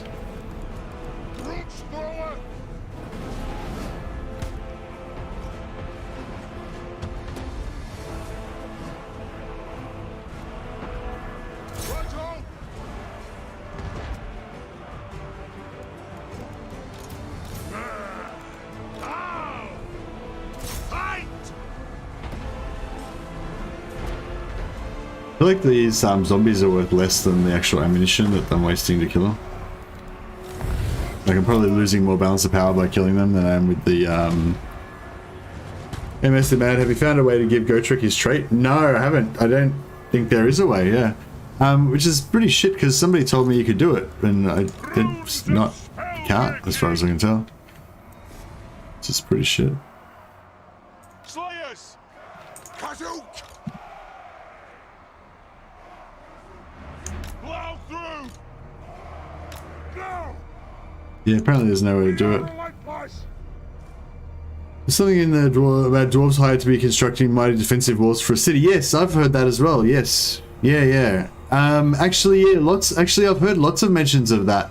And also, Gotrek mentions, like, in Gotrek stories, Gotrek mentions, like, you know, they'll go into a building and there'll be good stonework, and he'll say, oh, it must have been done by dwarves and stuff like that. So, yeah, there's definitely stuff in the lore about dwarves being hired to do stonework for the Empire. Building their castles, building their sewers, you know, all that kind of stuff. And, yeah, I think I remember as well reading something like... you know, about it being not as ornate, you know, not as ornate as like the work that they might do on like a dwarven Karak or something like that, but the quality is there, you know. So like maybe they don't have like you know, statues of dwarven warriors and shit carved into the Empire stuff, but the just quality of the basic stonework that they do when they're selling their services to the Empire is just far superior to what you would find Zombies, perfect for regenerating. Get them nice and packed in there.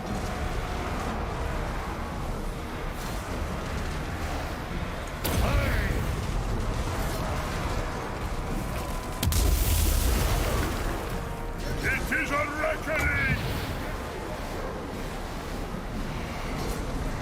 It is an order!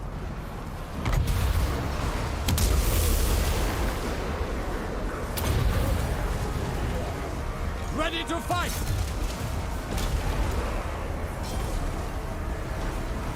Die! All of you just die! It is a reckoning! Ungrim Ironfist! Attack! That's an order! Aye! Ready to strike!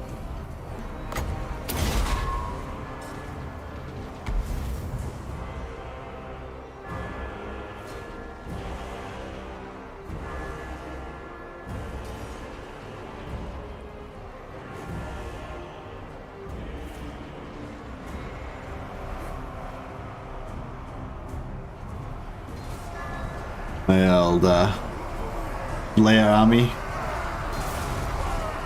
I don't like this. I don't really like the red Slayer pants that much. I feel like the blue Slayer pants look cooler because they contrast better with their hair. It's all about Slayer fashion.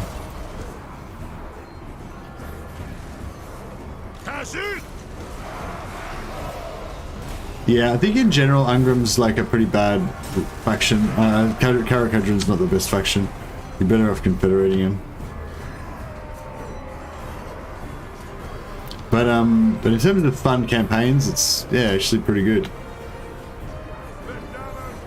I always like when I get an opportunity to take over Sylvania as well. Sylvania's one of my favorite areas to start off in.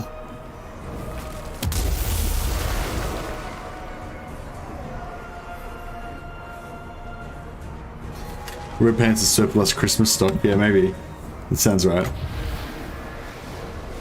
Oh, see, they don't have Christmas in Warhammer, do they? What do they call Christmas in Warhammer? No shoddy contraptions here.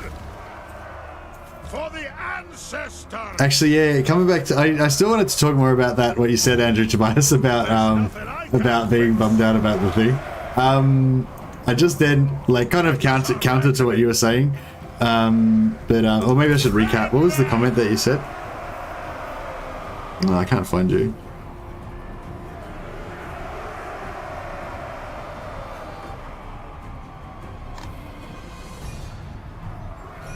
Andrew said something along the lines of, you know, do you ever like think about how the development of this game is going to go on for like another 10 years and how when it's finished it's going to be just like the greatest game in the history of games? Andrew said something along the lines of, do you ever think about how when Warhammer 3 is finished and all of the DLC cycle's done, you know, like 10 years from now, how it's going to be like so amazing, and then get sort of bummed out about how, you know, it's going to take ages for that to finish, and up until then we have to play like a subpar version of the future perfection of the game, you know?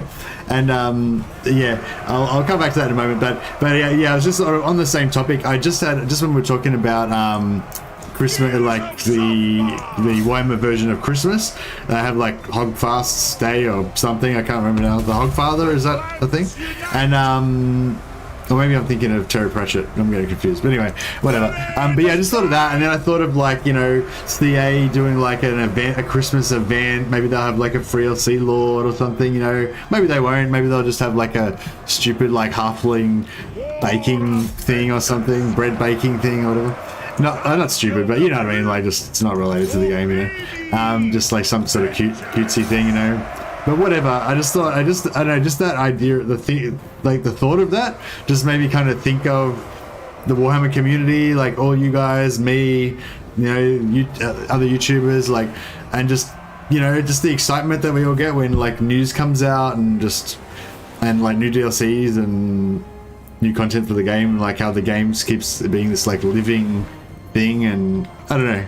Anyway, it just gave me just that thought of the of like just that question of like what's the Warhammer version of Christmas. Just that gave me that like that whole thought process and that like warm fuzzy feeling of being part of the Warhammer community and being part of the history of this game being made. You know, like I really think like this is amazing, this game, and I mean maybe it's not of historical significance to the whole world, but if you're a Warhammer 40k fan, or I mean if you're a Fantasy Battles fan, or you're a strategy game fan, or you're a Total War fan, like this game is pretty fucking historic. You know, this is a great time to be alive. For the Karak's Encore! Kill them! Anyway, yeah, sorry to get a little bit sentimental there on you guys, but yeah, no, it's good times. That's actually, it's quite good having something like this when you've got a big group of dudes to buff like this. Like I just buffed like 1,000,000 Slayers with plus 24 melee defense. Now they're all rocking with 62 melee defense. They're little mini tanks. Pretty awesome.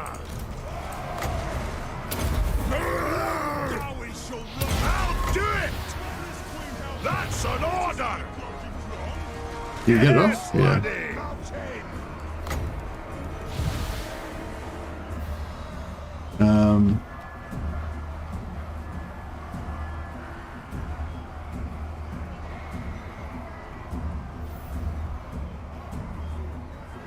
Warhammer started in 1983. A lot of the basic ideas are still with us. There's been races added, rules changed, etc., but it's still developing. Yeah, it's still developing. Although I'm a bit worried about what's happening right now with the old world stuff. But I don't know. Hopefully it'll work out in the end. What was that? I didn't mean to. What did I even do then? Oh, I cast the buff. I meant to. Yeah, that's not.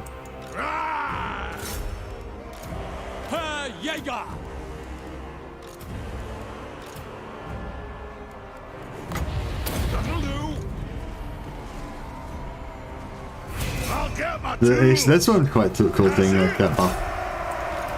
Like that buff is pretty good. 24 melee attack, and it's like a huge area, 40 meters. Like it's everyone here. I've already got it on, but I'll just do it again anyway. It's like 87 melee attack. Yeah. If only they had some way of replenishing after battles, like Dwarfs could be a pretty awesome melee force. Sanguinalia is the Imperial version of Christmas based loosely on Saturnalia. Is Sanguinalia, is that the Imperial version of Christmas in Fantasy Battles or in 40k?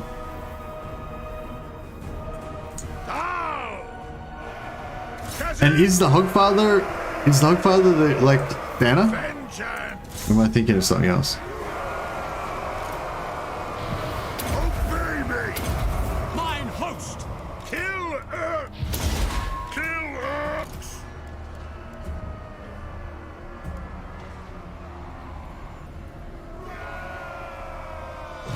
Shoddy contraptions here.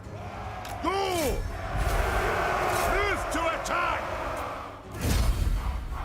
40k, Hogfather is Discworld. Oh yeah, Hogfather is Discworld. What they did, what's the Christmas, Warhammer Fantasy Christmas? Warhammer Fantasy Battles Christmas.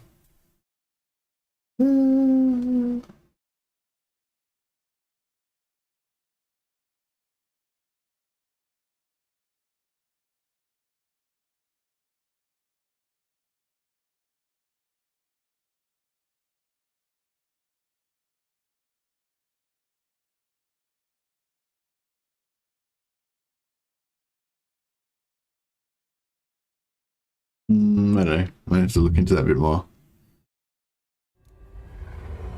Yeah, I'm pretty sure there's some sort of version of Christmas because I remember CA doing an event for it recently. But yeah, I don't know. It doesn't really matter. But just the idea, just like the Christmas events and the Easter events and whatever, and just just the whole idea of the community, I guess, and everything makes me feel all warm and fuzzy inside.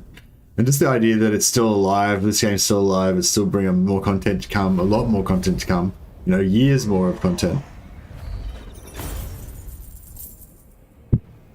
And yeah, I get to still have this Still have this this awesomeness for a long time yet, hopefully.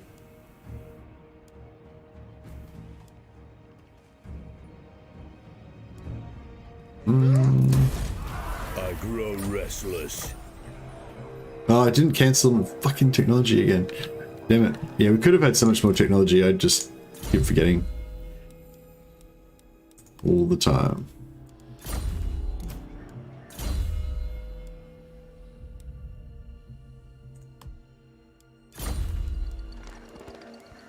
I am the Slayer King. I must fulfill my Slayer oath. Ready.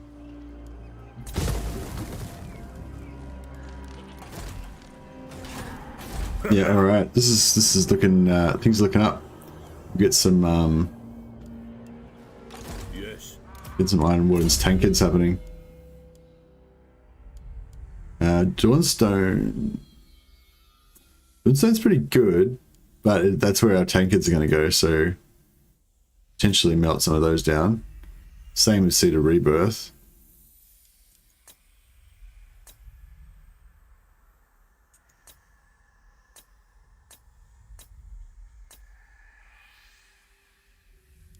Berserker Sword, not very good. Only worth 20.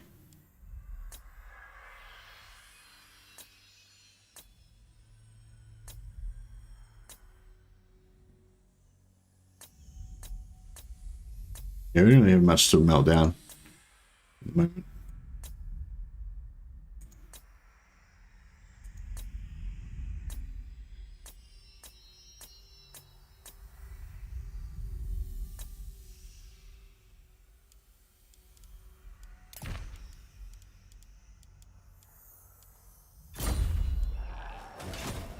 Aren't tankards enchanted items? They're To die in battle. oh shit, yeah, I thought they were talismans. Yeah, I think you're right. They are enchanted. I mean, sorry, yeah, I thought they were enchanted items, but I thought that bottom one was the enchanted item. But yeah, I got mixed up. They are, yes, they are enchanted items, yeah. There.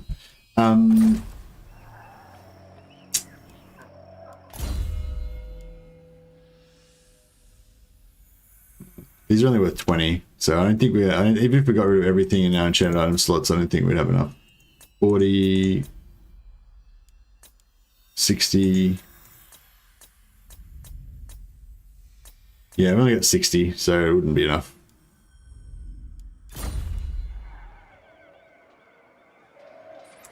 Slayer stack versus Raps. Yeah, Slayer stack was pretty good versus the vampires for sure. Really good. It's just it's mainly just archers that he struggles with. Eh? Fight! If you're going to fight! God damn it! I gotta stop getting to cancel my shit. Aye? Okay. From near?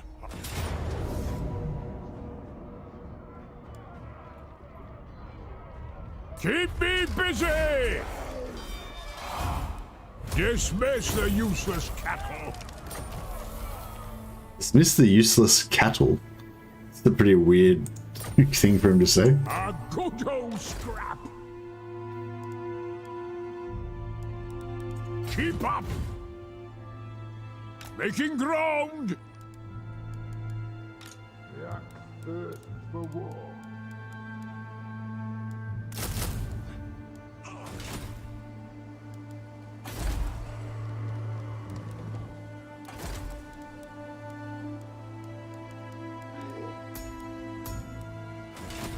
I'll get rid of this. The throng is musty. No, we'll keep that thing. Yeah, we'll keep him. Using guild roots. I have the forge fires glowing. Nothing to do here. Let's go. Agreed. I've cast the runes. The clan honor. Get rid of this one so we can farm some better lanes.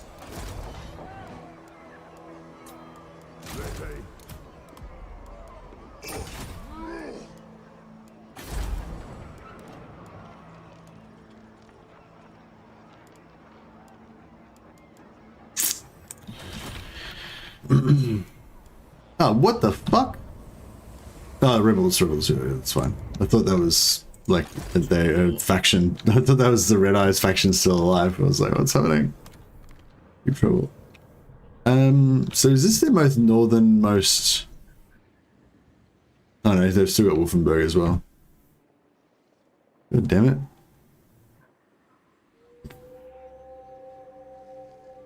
Hey, Captain Hook. Anyone getting the Troy DLC? I like the game. We're not playing 1 or 2, but not very excited about that DLC.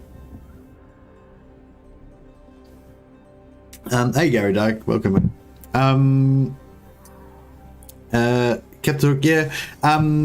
Well, yeah, CA have given me the DLC for free, which is really nice. Thanks, CA.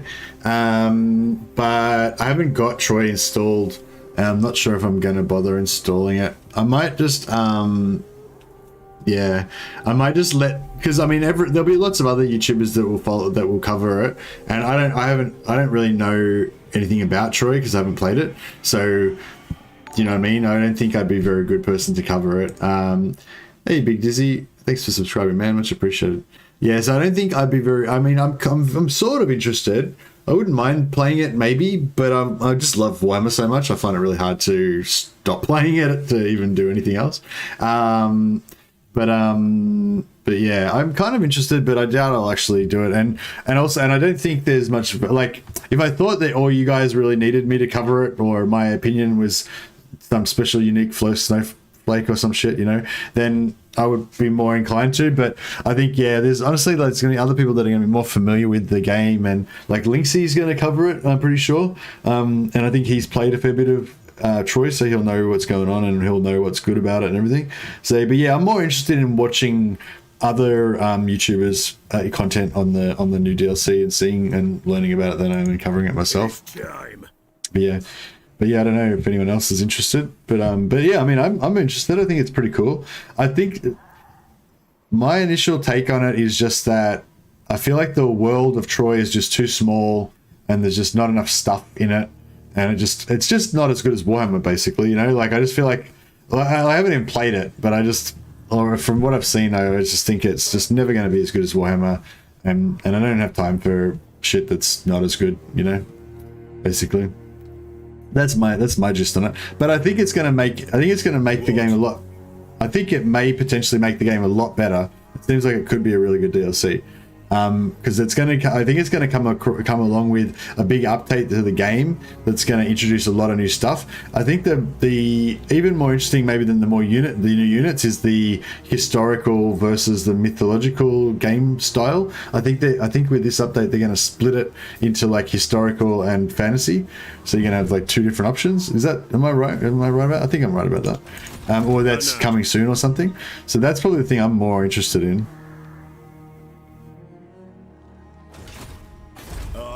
The Slayer. But yeah, I thought it was very interesting, that the DLC, but I don't have any immediate plans to play it myself though. Victorious! I kind of feel bad because like CA gave me a free copy of it, but I'm probably not gonna use it.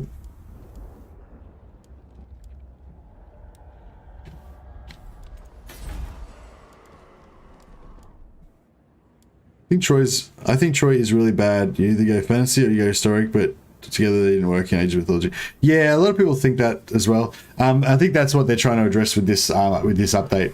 Basically, they're going to bring out like a more hardcore historical version, so that'll keep the historical people happy, and they're bringing out a more full-on fantasy version to keep the fantasy people happy, which I think is a really good solution. I'm a bit worried that it's too much effort to make 2 different versions of the game, which they could just. For me, the thing that the game needs is more content. It needs to be a lot bigger. Like the map needs to be bigger. There needs to be more factions. There needs to be more unit types. You know, just everything more everything. And I feel like if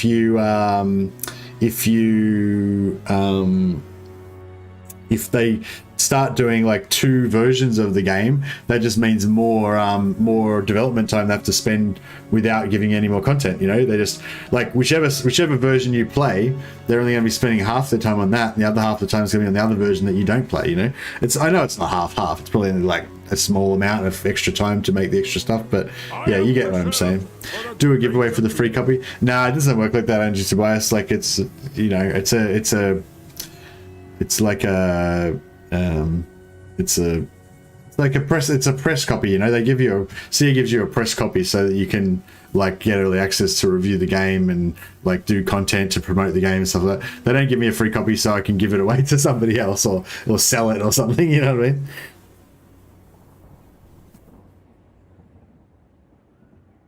The historical version covers a really important time period. People forget the invasion of Egypt that happened immediately afterwards and the founding of Rome by Trojan refugees. Yeah, actually, yeah, that's cool. That's a good idea, actually. If they did an expansion to it where it was like early Rome, like that would be sick. I'd be more into that, probably. I don't know. If they just made it bigger, basically. But I don't think they don't really do that. Like the first game is usually always the big one. And then if they do a second game, the second game will be more of a focused, zoomed-in version. They don't usually do like a second game that's much bigger in scope than the first one, you know. Anyway. Born to die.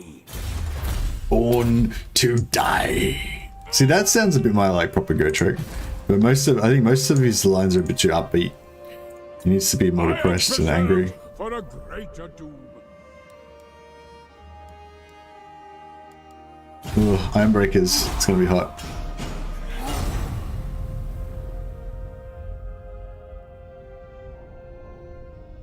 Wouldn't an expansion of early Rome just be pretty much Total War Rome?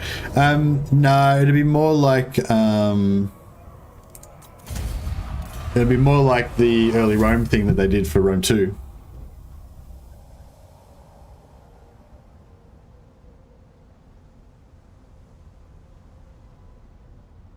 I mean, they've already done it in Rome 2. They did an expansion for Rome 2 that did that exact thing. It's like a zoomed-in version of Italy with them like conquering all the tribes and stuff like that.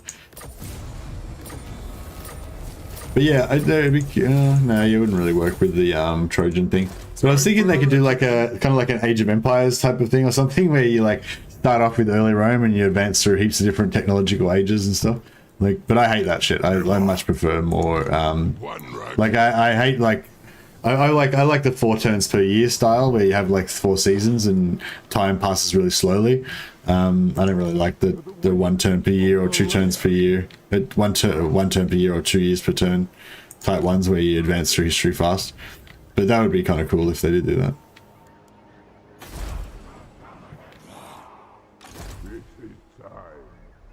We march. All right, we got some helicopters.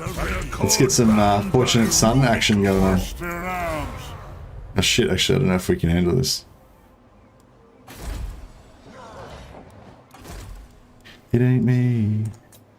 It ain't me. You know, Fortunate Son. Greeks versus Aztecs DLC? Is that a thing? Research, thanks, Cielo. Yeah, I need like a special alert or something. What are we doing here? Castle Rorken. While I'm here, I should probably just keep going, just crush them, finish it, and then like, you know, let all this shit go to shit if I have to. Let fucking Red Eye Mountain get taken, whatever. Just get this done, and then I'll be done. To die in battle. They better not have taken her gig. If I have to keep fucking going even further, I'll be pretty pissed off. Excuse my French. Sorry, I don't know why I'm swearing constantly, but yeah.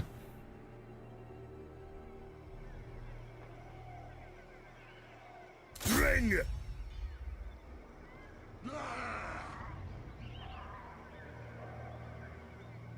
Bring.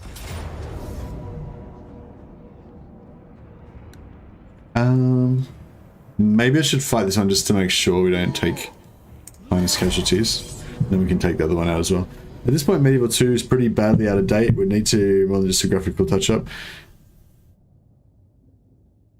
If they make Warhammer 3, they need to include the pre-battle speeches again. Some of them are wacky. I hope they do the Medieval 3 sometime, and I hope they make it a full like fan service game. Like, make it updated, but make it like have all that fan service shit, like all the stuff that people are nostalgic about, like bring it all back, you know. I wish like even the songs, like they I love the songs and everything. I want to play them now, but I'm worried I'll be copyright striked or some shit. Ideal home security system replaces your alarm sound with Fortunate Son, and then has weaponized Roombas released around the house. What's a Roomba? Is that one of those like things that vacuums, those little robots that vacuum your floor? Crutch thrower!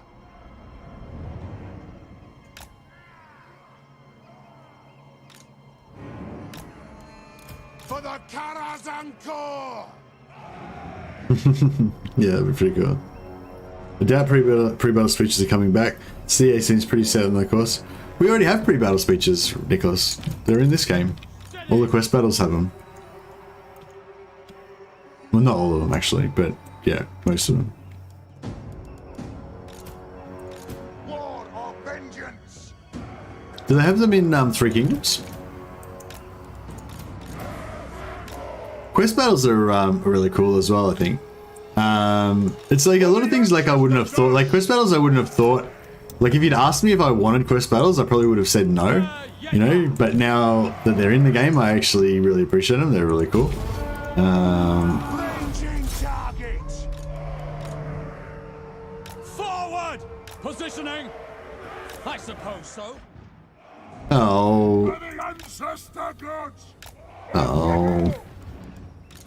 Why did I leave that over there? How did that happen? God damn it. Just get over here fucking as fast as you can. Hurry the fuck up.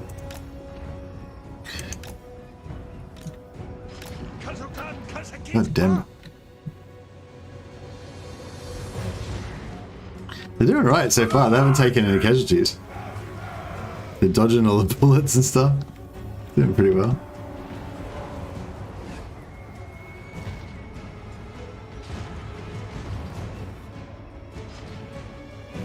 Turn on red flickering lights, yeah. Yeah, go down the red light. The emergency red light.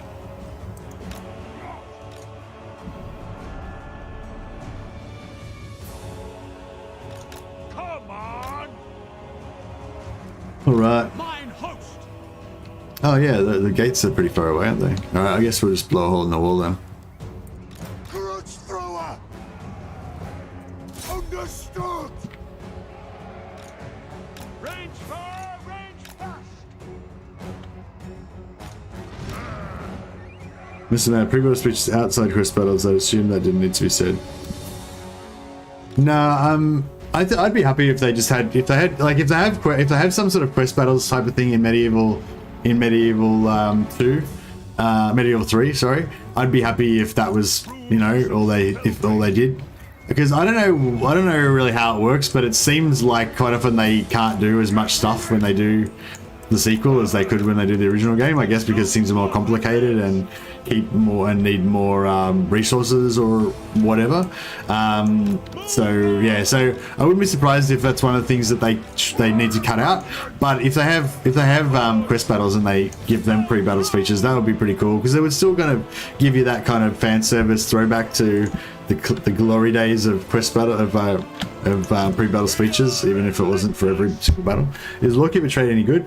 Hey Nicholas, Lawkeeper trait's one of the traits that I don't like to get on my favorite guys, but it's good to get enough of them so that you can get free buildings. So yeah, so once you've got enough of them that you can get free buildings, then you don't really need any more after that. But yeah, it does stack. So yeah. So generally what you want to do is have a couple of lords, like 3 or 4 lords with Lawkeeper in like that you've recruited and disbanded, so they're in your pool, and then you want to have, you know, 5 or 6 heroes with Lawkeeper as well, potentially, if you want to do the free building cheese. And then, you know, whenever you're going to build expensive buildings, you move all your heroes there, have like 5 or 6 of them there, recruit a couple of lords with Lawkeeper and get your buildings for cheap, then disband the Lawkeeper lords, move your heroes back to whatever they were doing before that. The way you go. But Lawkeeper's not a good combat trait, so I always feel like it's a bit of a waste on my vampires. But yeah, it's good. Slayers! Range far, range fast!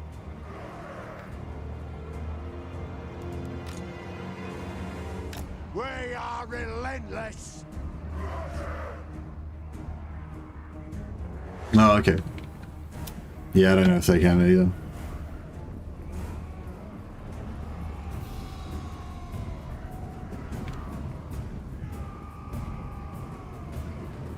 The clans Depends what sort of campaign you're going to play too, I suppose. If you're fairly centralized with all your units together and stuff, then it's going to be more valuable. Whereas if your heroes are more attacking, far ahead of your home territories, then you're not going to be able to really use them very effectively for that kind of stuff. attack the Orcs! I wonder if we can get some artillery through the holes there. Quarrelers! Oh, yeah, one landed. Oh yeah, a few landed pretty well. For the ancestor gods! Anad!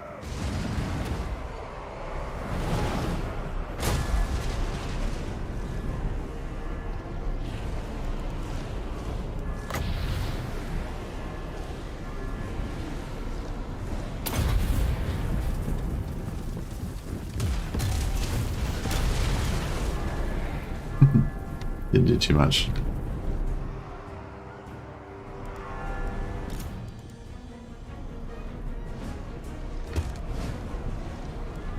Grudge thrower!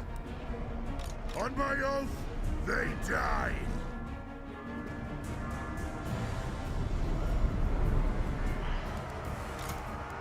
Slayers! They have wronged us! Go!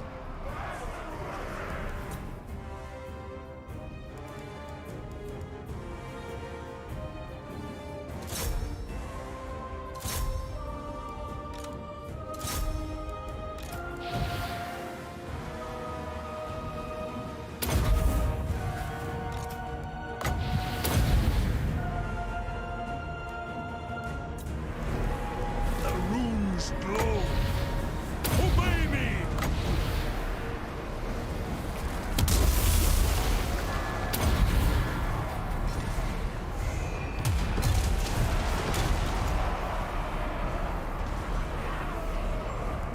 It is a reckoning! Yes, laddie! It is an order!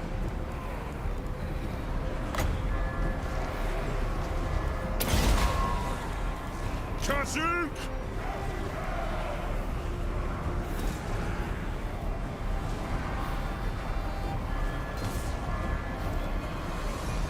Slayers!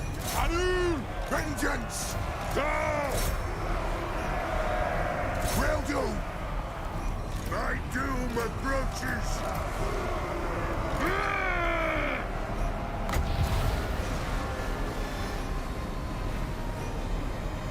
It is an order!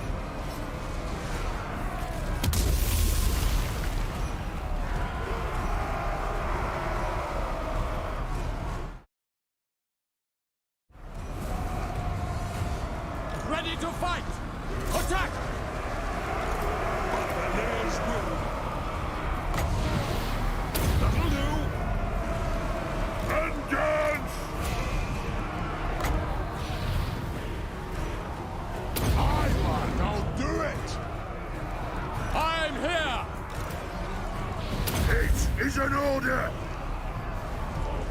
They have wronged us! Grudge thrower!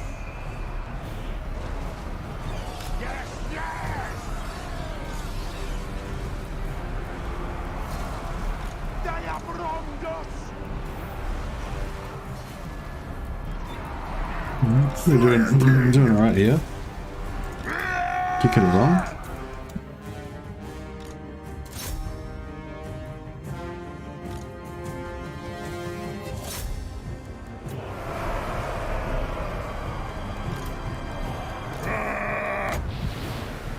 The runes are cast! Runes of smiting upon them! The runes are cast! The clans unite! Runes of spellbreaking!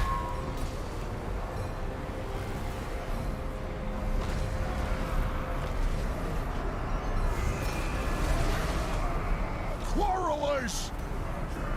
We stay put! We'll guard it! Slayer, flesh our aim! We'll guard it! Slayers! For the ancestors! Slayers! Fight! Plow through!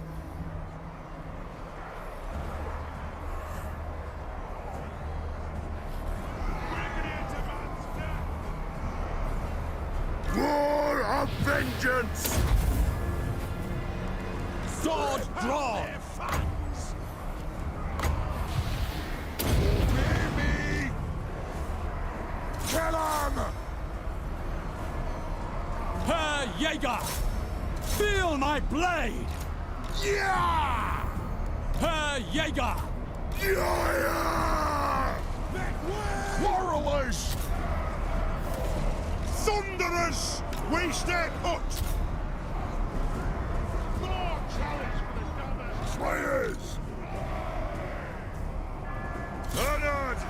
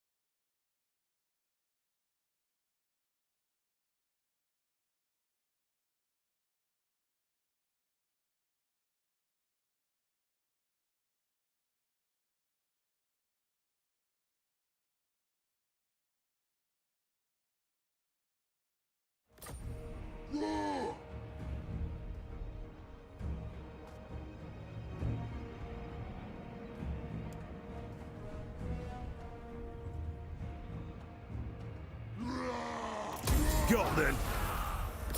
I'm hoping.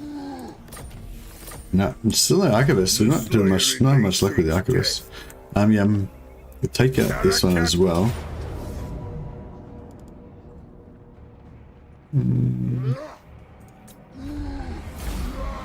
Got another gold one there. So we've got a couple of gold chevrons on a couple of our slayers now.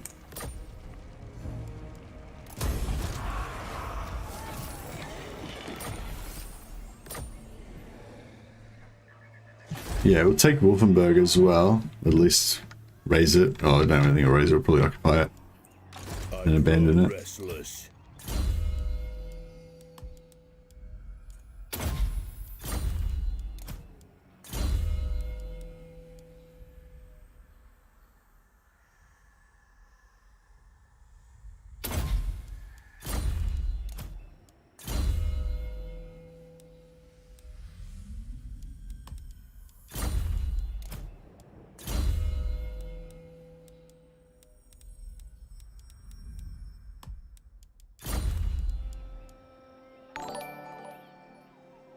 Yeah, thanks, Slobodan. Thanks for subscribing, man. Much appreciated.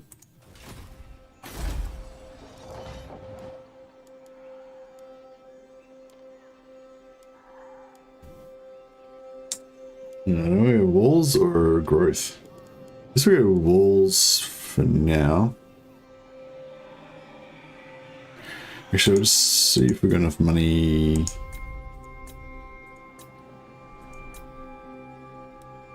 So here, Time for this guy is Grony,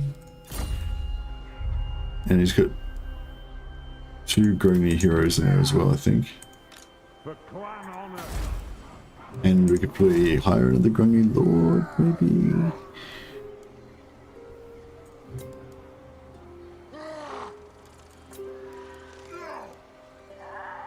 Summon me if you dare.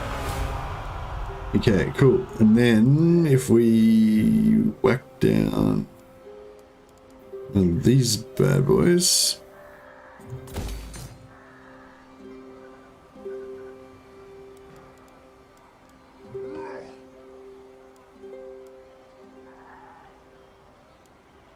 $10 turns, 15 turns. Yeah, it's gonna take a while, but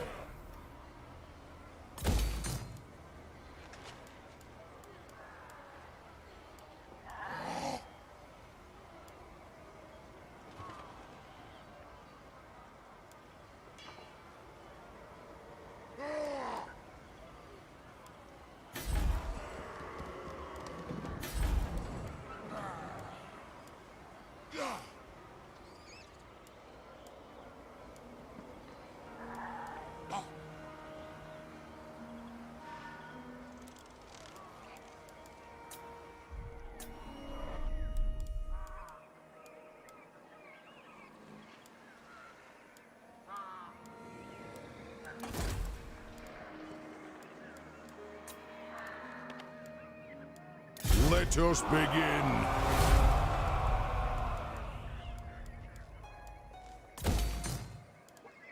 Let us begin. What?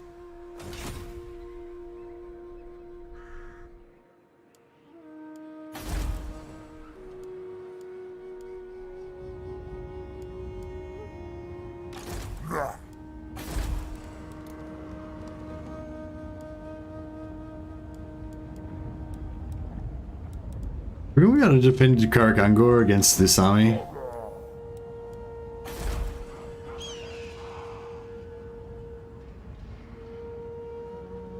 "17 units, including a grudge thrower." Yeah, I mean, maybe, I reckon we kind of probably, maybe could. Hey, Alexander Rutherford, how you going, man? Just commenting because you said you wanted engagement. I mostly watch Legend and play FIFA during the day. Okay, cool. Oh, thanks a lot for saying hi, Alexander. Yeah, it's just like I don't know. Now I know your name. You know, I mean, I might not remember your name, but if you comment again, I'll like maybe remember that you commented once before and that we've kind of met. You know what I mean? Like, it's just, at least there's the potential there that I might know of you. You know, whereas if you kind of just lurk always and you never say hi ever, then I'll just like never know you exist. You know, that's why I kind of like it when people just occasionally say hi. So yeah, that was all I was getting at with that whole ramble that I had about that before. But yeah, thanks for saying hi. Much appreciated.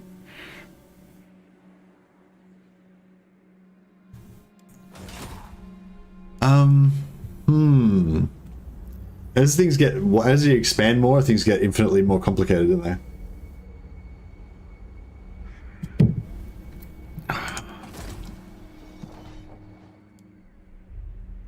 For the wisdom of Valea.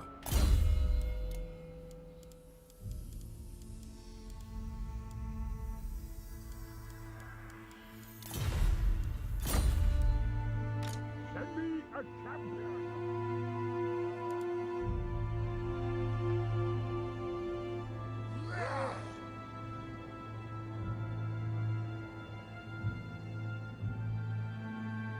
Breaking ground. One rug. Let us begin.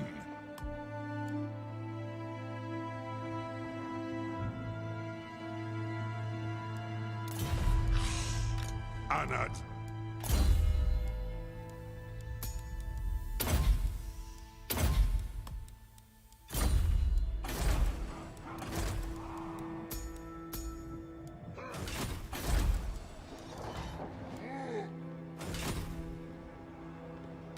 Yes.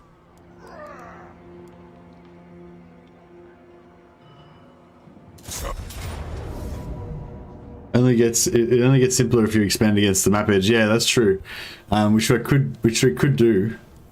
I kind of like the defensive position here, where things can come at me from the east, but it's sort of awkward for them to attack that way. So.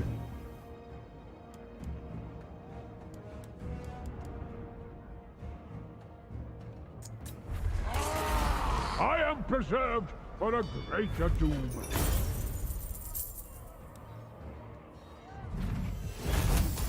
Forwards. No archivist again. Yeah, whenever I do remember, I don't get any archivists, and then when I don't remember, I do get archivists. You know, I mean, when I don't remember, I don't get any archivists, obviously, and when I do remember, I still don't get any archivists. So it's like, yeah.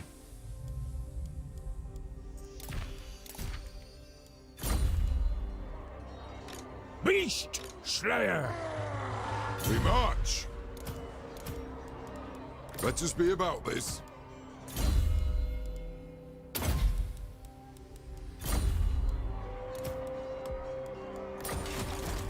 A good old scrap.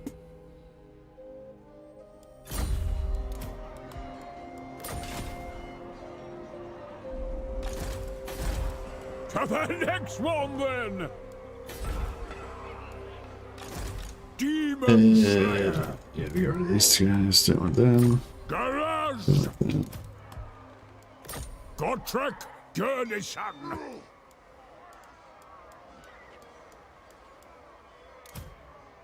Gottrek Gurnisan. So if we put like 4 Ironbreakers in this army, that'd be pretty beasty. It needs artillery as well. I should have done this while we had all the Running Lords in there.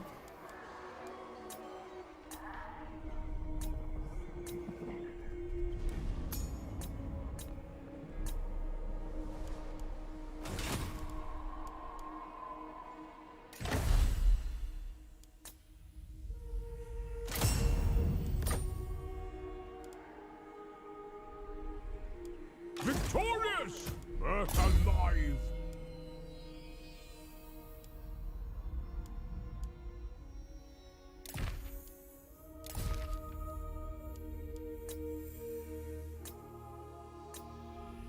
See what we can get rid of. Yeah, I mean, yeah, it's don't really need that.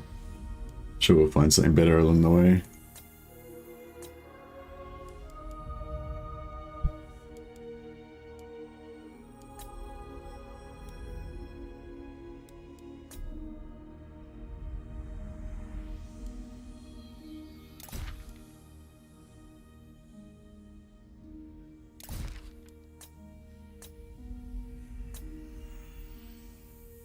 Yeah, we ain't getting action. You ain't gonna get enough for 2.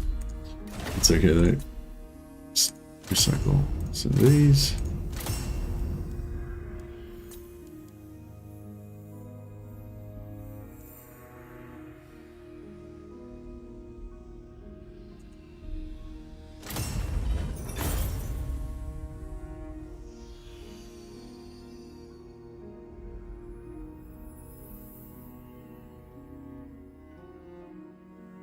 Action do you think you're going to do after this one? Hey Carlos.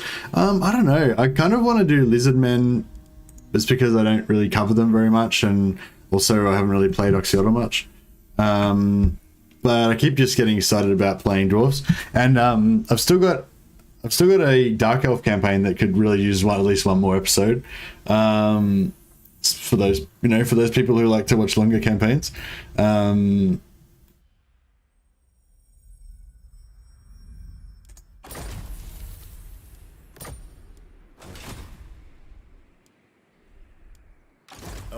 I'm the Slayer King. The Axe of Dargo.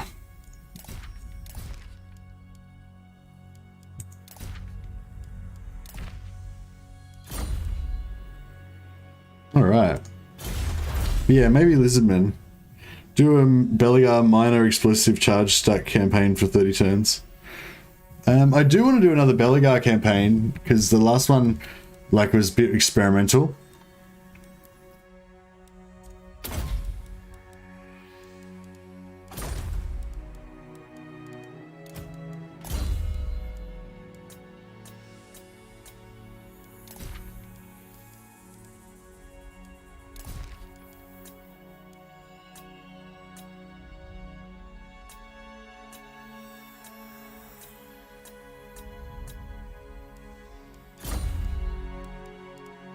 Yeah, the last one was a bit experimental, so should we drop some of these? We've got too many Quarrelers, maybe? Good, senseless violence.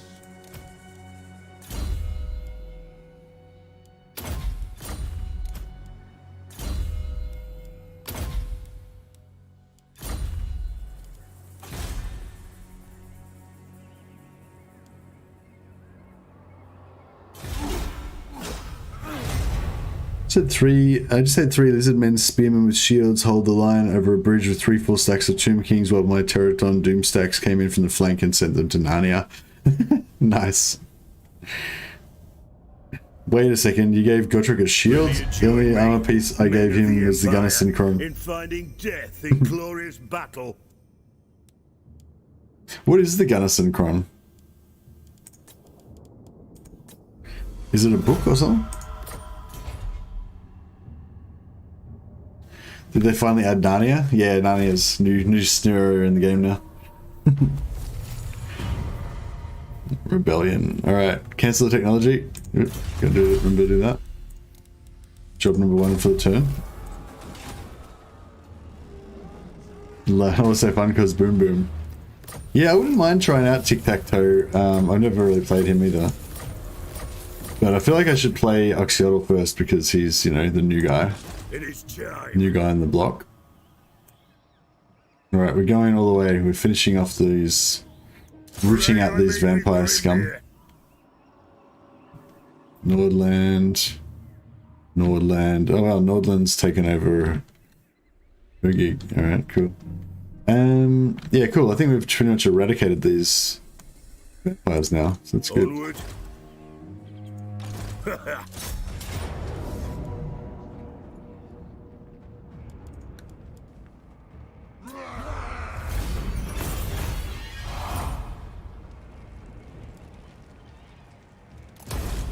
I must fulfill my Slayer oath.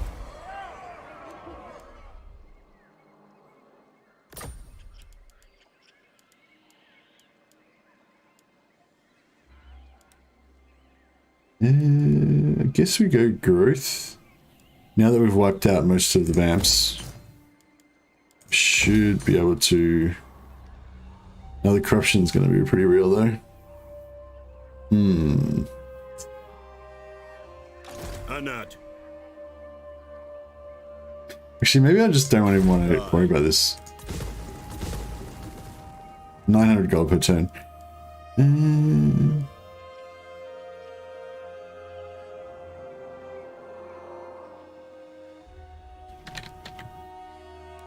Yeah, I might just abandon Wolfenberg. It's fine. To die in battle. Which is the growth cost?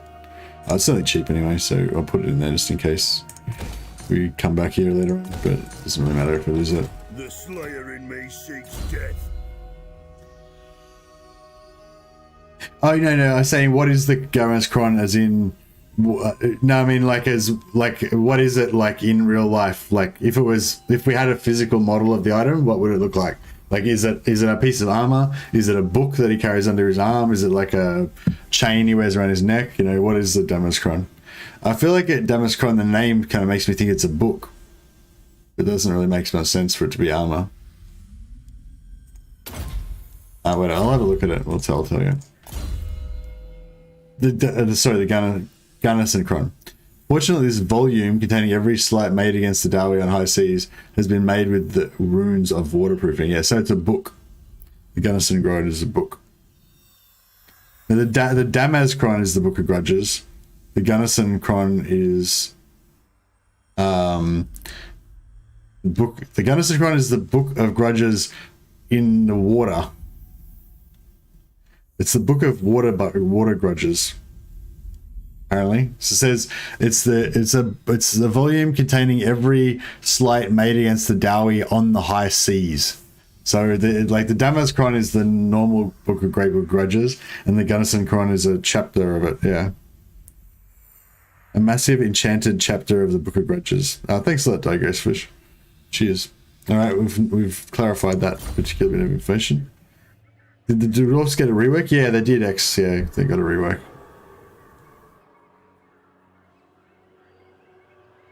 I just saw a Legends Lizman Lord comparison. He rated tic-tac-toe fairly high up due to his command ability, so I thought I'd give him a try. Zero regrets about that one. Yeah, nice. I am the Slayer King.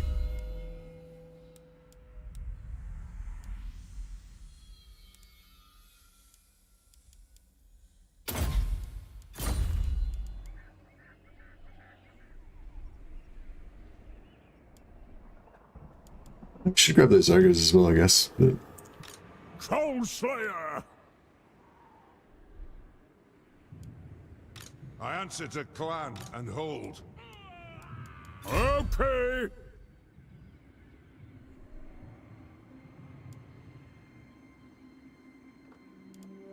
Keep up! Out of the wilds! What orders? Moving!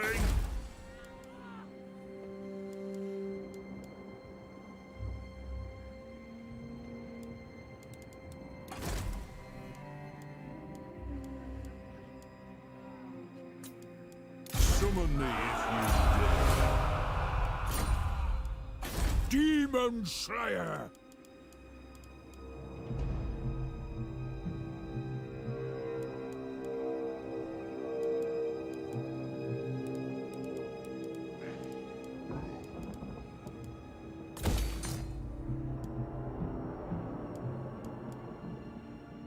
Gottrek Gurnishan!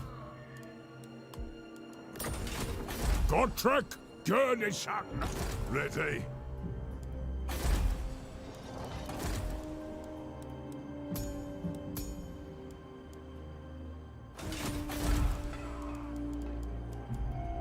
Right.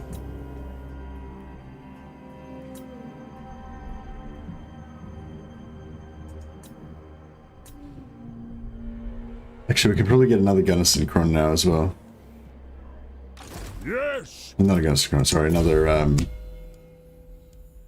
what do you call it? Thing.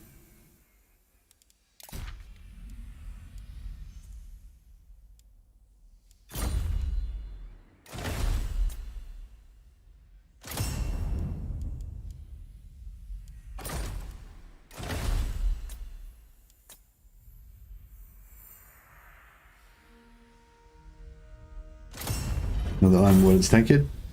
Indeed, indeed. Instead of dealing with her parents, I've been gifting her money, but do you reckon I should try to wipe her out since they don't trust the Empire? Also, I want to make friends, who I also want to make friends with. Is Repants like a big deal in your campaign? I mean, if she's right next to your lands, and, you know, she's probably gonna, if she's not super friendly with you, then she's probably gonna declare war on you eventually. I know, my general rule is like just expand out in like a ball, you know, like keep all your stuff together, don't like try to spread out all over the place. So if she's the closest force to you, then I'd probably attack her next once you've wiped out all your other enemies. Just remind Rapance that by the time of France's birth she'd already been dead for 400 years. She'll shrivel up and disappear. Yeah. Cease! That is correct. I'm not sure if that will work, but you give it a try.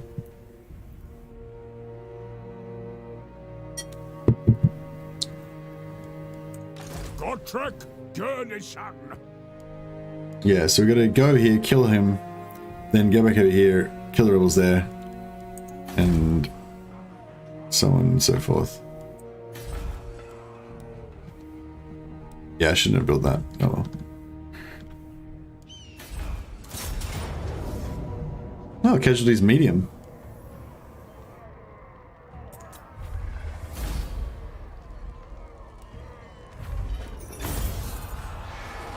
Interesting.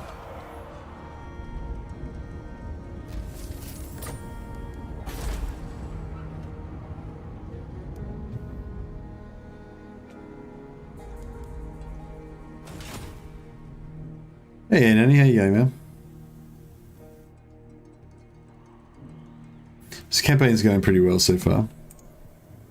Pretty good. I'm restless. I must fulfill my Slayer oath. Hey, Food92, thanks for subscribing, man. Much appreciated.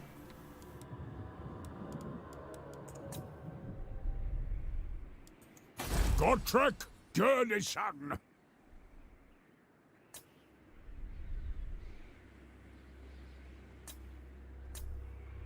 Cool, I think we're pretty much all good here.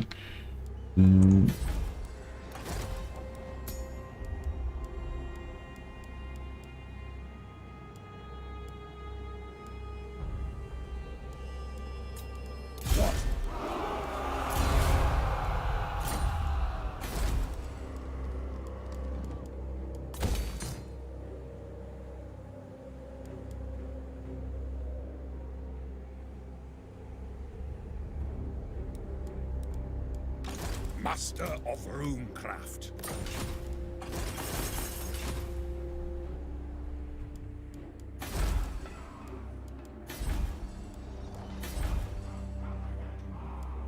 Oh yeah, we need to, I think we might have some more untainteds that we can put on people. Just spread all these around.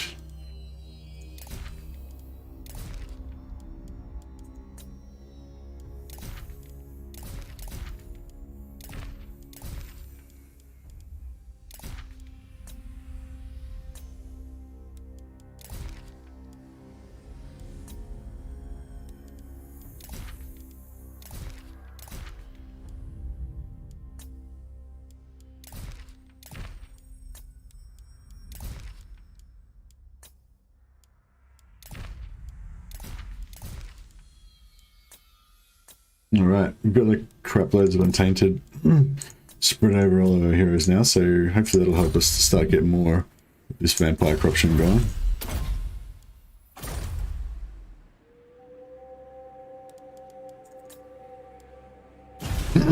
Alright.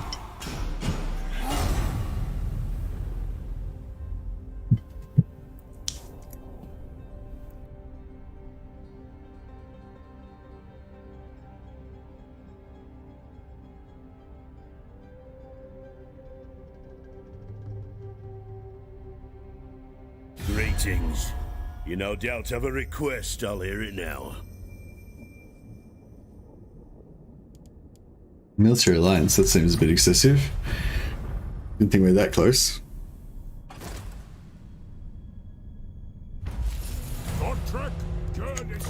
Yeah, I was wondering if that was going to happen, when if they were going to attack us and then...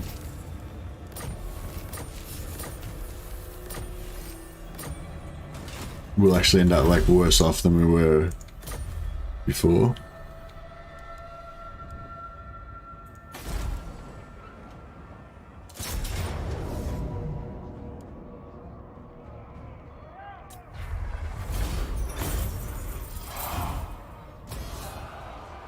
Alright.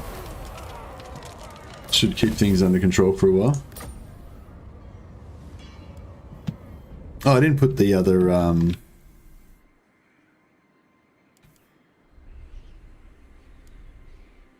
Yes. didn't give anyone the other Iron Warden's tank kit.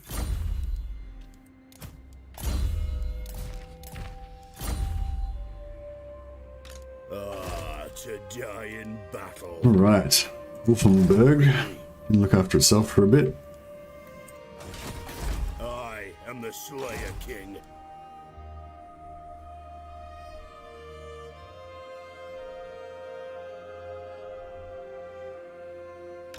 The Slayer in me seeks death.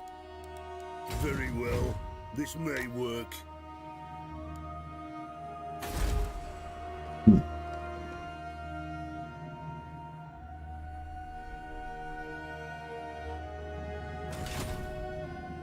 Gotrek Gurnison. It is settled.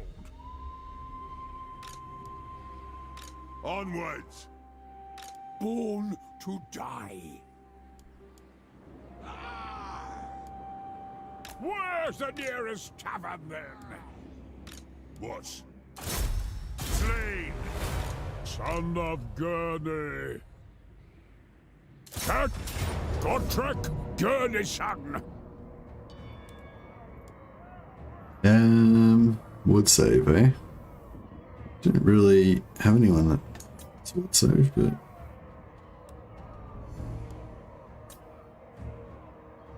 oh, I suppose these guys be good on.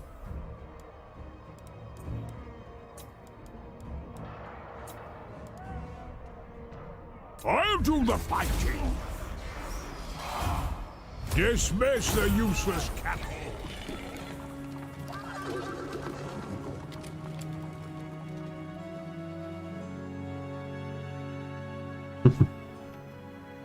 Dry out my ear. Alright. Yeah, I don't know, this copy, no copy thing's like, I don't know. I mean, it's okay, but now I'm getting tired. Whereas I feel like if I was just drinking coffee the whole time, then I wouldn't be as tired. Gotrek Gurnison.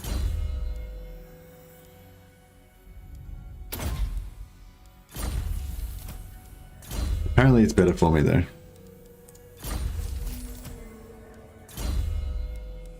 Oh yeah, I went to the doctor yesterday about my heartburn and stuff. Not that he made guys necessarily related, but interested. I mean, but we were talking about reflux the other day. That was, we had a bit of a side quest into the reflux. And anyways, to add to that story, I heard a thing that said, I mean, the doctor said that drinking coffee or caffeine, I'm not sure if he said caffeine in general or specifically coffee, but anyway, he said, if you get heartburn, if you get reflux because the valve at the top of your stomach that keeps the stomach acid out of your neck, basically, is a bit shit, and sometimes the acid comes up in your throat. Yeah. Anyway, apparently coffee loosens that valve a little bit. I don't know why. I thought that was pretty weird, but yeah. Like I thought that the reason why coffee sometimes makes your heartburn worse is because coffee is just a bit fucking poisonous and shit, and it upsets your stomach and stuff. It makes more acid and whatever. But yeah, no, he said apparently coffee actually loosens the little sphincter in your neck that stops your acid coming up. So yeah, that was an interesting. Didn't know that. That's yeah. There you go. Gotrek Gurnison. I don't know. I don't think it makes a huge difference. I think the main thing that's bad is just eating too much, and eating too much like bad, oily food stuff. Hey, Dangerous Dave, how you going, man? Hey, Mercy, not caught a stream in ages. Been flat out with work. How's things been going? Been going really good. Dangerous Dave, really good with the streaming, and been really enjoying the streams and stuff. But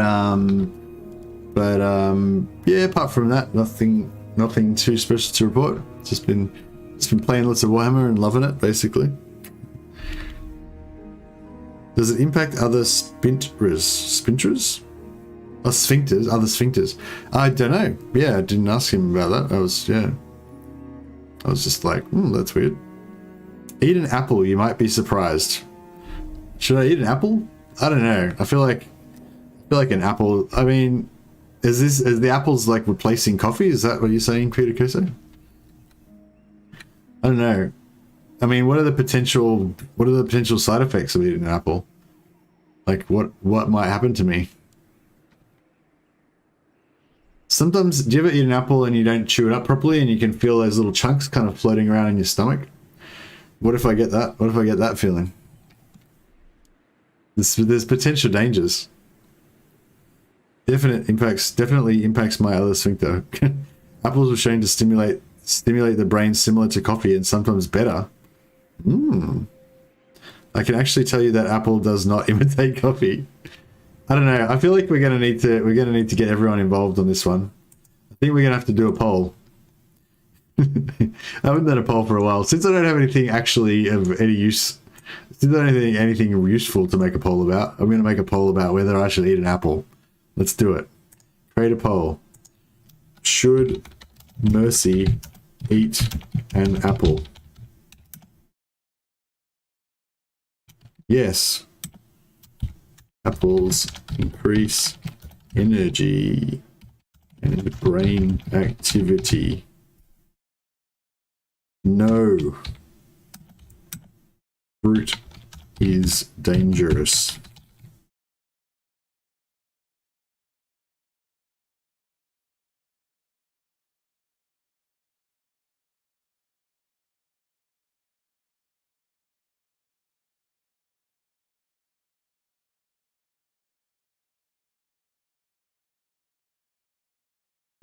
Yeah, I don't know. I've had periods. I don't know if anyone else has had this thing in the past, but it's funny. I've noticed it's pretty funny how your body actually really adapts to your diet. I've had this happen to me a few times with different ways. Like one when I had one of my girlfriends was a vegetarian, so I didn't eat any meat pretty much at all. Like I very occasionally, if I wasn't with her, I might eat some meat or something. But basically, because she cooked most of the time, and I just ate what she cooked, so I just became vegetarian. And then after doing that for a few months, I found meat was actually kind of grossed me out, and I couldn't really handle the fat and the juice and everything and the smell of it and stuff. Yeah, like my body kind of adapted to not being able to handle meat. But you know, I got over that. I got back on the horse. But yeah, anyway, and conversely to that, I've also had the thing where you just eat nothing but like meat and carbs and fat all the time, and you don't eat any vegetables. And then when you actually have like broccoli or something like that, like there's just so many like weird nutrients and shit going on in there that it kind of freaks you out. Like your body can't handle it. It doesn't make you sick exactly, but it's like your stomach almost turns, you know, it's like it's not good. But yeah, I don't know if you guys have ever had that. Have you ever had, like, anyone who's really unhealthy, basically, or has been in the past, where you just don't eat any fruit or vegetables for a while, and then you try and eat some, and it's kind of weird, like your body's not used to it anymore? It's safe to eat apples unless you have 7 little friends. I don't have any little dwarf friends, luckily. Don't eat the apple. Don't believe big fruit's lies. That's right. It's the big fruit conglomerates. All right, let's see what the poll... Have we had enough time for everyone to vote on the poll about whether Mercy should have an apple? Oh, it's pretty close. It's pretty close. 52%. Oh, it's 50-50 now. 50% believe yes, apples increase brain activity. 50% believe no, fruit is dangerous. All right, I don't know if I'm willing to take the risk, because it's 50-50, you know. Fruits are mostly poisons. Yeah, I mean that's the accepted wisdom. Cielo says it's clear that eating fruits is pretty much better in the long term.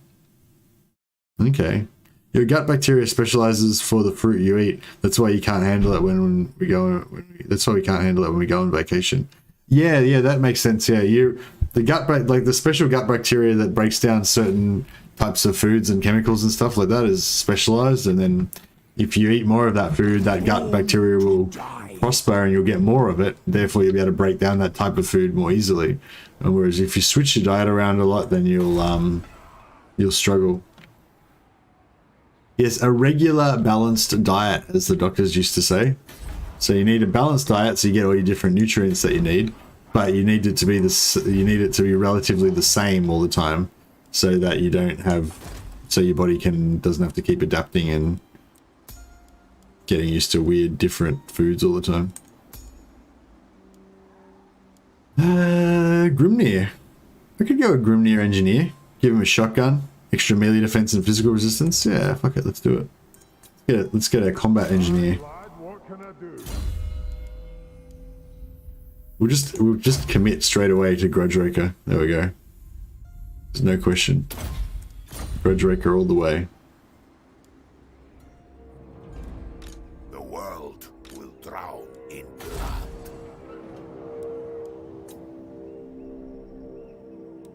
Castle Templar is ready to level up.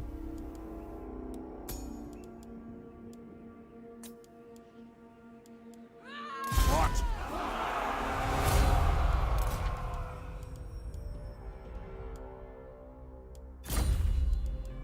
Godtrek Gurnison.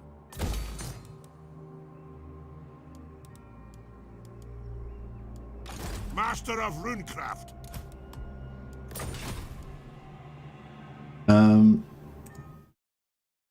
What else are we saying? I noticed that you are supposed to eat an apple-y according to the poll. Eat an apply. Eat an apply. Yeah, whoops. Oh, well, you guys know what I mean. It's because I don't have enough brain activity. I can't spell apple right now. Maybe after I eat it, the apple, I'll be able to spell apple. Balanced diet, like multiple flavors of Doritos. Yeah. Like high protein Doritos, high, vitamin C Doritos, all the different like dietary Dorito types. E. coli bacteria, the gut bacteria, is highly adaptable, so it specializes on what it needs to break down whatever it gets. We abuse this adaptability in the production of medicine. Oh, interesting. Apples improve gut function. Yeah, I think I heard a thing that like, oh no, it was the other way around.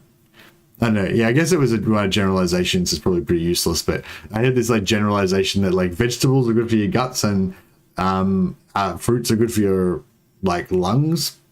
Yeah, but I guess now that I say it out loud, that kind of sounds kind of stupid. But yeah, I like to keep my body on its toes. You never know when something happens, you'll have to eat whatever you find.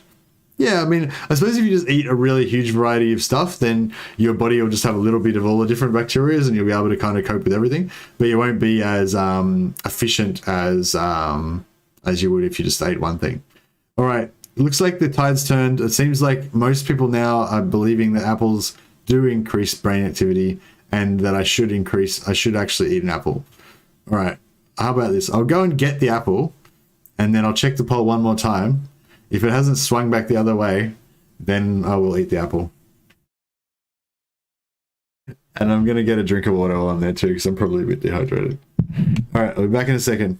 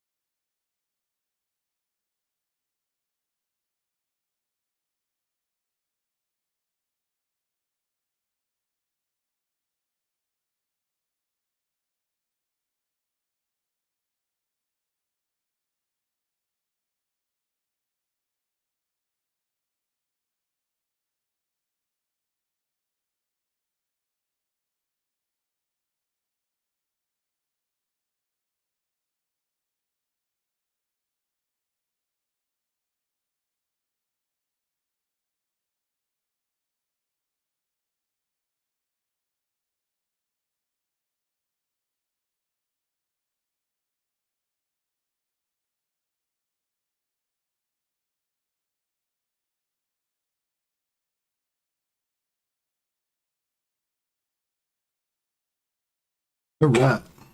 Oh wow, it's even more overwhelming now. 58% in favor of eating apple, only 42% against. It seems like we've had a strong swing in favor of the apple. Apples help burn fat, but chilies are the best. Oh, doctors say eat fruits and veggies, but then again, doctors make their money from repairing your body, so I've got heavy trust issues there. And why would they work against their own interests, you know? Good thought. Conspiracy time. Apple time. Apple ASMR. Yep. We're gonna eat the apple. I don't really fully understand what ASMR. What is ASMR an acronym? Does it stand for something? Yeah. Like I know I've watched a couple of things that said ASMR and like it was sort of like whispering, like they'll be like, "I'm gonna eat the apple. Apple's gonna be really nice. And it's gonna be really good apple." Can you guys even hear that? The best apple ever. Is that ASMR? Is that what it's supposed to be like? Or do you have to hear the apple? Maybe you can like hear the sound of the knife, like. Could you hear that? Is that a good ASMR?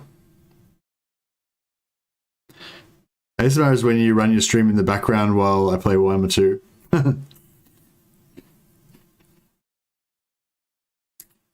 Alright, what I'm gonna do, I'm just gonna have like a tiny little bit of apple, you know, just like this much. This little bit of apple that's missing here, you know, so that way, you know, we can test for any increased brain activity, but also if apples are in fact highly poisonous, as a large proportion of you guys suspect that they are, then hopefully I'll survive that initial tiny bite of apple, and I'll have time to get to a hospital. Tap your fingers on the mic. I don't know about that. The physical response to auditory stimulation essentially helps some people relax or sleep. Autonomous sensory meridian response. I don't know. But yeah, essentially it's just like when your mum just talks quietly to you when it's bedtime and then you go to sleep. Is that the thing?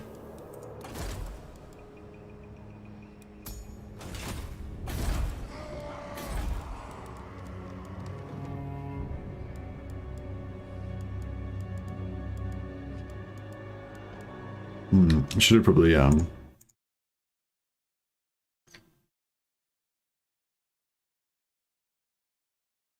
doesn't help with RLS though. What's RLS?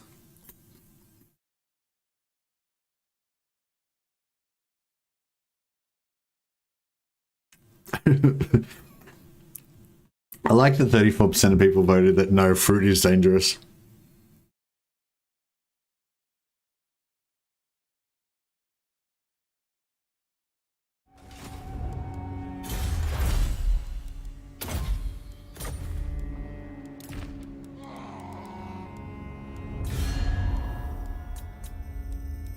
Sigma's Are will. these guys wanting to...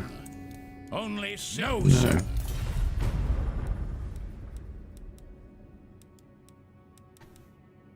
Who calls?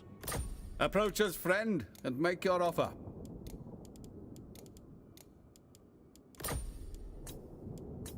See if we can Right. get a few What? good relations going. Welcome, ancient allies. No, sir. Yes. Yes? Come then. Only Sigma's gone. Never.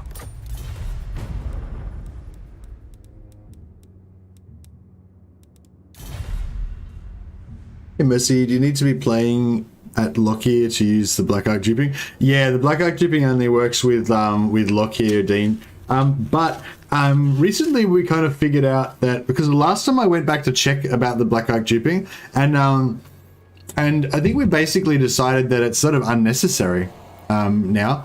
I think there was sort of some advantage to getting it before, because the Blessed Dread was bugged out and it gave you supply lines penalty. So basically, if you kept the Blessed Dread, you would get supply lines penalty and be screwed over.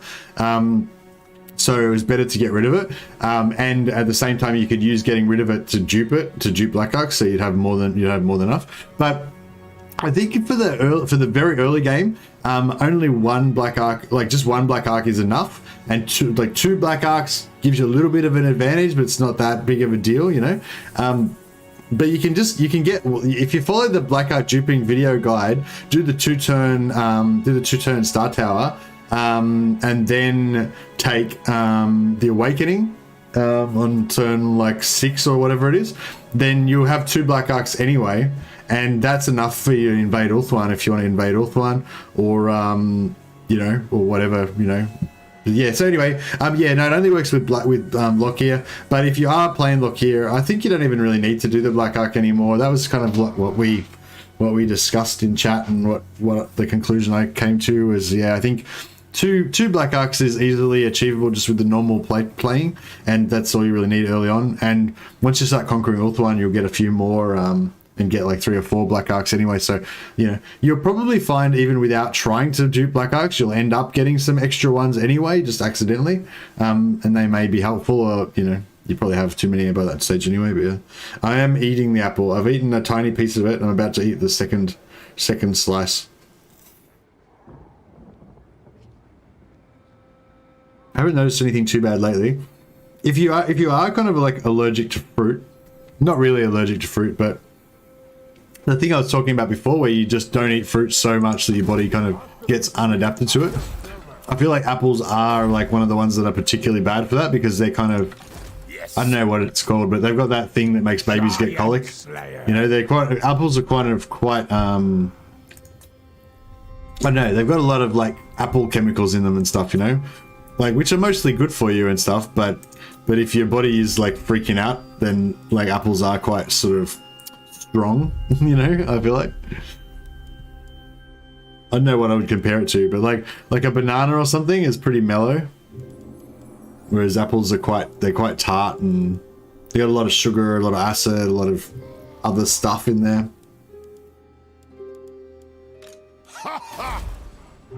I'm not feeling any ill effects yet. My brain does feel more active though. Maybe this brain activity thing is a thing.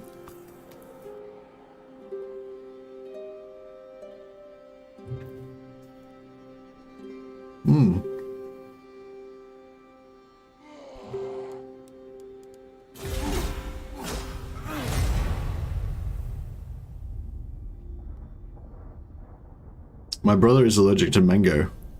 Yeah, weird. I was actually thinking about saying mango instead of banana as my example of like the bro. Why?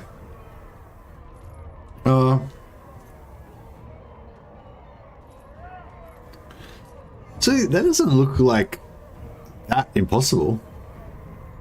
I mean, it doesn't look awesome, but it doesn't look impossible.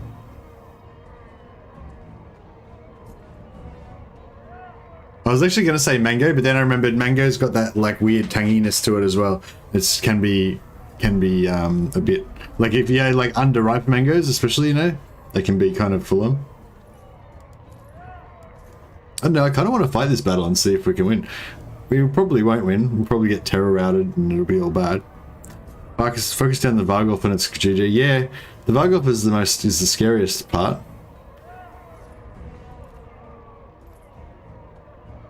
Does one of these...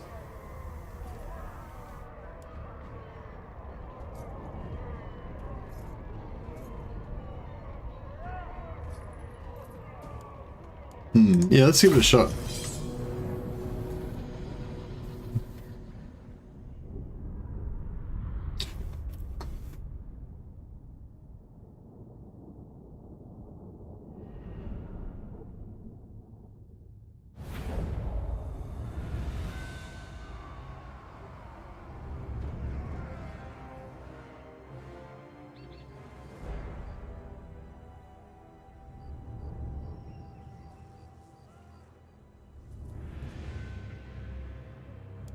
Grudge thrower!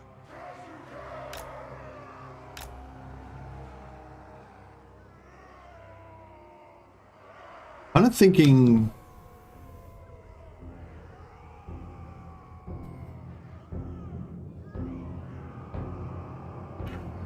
Well, I don't know if we need to corner camp because they haven't got enough units to really flank or anything. Or are they going to use these things as... Are they going to use these things as like chariots maybe? Fuck, they might.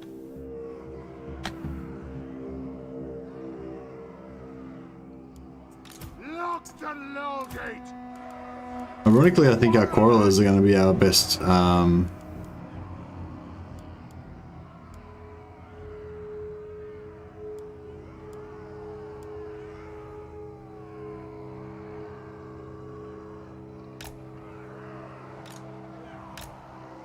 For the Karazanko! Quarrelers! War of vengeance! Copscar, oh yeah, Copscars aren't slow, are they? Yeah. Yeah, I don't know. I don't think they're going to really flank too much. So I don't think we need to worry about corner camping. And I was sort of thinking, because the Vargolf can terror route us, I don't think... Yeah, I don't think it'll be a problem, but... War of vengeance! Dwarf warriors! War of vengeance! Miners! We demand blood! Miners! It is a reckoning! Da! Quarrelers! For the High King! Kind of thinking this kind of a thing. It is a reckoning! Quarrelers! Da! Grudge thrower!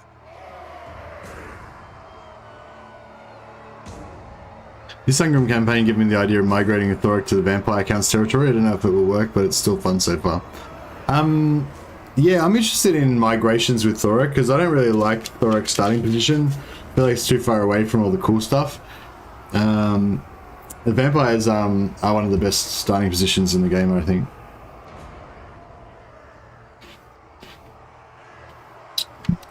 Like Sylvanian.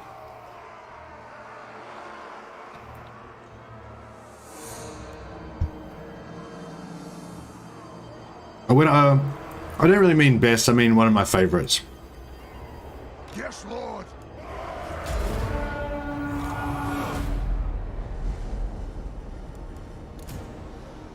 Kill them! Attack the Urks!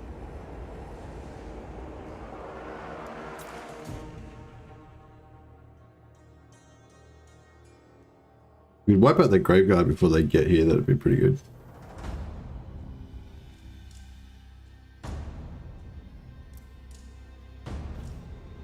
Snickers is a pretty sweet starting position. Nah, I hate Snickers' area. Like, it's good that he's got his back to the wall, but I hate the actual terrain and everything around there.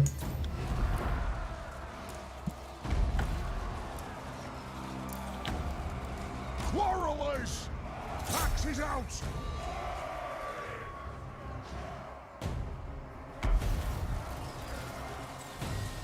This is looking alright.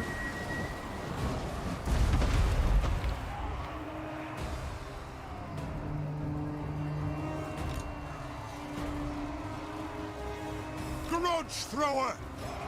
Kazook! Down!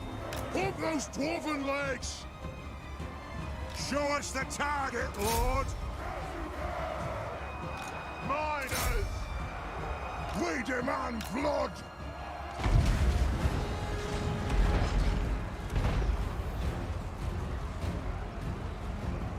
For the Karak's Anchor! Grudge thrower! Yes! Can we drop that Vargulf? Yeah, good. Play the oath breakers! Charge! Bring them down! Quarrelers! Attack the Orcs! Move! Dwarf warriors! Pull out! Yeah. Grudge thrower!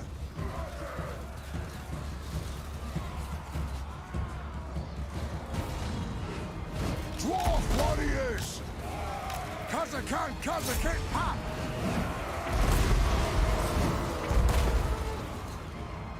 It is a reckoning!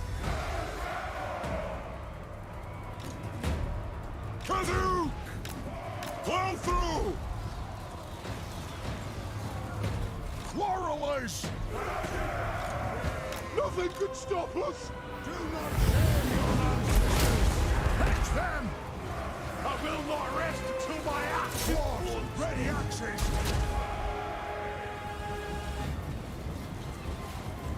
Run! Rage far! Rage fast! Quarrelers! Aye, as you command! Strike out!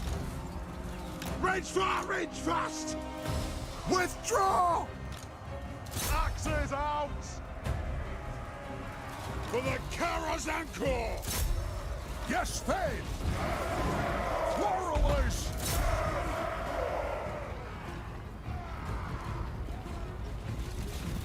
Make way! The dark day! Kill them! Let the vengeance begin! Do not share Nice. your ancestors! None of Thoric's neighbors represent a credible threat once Queek is dead. Yeah, like I don't think Thoric's start position is like super hard. I just don't like it there.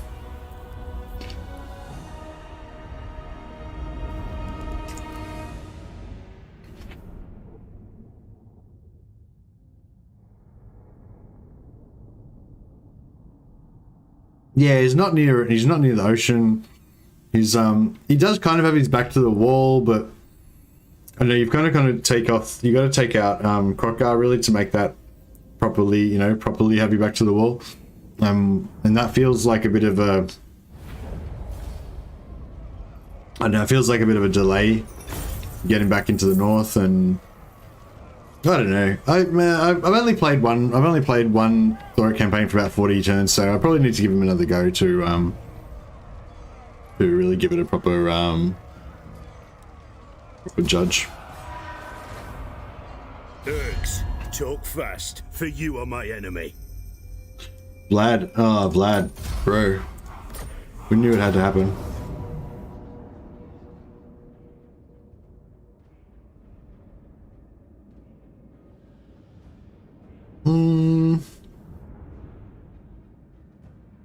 Can I potentially, I don't know, could we potentially kill the Vargeists? I don't know if that would be, oh whatever, nothing's, we're not going to do anything useful.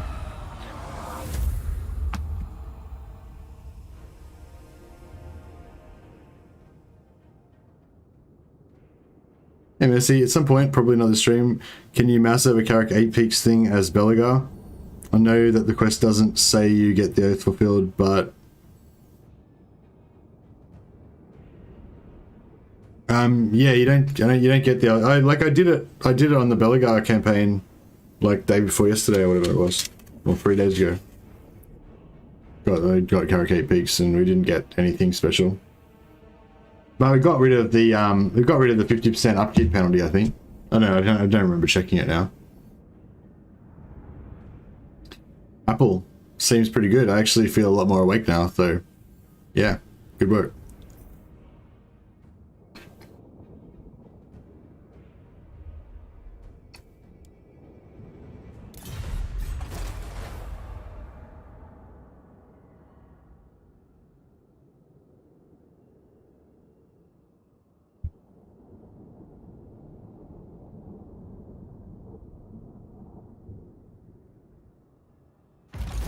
Fight! If you're going to fight!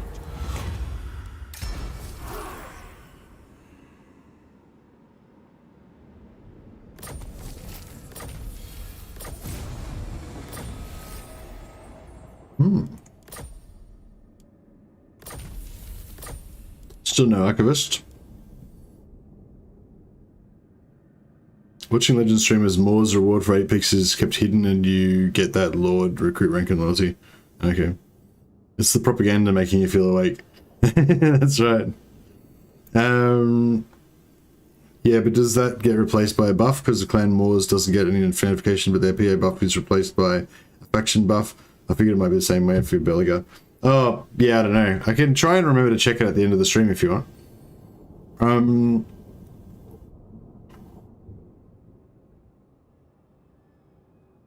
I missed a question up here. Oh yeah, Dean said, what lords do you think will be moved in game 3 and where to?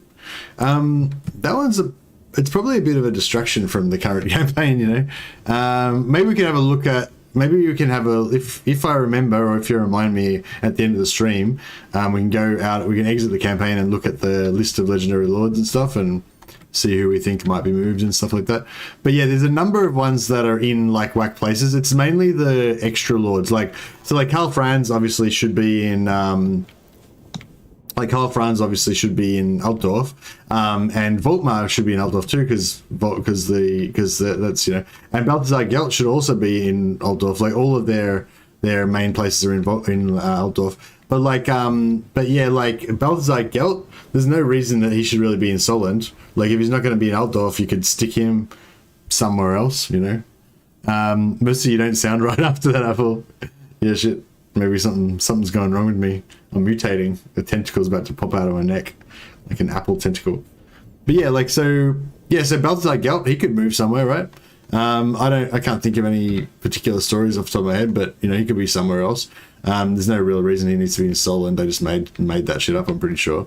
Same with Volkmar. He's camped in Altdorf, but he could be on a crusade somewhere. You know, definitely he could be crusading up into the north, into the Chaos Wastes or something like that. Malice Darkblade, there's no reason that he needs to be in the Dragon Isles, I don't think. Oh, actually, did Malice ever go to the Dragon Isles? I don't think he did he? I remember Malice went he went up here, I think, up to through the Sea of Chaos and into the Chaos Wastes and stuff. Like I think he fought some. Actually, where was his brother when he got like teleported onto his brother's ship? Where was that? That could have been in Dragon Isles, I guess. I don't remember where that was now. No, I think that was when they were chasing Norskin, so that would have been up north somewhere. Yeah, I don't think so I'm pretty sure Malice has never been anywhere near the Dragon Isles. I don't know. I'm not pretty sure. I don't know actually at all.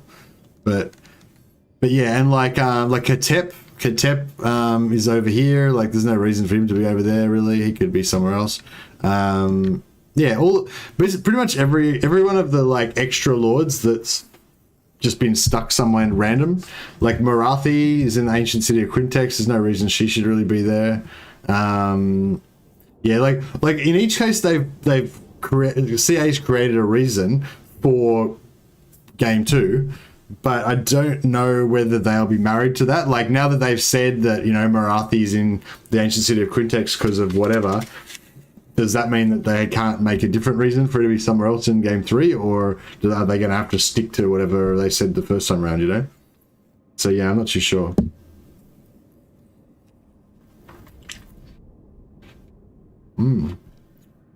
Happily goodness.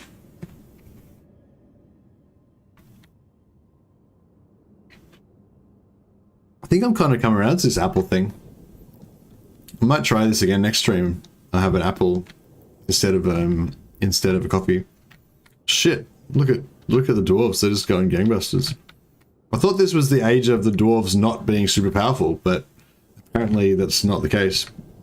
Oh well, I guess we don't need to go down there then. That's Thorgrim's got it covered. How do you take your coffee? Oh, it depends, Annie. It's a long and complicated and probably not that interesting story. But yeah, if I was having it with dessert, like if I was having coffee and cakes and stuff, I'd have black coffee. If I was having the coffee as a dessert, like with nothing else, I'd probably have a flat white with 2 sugars. So have like sweet milky coffee. Like if I was in a cafe or something. When I'm streaming, I usually drink a big instant coffee with 2 sugars in it, just to give me the maximum amount of caffeine and sugar to energize me for the stream. But I'm on a diet as of today again, so I'm back on black coffee. Except for I'm just actually not drinking coffee today at all. But yeah, if I do drink coffee again, I'll be drinking black coffee.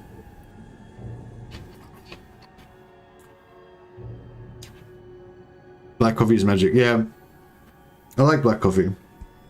You like your coffee with yogurt, I thought.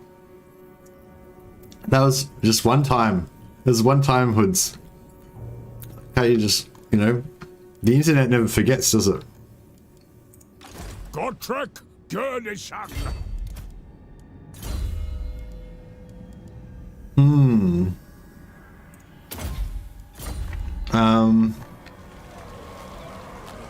Yeah. Ridiculous. Begone. I'm not sure I'm really ready for this.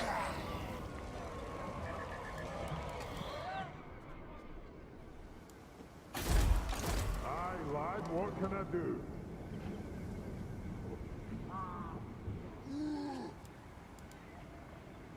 Beards and belts! Master engineer at your service. Might just put that off for a minute. Grow restless. What's going on? We fought them off. Got that. We got ogres to get if we still want to get them. I don't think I care about the ogres. Fuck the ogres. We never even recruited the other ones, so.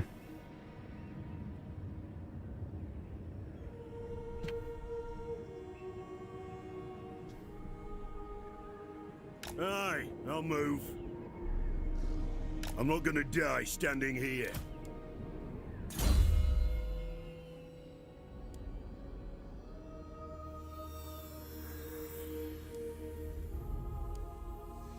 Yeah, no, I quite like black coffee. Although I sometimes, yeah, it was pretty disgusting. I mean, it didn't taste disgusting, but the yogurt, like, I thought the yogurt would kind of melt into the coffee, like, and because I've had coffee with butter before. You ever done that? Like black coffee with a little piece of butter. The butter basically just acts like cream, and it's pretty good. It's good for if, like, you know, sometimes you have like black coffee and your stomach's not kind of great and the coffee seems to be too harsh. You know if you have like a straight shot of whiskey or something and your stomach's just like, you know, it just like does like a little twist. Like sometimes I feel like your coffee can be a bit harsh, you know, or if you're getting heartburn and stuff and you need something to smooth it out. But yeah, put a bit of butter in your coffee actually works alright. But yogurt in your coffee does not work alright at all. The yogurt all forms into these weird globules of like yogurt tofu and it's all fucked up. So yeah, don't do that. Had too much beer and whiskey last night. Oh dear. Beer and whiskey is fucking good. I've been out of that for a while, but we used to go for drinks after work with me and a mate of mine he's an Australian, but he's of Irish descent, and he likes to I'm gonna be sick hearing this yogurt shit. Even though I won't talk about it anymore. But yeah, I actually got into that thing of the pint and the shot thing. Like we'd have it was around that time I started drinking whiskey neat as well, and yeah, it was like we'd go and have a pint after work, but yeah, quite often we'd have a pint and a shot after work, and sometimes you'd have 2 of them, or occasionally you'd have 3. And if I had 2 or I had 3 pints and shots, then I was gonna get fucked up. you know when you get like drunk during the day and like you're heading home and it's like 7:30 and it's in the middle of summer, so it's still broad daylight and you're just wasted. Yeah, that. The horse people of the steppes put butter in tea. Oh, nice. Irish car bomb or a Boilermaker. Oh yeah, oh we didn't drop it in. The Boilermaker I think is when you drop it in, yeah. We didn't like drop it in or anything, we just have a yeah, just have a shot and have a whiskey. Have a pint as well.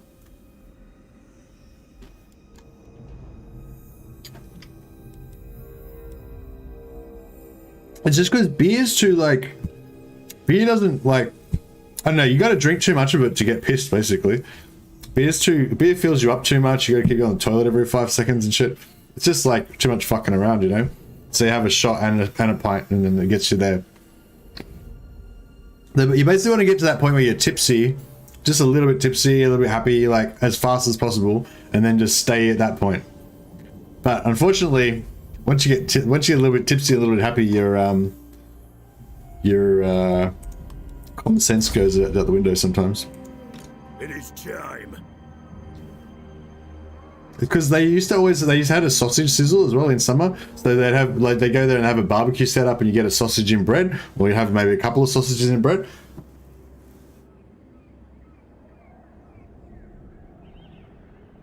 Excuse me. It was ASMR. And what do you call it? Yeah, so you have the sausage bread, but sometimes I'd go and get a sausage and bread first, and then I'd go and get my drink. But other times I'd be like, oh, I'll just sit down and have a drink, have a bit of a chat while, you know, some other people get their sausages, and then I'll go get a sausage. But then sometimes you'd have your shot and your beer, and you'd be having a great old laugh, and somebody else would get you another shot and a beer, and who can be bothered going to the barbecue to get your sausage, and then you get really fucked up because you didn't have your sausage. You gotta eat the sausage.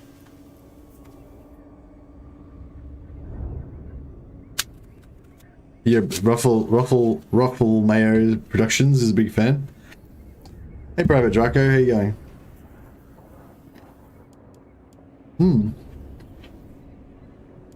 Apple, good.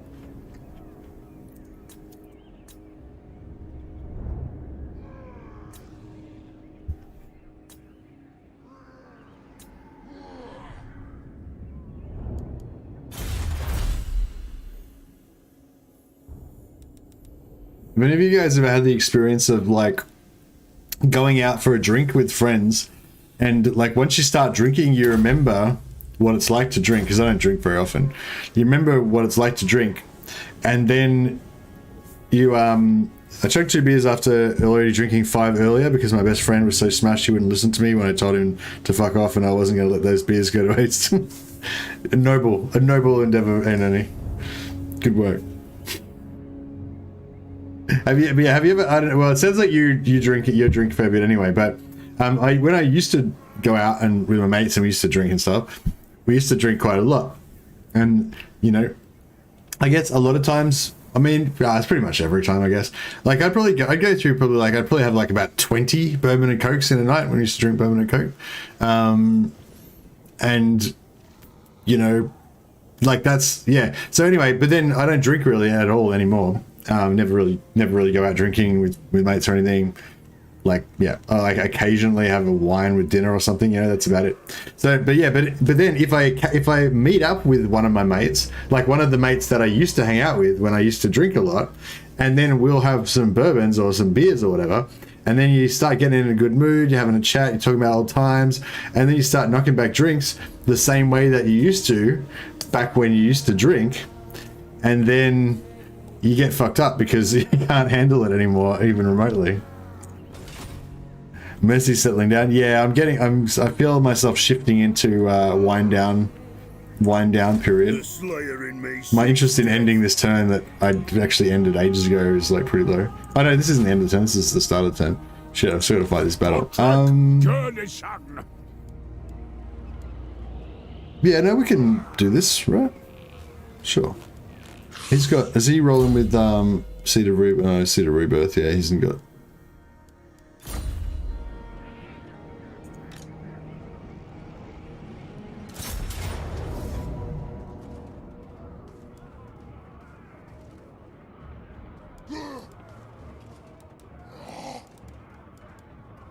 Let's see what we can do. Yeah, it's not pretty. I woke up with a headache so bad my whole body was pulsating this morning. Oh man, that sounds terrible. Also, it's hot as fuck because it's Texas heat. Ain't no joke. It's just miserable. Well, I don't know. You probably don't want to hear it, but I think like the tough love thing is pretty good for depends what situation you're in. If you're in a place where it's okay to throw up, then I would recommend that you do some shit that's really hectic. Like go for a run, you know, like, or something like that. And you know, you may die, you know, or throw up all over yourself and then die. But if you make it home from the run after you've thrown up on yourself and nearly died and everything, then and drunk like a lot of fluids, then you know you get better faster. That's the theory. But you can also just skip the run and just have the fluids. For the Karak anchor! Those things that, you know, when you have diarrhea and you have to drink those electrolytes or whatever that have to replace your fluids and stuff. I think that shit's what you want when you've got a bad hangover as well. Getting those fluids back in is like 50% of it, and like and ejecting any remaining poisons in your body. Oh shit! It's not good. I just realized they've got much scarier flying things than we have. You may die. Yeah. It's an amazing life advice, indeed. Now, I've never done it, like, I've had people recommend that to me, like, when you're, like, seriously really bad hangover, think you're gonna die and stuff, then you, you know, you go out and exercise real hardcore, basically, sweat it out kind of thing, throw up a couple of times, and then you'll actually recover a lot faster afterwards. I've never actually done it, like, to that, like, not when I'm like you are, Annie. I've been like that, where you're just so fucked you can't even move. You just have to lay there in agony kind of thing. That's the best you can do. And then like once you recover a bit from that, the best you can do is like just watching TV or whatever. But even then you can't concentrate on it because you're in so much pain. But that's all you do is just rotate between laying down and watching TV, but you feel too sick, so you sit up, but then you're just too fucked up, so you lay down again, just like rotating between those two things. Yeah, I've never done it when I've been like that bad, but yeah, I've done it when I've been like very slightly hungover, and it seemed to work alright. Best bud is functioning alcoholic though, so I'll always get fucked when I chill with him. Yeah, it's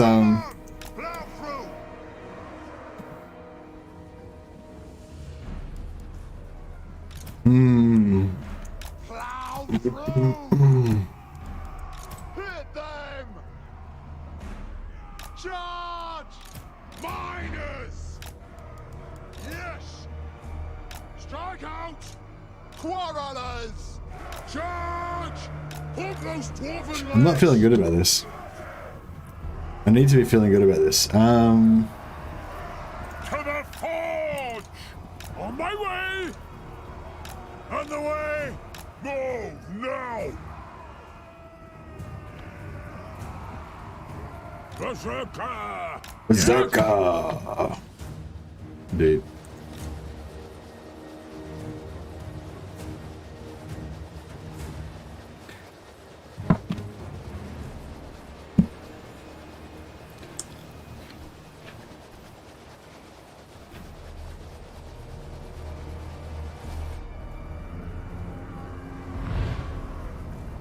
Slayer!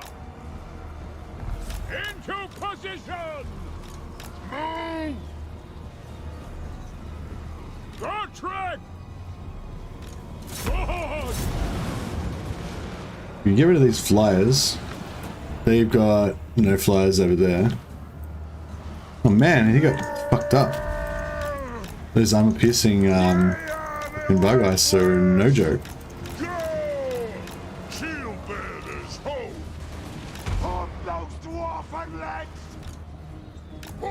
Dwarfen legs! Grindy! Miners! Quarrelers! Strike out! Still here! I will! It is an order!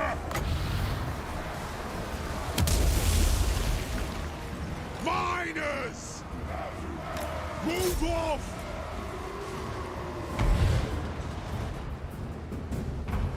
Gyrocopter! Karak! I agree! Quarrelers! For the cannons and core! Move! Whoa! Through! Go! Right far, right fast! Move now! Strike out! Maybe we got this.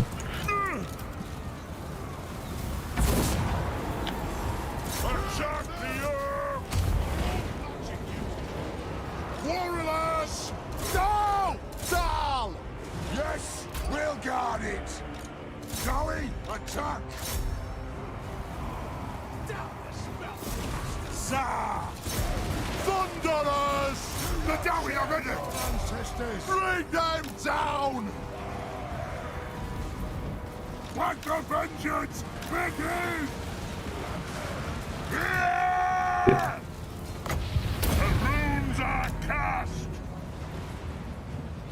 Take to the air! Quarrelers!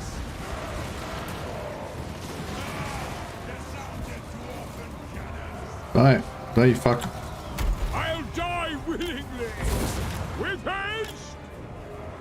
Thunderous! And legs! Targets, Lord! Drain them! Hey! Nothing can stop us! Withdraw! Claw, ready axes! Kasukan Kazikira! Ruin, Wrath and Ruin. It doesn't do a heap of damage, but it's the good thing about it is just you can cast it endlessly, you know, so it's great for sieges, really. Quarrelers! Moving out! Squeaky bum time. Gyrocopter! I know! Alright, I think we got this. The rest is just gonna come in piecemeal and get wrecked. Move! Attack! Kazook! Charge! Strike out! Fly! Thunderers! Strike out! Now! Attack! Slay everything without a beard!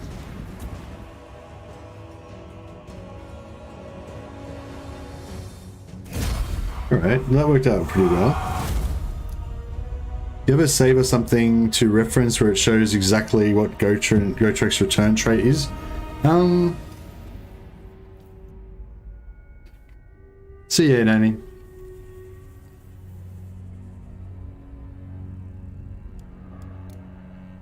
Yeah, I'm pretty sure one of my saves will have it.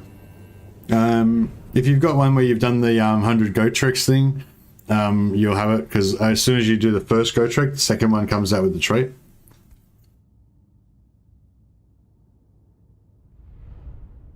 You haven't got any saves left from doing the 100 Gotreks thing?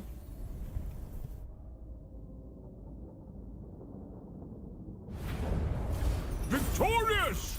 Earth alive!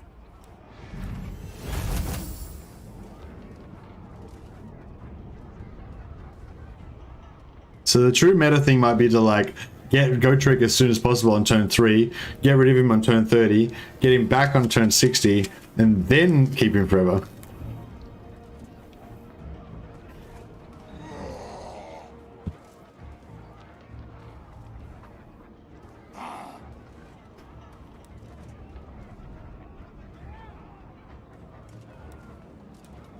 No use for them.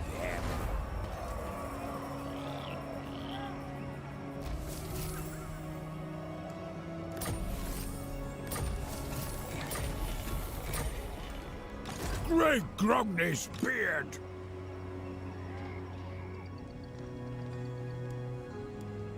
Demon Slayer. Did you see the 20-hour Rinsmith video Koi posted today? No, I didn't. Was that any good? Just like heaps of Wrath and Ruins cast over and over again?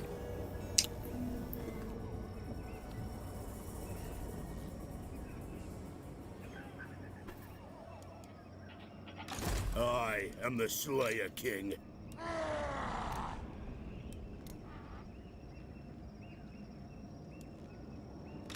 Lackwit. Gotrek Gurnison.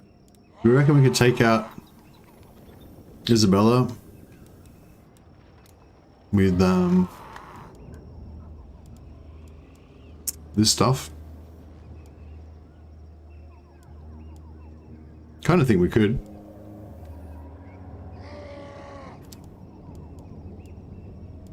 What's the best 4 units that we want? I suppose actually Slayer's a pretty good value in there.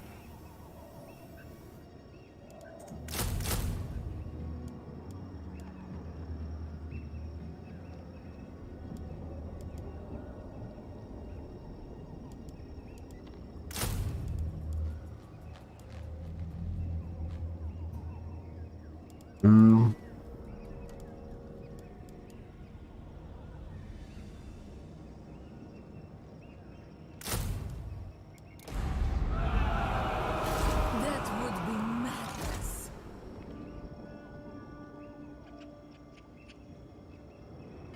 Pretty in training, let's try it, yeah.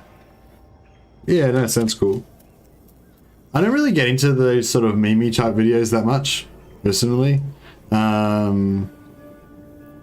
Yeah.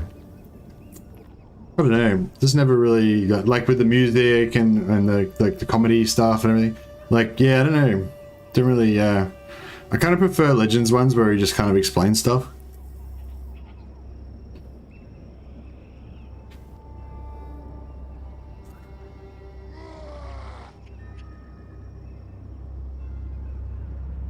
I feel bad kind of saying that because Okoi is really cool, and also Gaming Rambles is another meme guy. And yeah, I don't mean to disparage their work or anything, like, you know, they're great and everything. I just don't really get into it myself.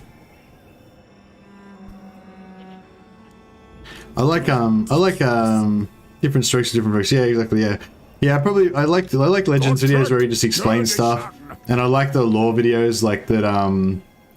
Like Grateful Grudges and Indie Pride do, and actually I like watching some of Major Kills ones as well sometimes. Although I probably prefer the more serious ones, mostly. Mid-vid Crisis. Hey, yeah, we were talking about that before. It's like once I get to that 6-hour mark, I start rambling more, start talking about different things.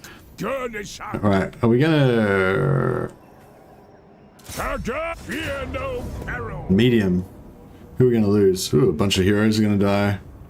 Seems excessive. Limbs will fly. They commence. How's about if we take you out? Into war. We take you out. I'm moving.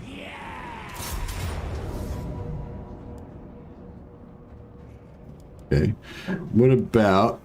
They commence. Excuse me. My What turn about to die. if we put in...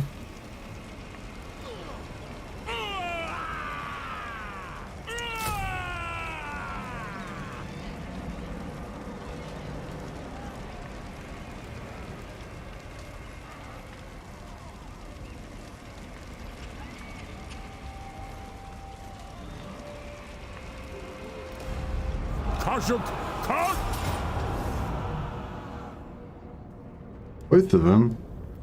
Right, what about... Give him a rank. I will not. To death. Since we spent like 2200 gold or something, I don't know. I don't want to keep it. We spent Ironbreakers, maybe fucking expensive.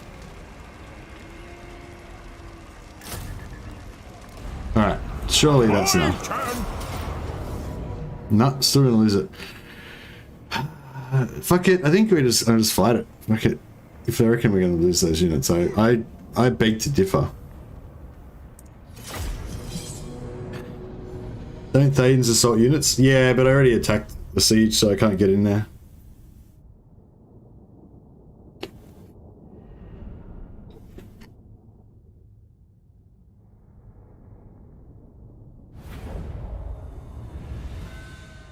Yeah, I start at midnight on the weekends, so probably been on for 6 hours. I got to stop in about 4 hours to get ready to go to the doctors, but I was thinking about having a sleep before that, but excuse me, talking mouthful. Don't think I need to. Where's the kill? For the Karazhan Corps! Alright. Get some heal happening.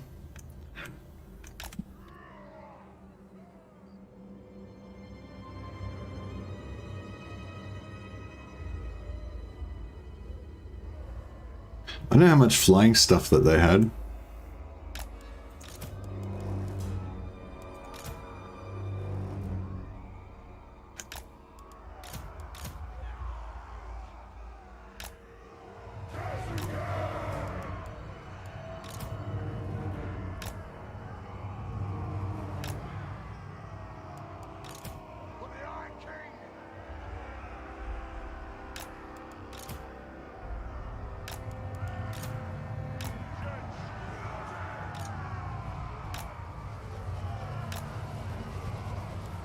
Take to the air!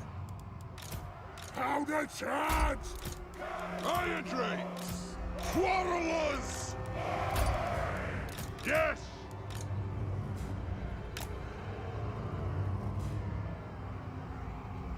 Didn't it mainly have dogs and black knights? Yeah, I think there was a lot of dogs and black knights.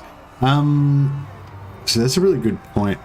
Maybe we should do a bit of spreading out a bit. It is a reckoning! It's a bit shit because you don't get to focus fire as much when you spread out. Like, you can't do as much damage as fast. But if they're gonna have a lot of dogs and knights, then we're gonna need to spread out a bit. Slayers! Yes! Preparing bombing run! Hey Carlos Espinoza, how you go, man? Have you thought of doing a user submitted campaign series? Not saving a disaster, think of it like cool for people to send their save files, like RateMar files or something. Yeah, I did one of those already, Carlos Espinoza, a while ago when Andrew Tobias sent me in a campaign of his, and I kind of did a showcase of his campaign and talked about a couple of things that he did and everything. To be fair, I did a pretty shit job of it though. I don't think it was very good. Like, he was quite kind about it. He said that he thought it was pretty cool, and I guess it's always nice to see your own stuff to be on there. But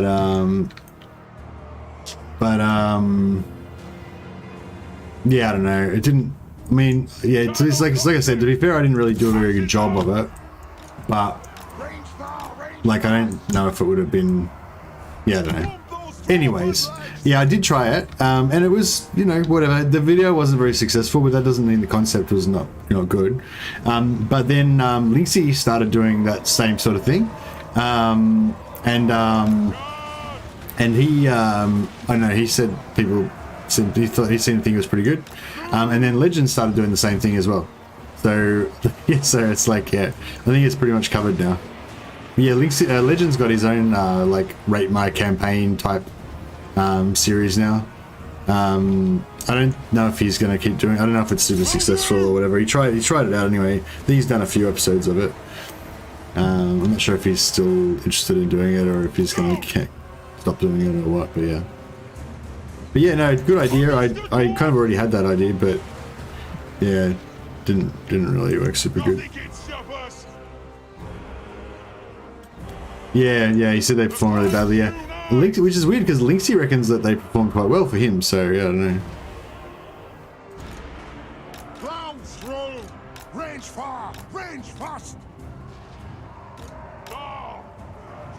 Move to attack! Strike out! Range fire! Range fire! What's the speed? 105? What's the speed? Yeah, that's cool. We're going around. Helicopter!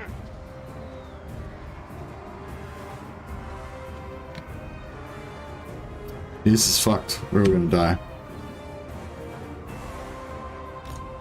Onwards! It is a reckoning! Gyrocopter! Attack the Arabs! Move now! Is this thing not firing or Moving ammunition! what? Why is it not shooting at shit? Is it like a super short range grudge thrower or something? What's going on there? Gyrocopter!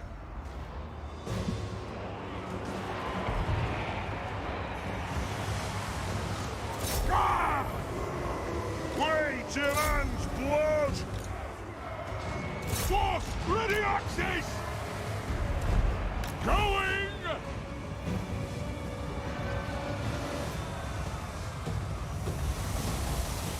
Kill axe! Bring the axe!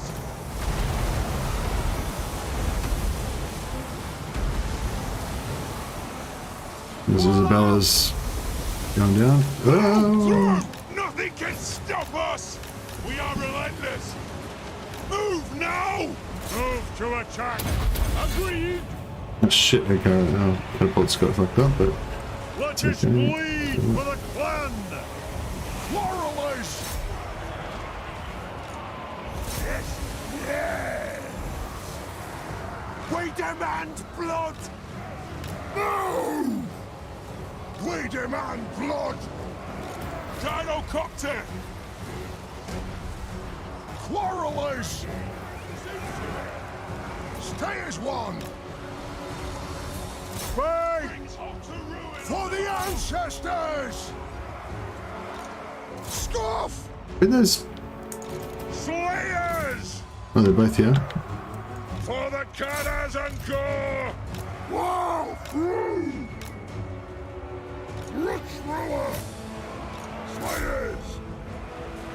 Vengeance! Yes! Go! Move! Vengeance! Aye! Gyrocopter! Yes! Yes! Charge! Right! Down! Move!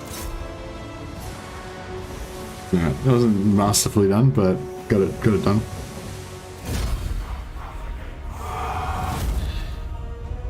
Legend discontinued it, said it was too much work for too little reward. Ah, okay.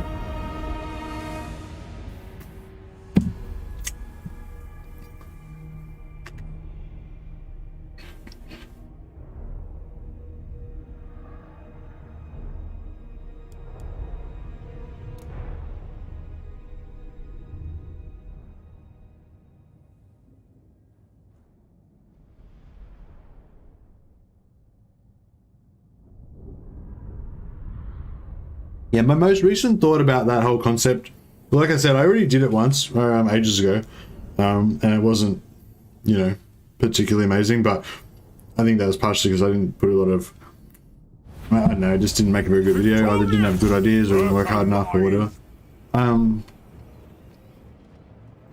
But yeah, my most recent idea was to combine it with something else, like Laying claim! maybe maybe like do a video about something else and at the same time showcase one of my campaigns that I've done something unusual in that I think's cool or whatever.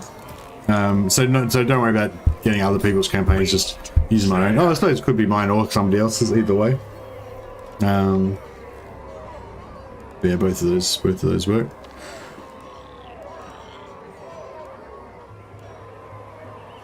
It's actually not a bad little army here. A bit too much range. Needs a couple more units of infantry maybe, but not too bad. For clan honor, muster arms. Balea's will binds me to you.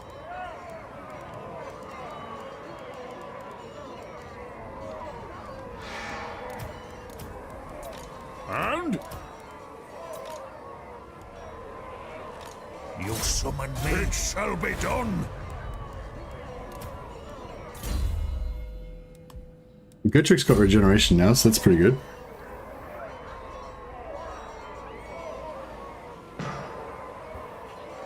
This apple's working out pretty good for me. Beast Slayer.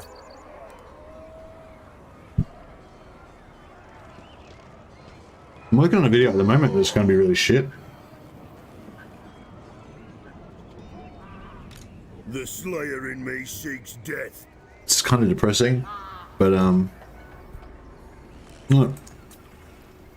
Yeah, I'm doing a video about. A few people asked me about like save scumming, like how to save scum and how to get new seeds and all that kind of stuff. And it's a pretty interesting topic, and to me anyway. And I think a lot of people would be interested to know about it. So I decided to make a video about save scumming. So I've been working on it for a while. I started it ages ago, but then I just realized it was shit, and then so I did some other videos in the meantime. But now I was going to go back and finish it.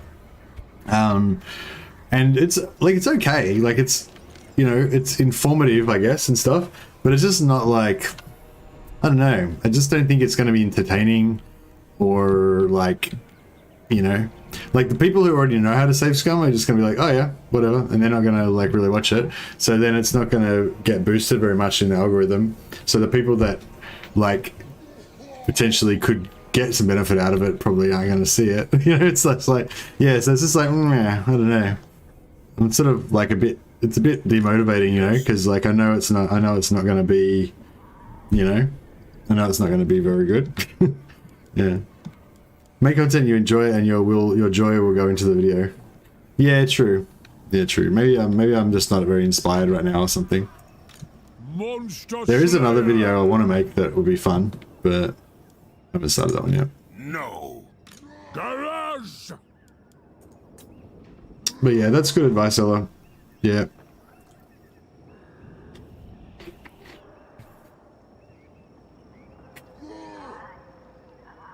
Apple done.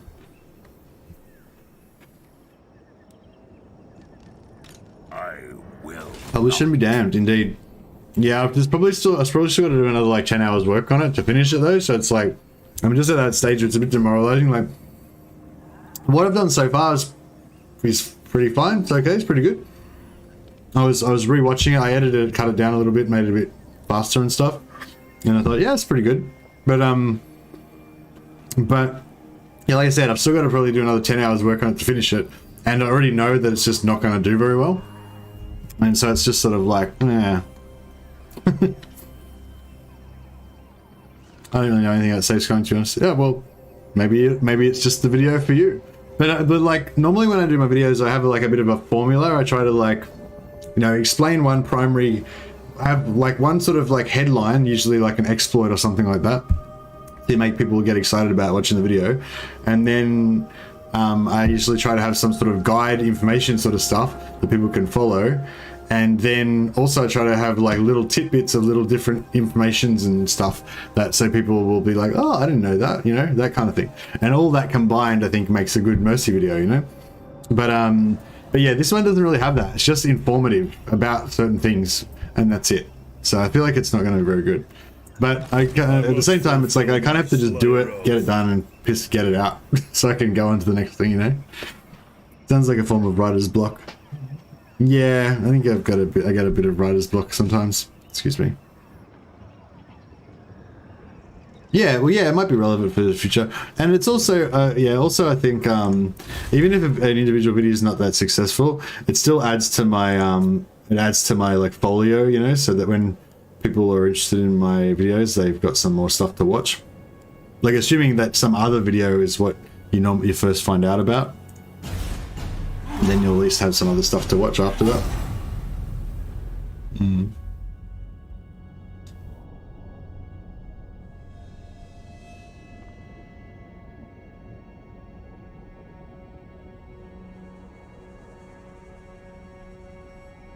Welcome to my throng.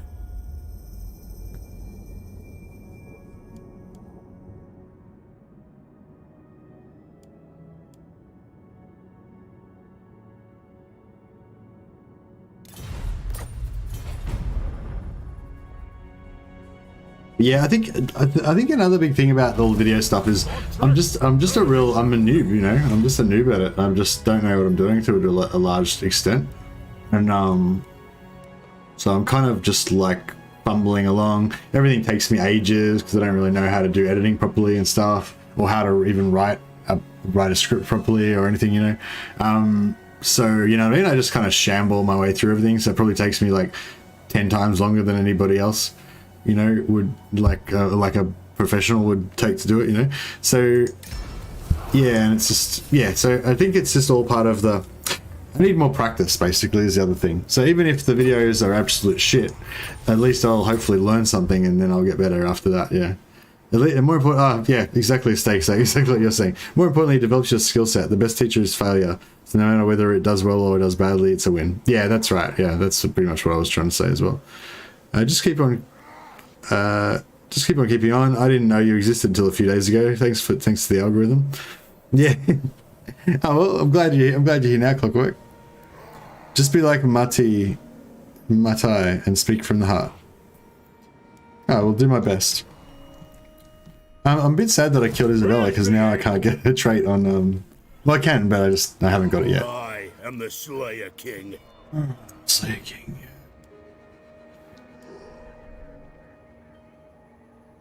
Gotrek Gurnison. Right, so is this going to wipe out the vampires? To die in battle.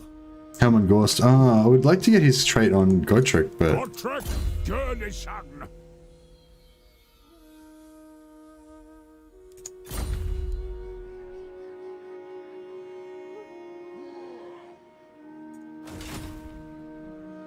Aye.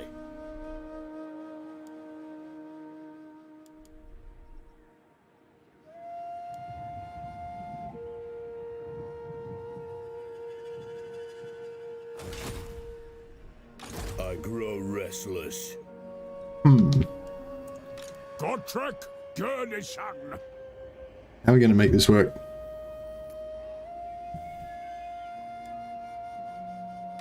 I must fulfill. Do I really want my poison on Slayer oath. Gotrek? It would be pretty good, wouldn't it?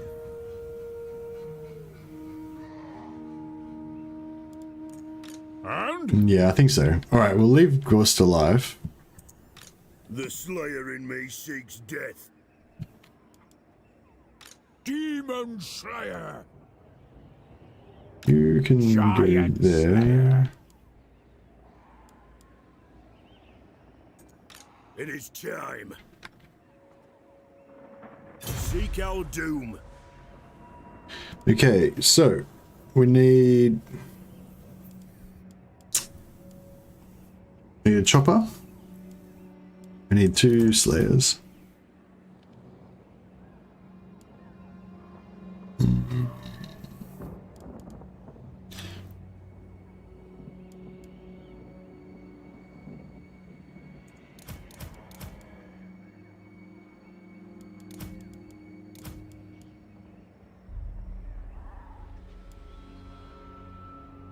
I feel like we're losing too many slayers. I want to keep lots of slayers, but no, we don't. Slayers are not that good, are they? We need to start phasing them out, I guess.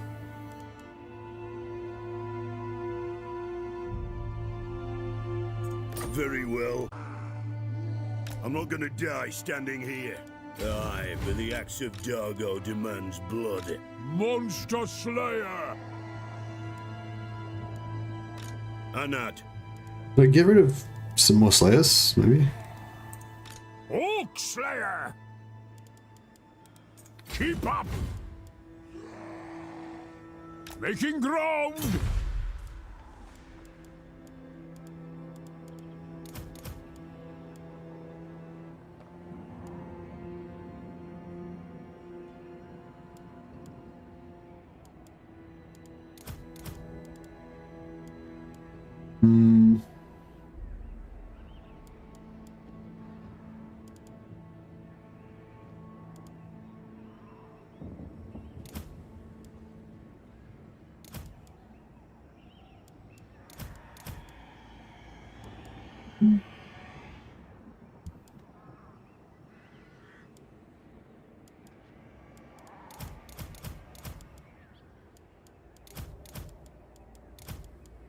Yes, right, whatever.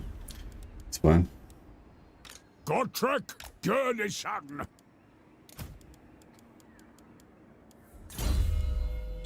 Engineering an army full of slayers though. But he's gonna have a shotgun though, it's fine. But you gotta have a engineer in each army to give him the movement speed increase.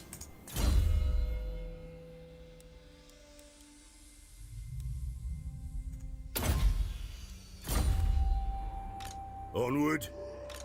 Besides, he's got artillery here to buff, but not that he's gonna actually buff him anyway. Yes.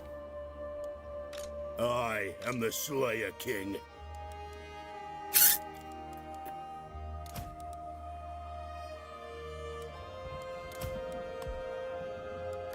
Troll Slayer.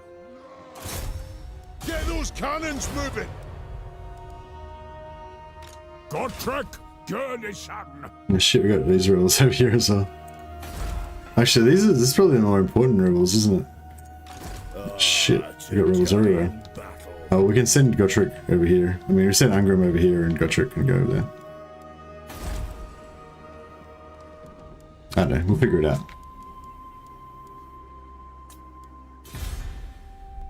Oh no, Betchafen.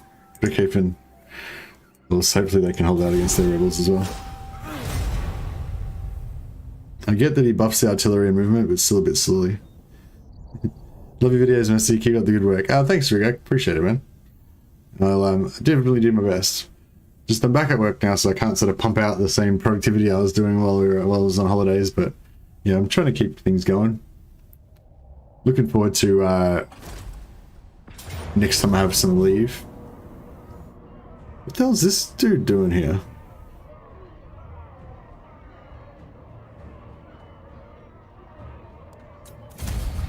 We got two different. We got Skaven rebels and Greenskin rebels both in one area. What the fuck's going on there? Oh, there's Ogre mercenaries left. That's right. Like these are rebels, right? Greenskin rebels, yeah. So we had like Skaven rebels spawn here, and then we had Greenskin rebels spawn here. Like, oh, this is a different territory. Oh, right, yeah. Sorry. Of course, this is part of Mount Gumbad. Yeah. Rib Peaks.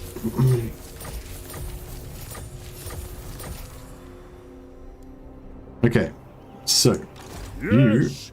you need to go and. Okay. No, actually, they're not really. Can we get to here? Kazuk. Oh, he's not there. Where is he? You walk.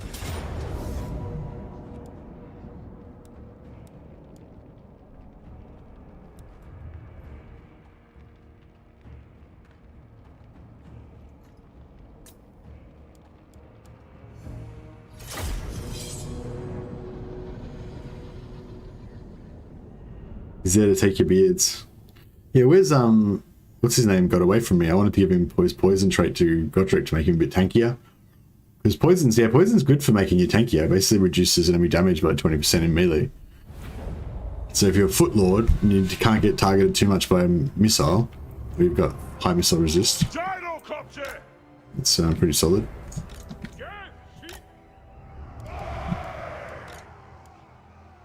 For the ancestors!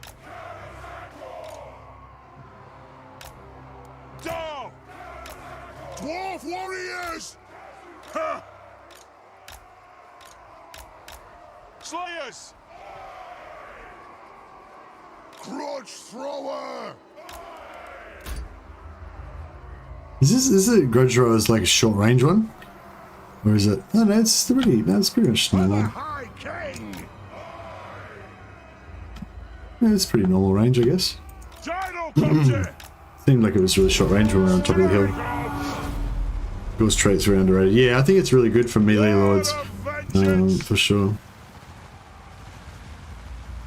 Kill them!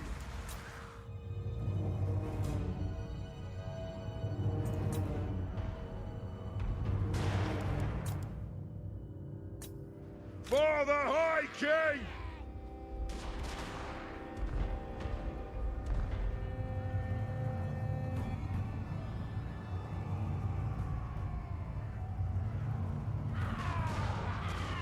Move now!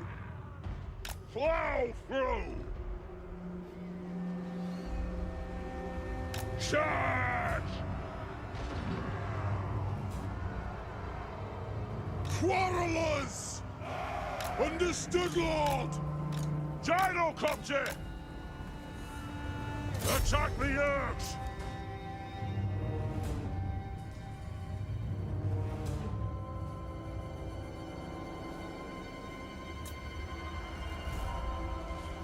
Move! Go! Nothing can stop us! Rage far! Rage fast! Moving out! Slayers! Charge! Dwarf warriors! I'll die willingly! Onward! Dwarf warriors! Now! On track! All right! Very well! Slayers! Kazook! Yes, Lord! For the High King! Ready! Kill them!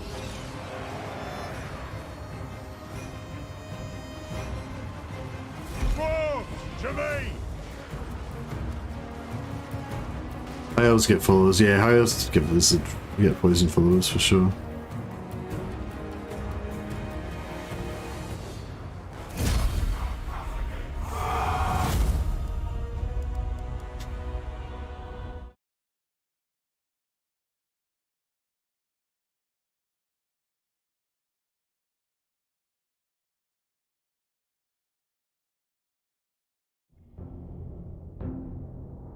Ness?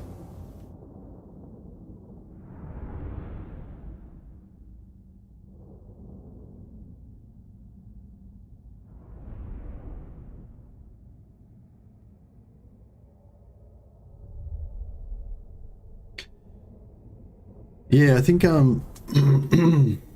I kind of want to play more of this campaign. It's kind of fun. I am preserved. Because now we've got missions again. Like, got some, like, I've got to chase down Gorse to get poison for Gotrek. I've got to chase down let Isabella respawn so I can kill her with Ungrim. You know, there's missions to accomplish. Laying claim.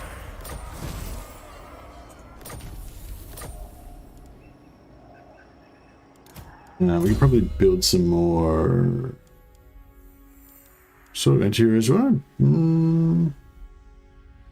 Magical attacks, that doesn't really matter.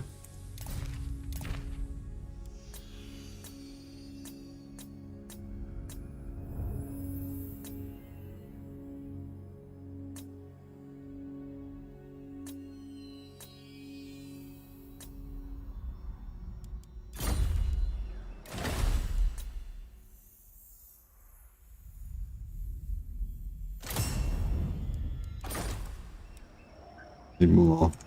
Armor is for maidens.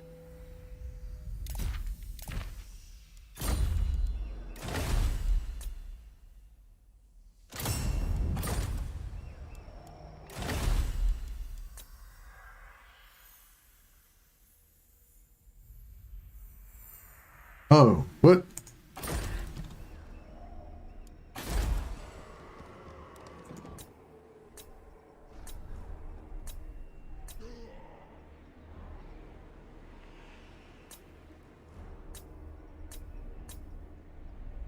Where did we drop the beer? I lost the beer somewhere along the line. We'll have to build some more beer. Crap. No, I'll temporarily whack one up in here.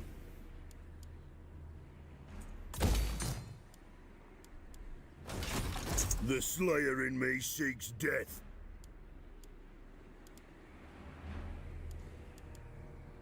Aye, but the axe of Dargo demands blood. Anad.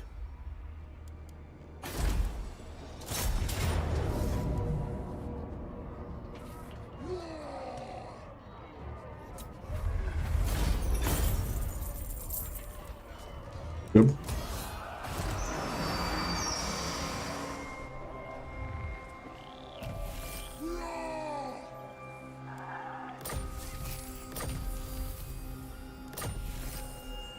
Oh, I didn't have my technology cancelled again. God damn it. The Slayer throng moves.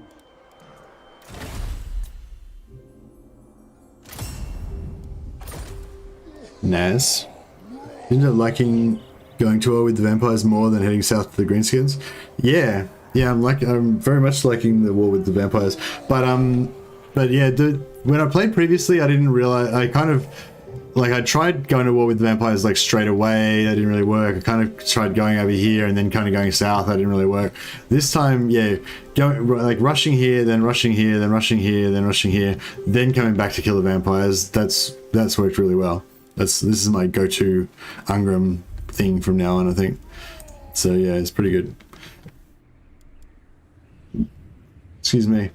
I kind of want to play more, and I feel like I'm wasting this opportunity to play by not playing more. But at the same time, I'm losing my my aggression. You know, levels have dropped now. I'm not like wanting to win really badly or anything. You know, campaign is a good trait. Yeah, I want that. We need to we need to venture further away though.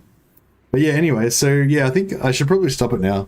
I'm a bit sad because I don't know if I'll get a chance to play another episode of this one yet or what, but I know I might play another episode tomorrow, but I'll see how I go.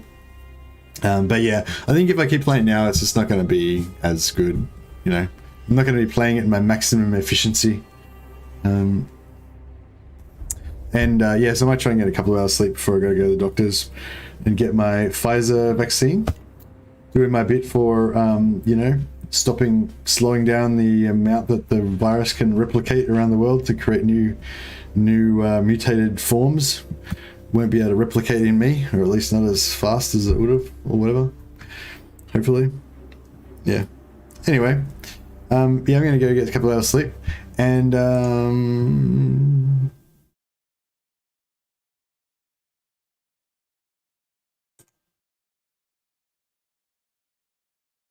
who is streaming today? Sorry, Dav Plays was streaming earlier. That's pretty crazy. I haven't noticed him streaming on YouTube before.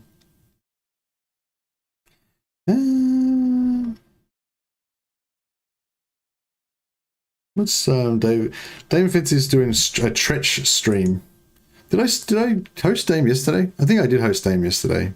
Oh fuck it, whatever. We'll host her again. She's worthy.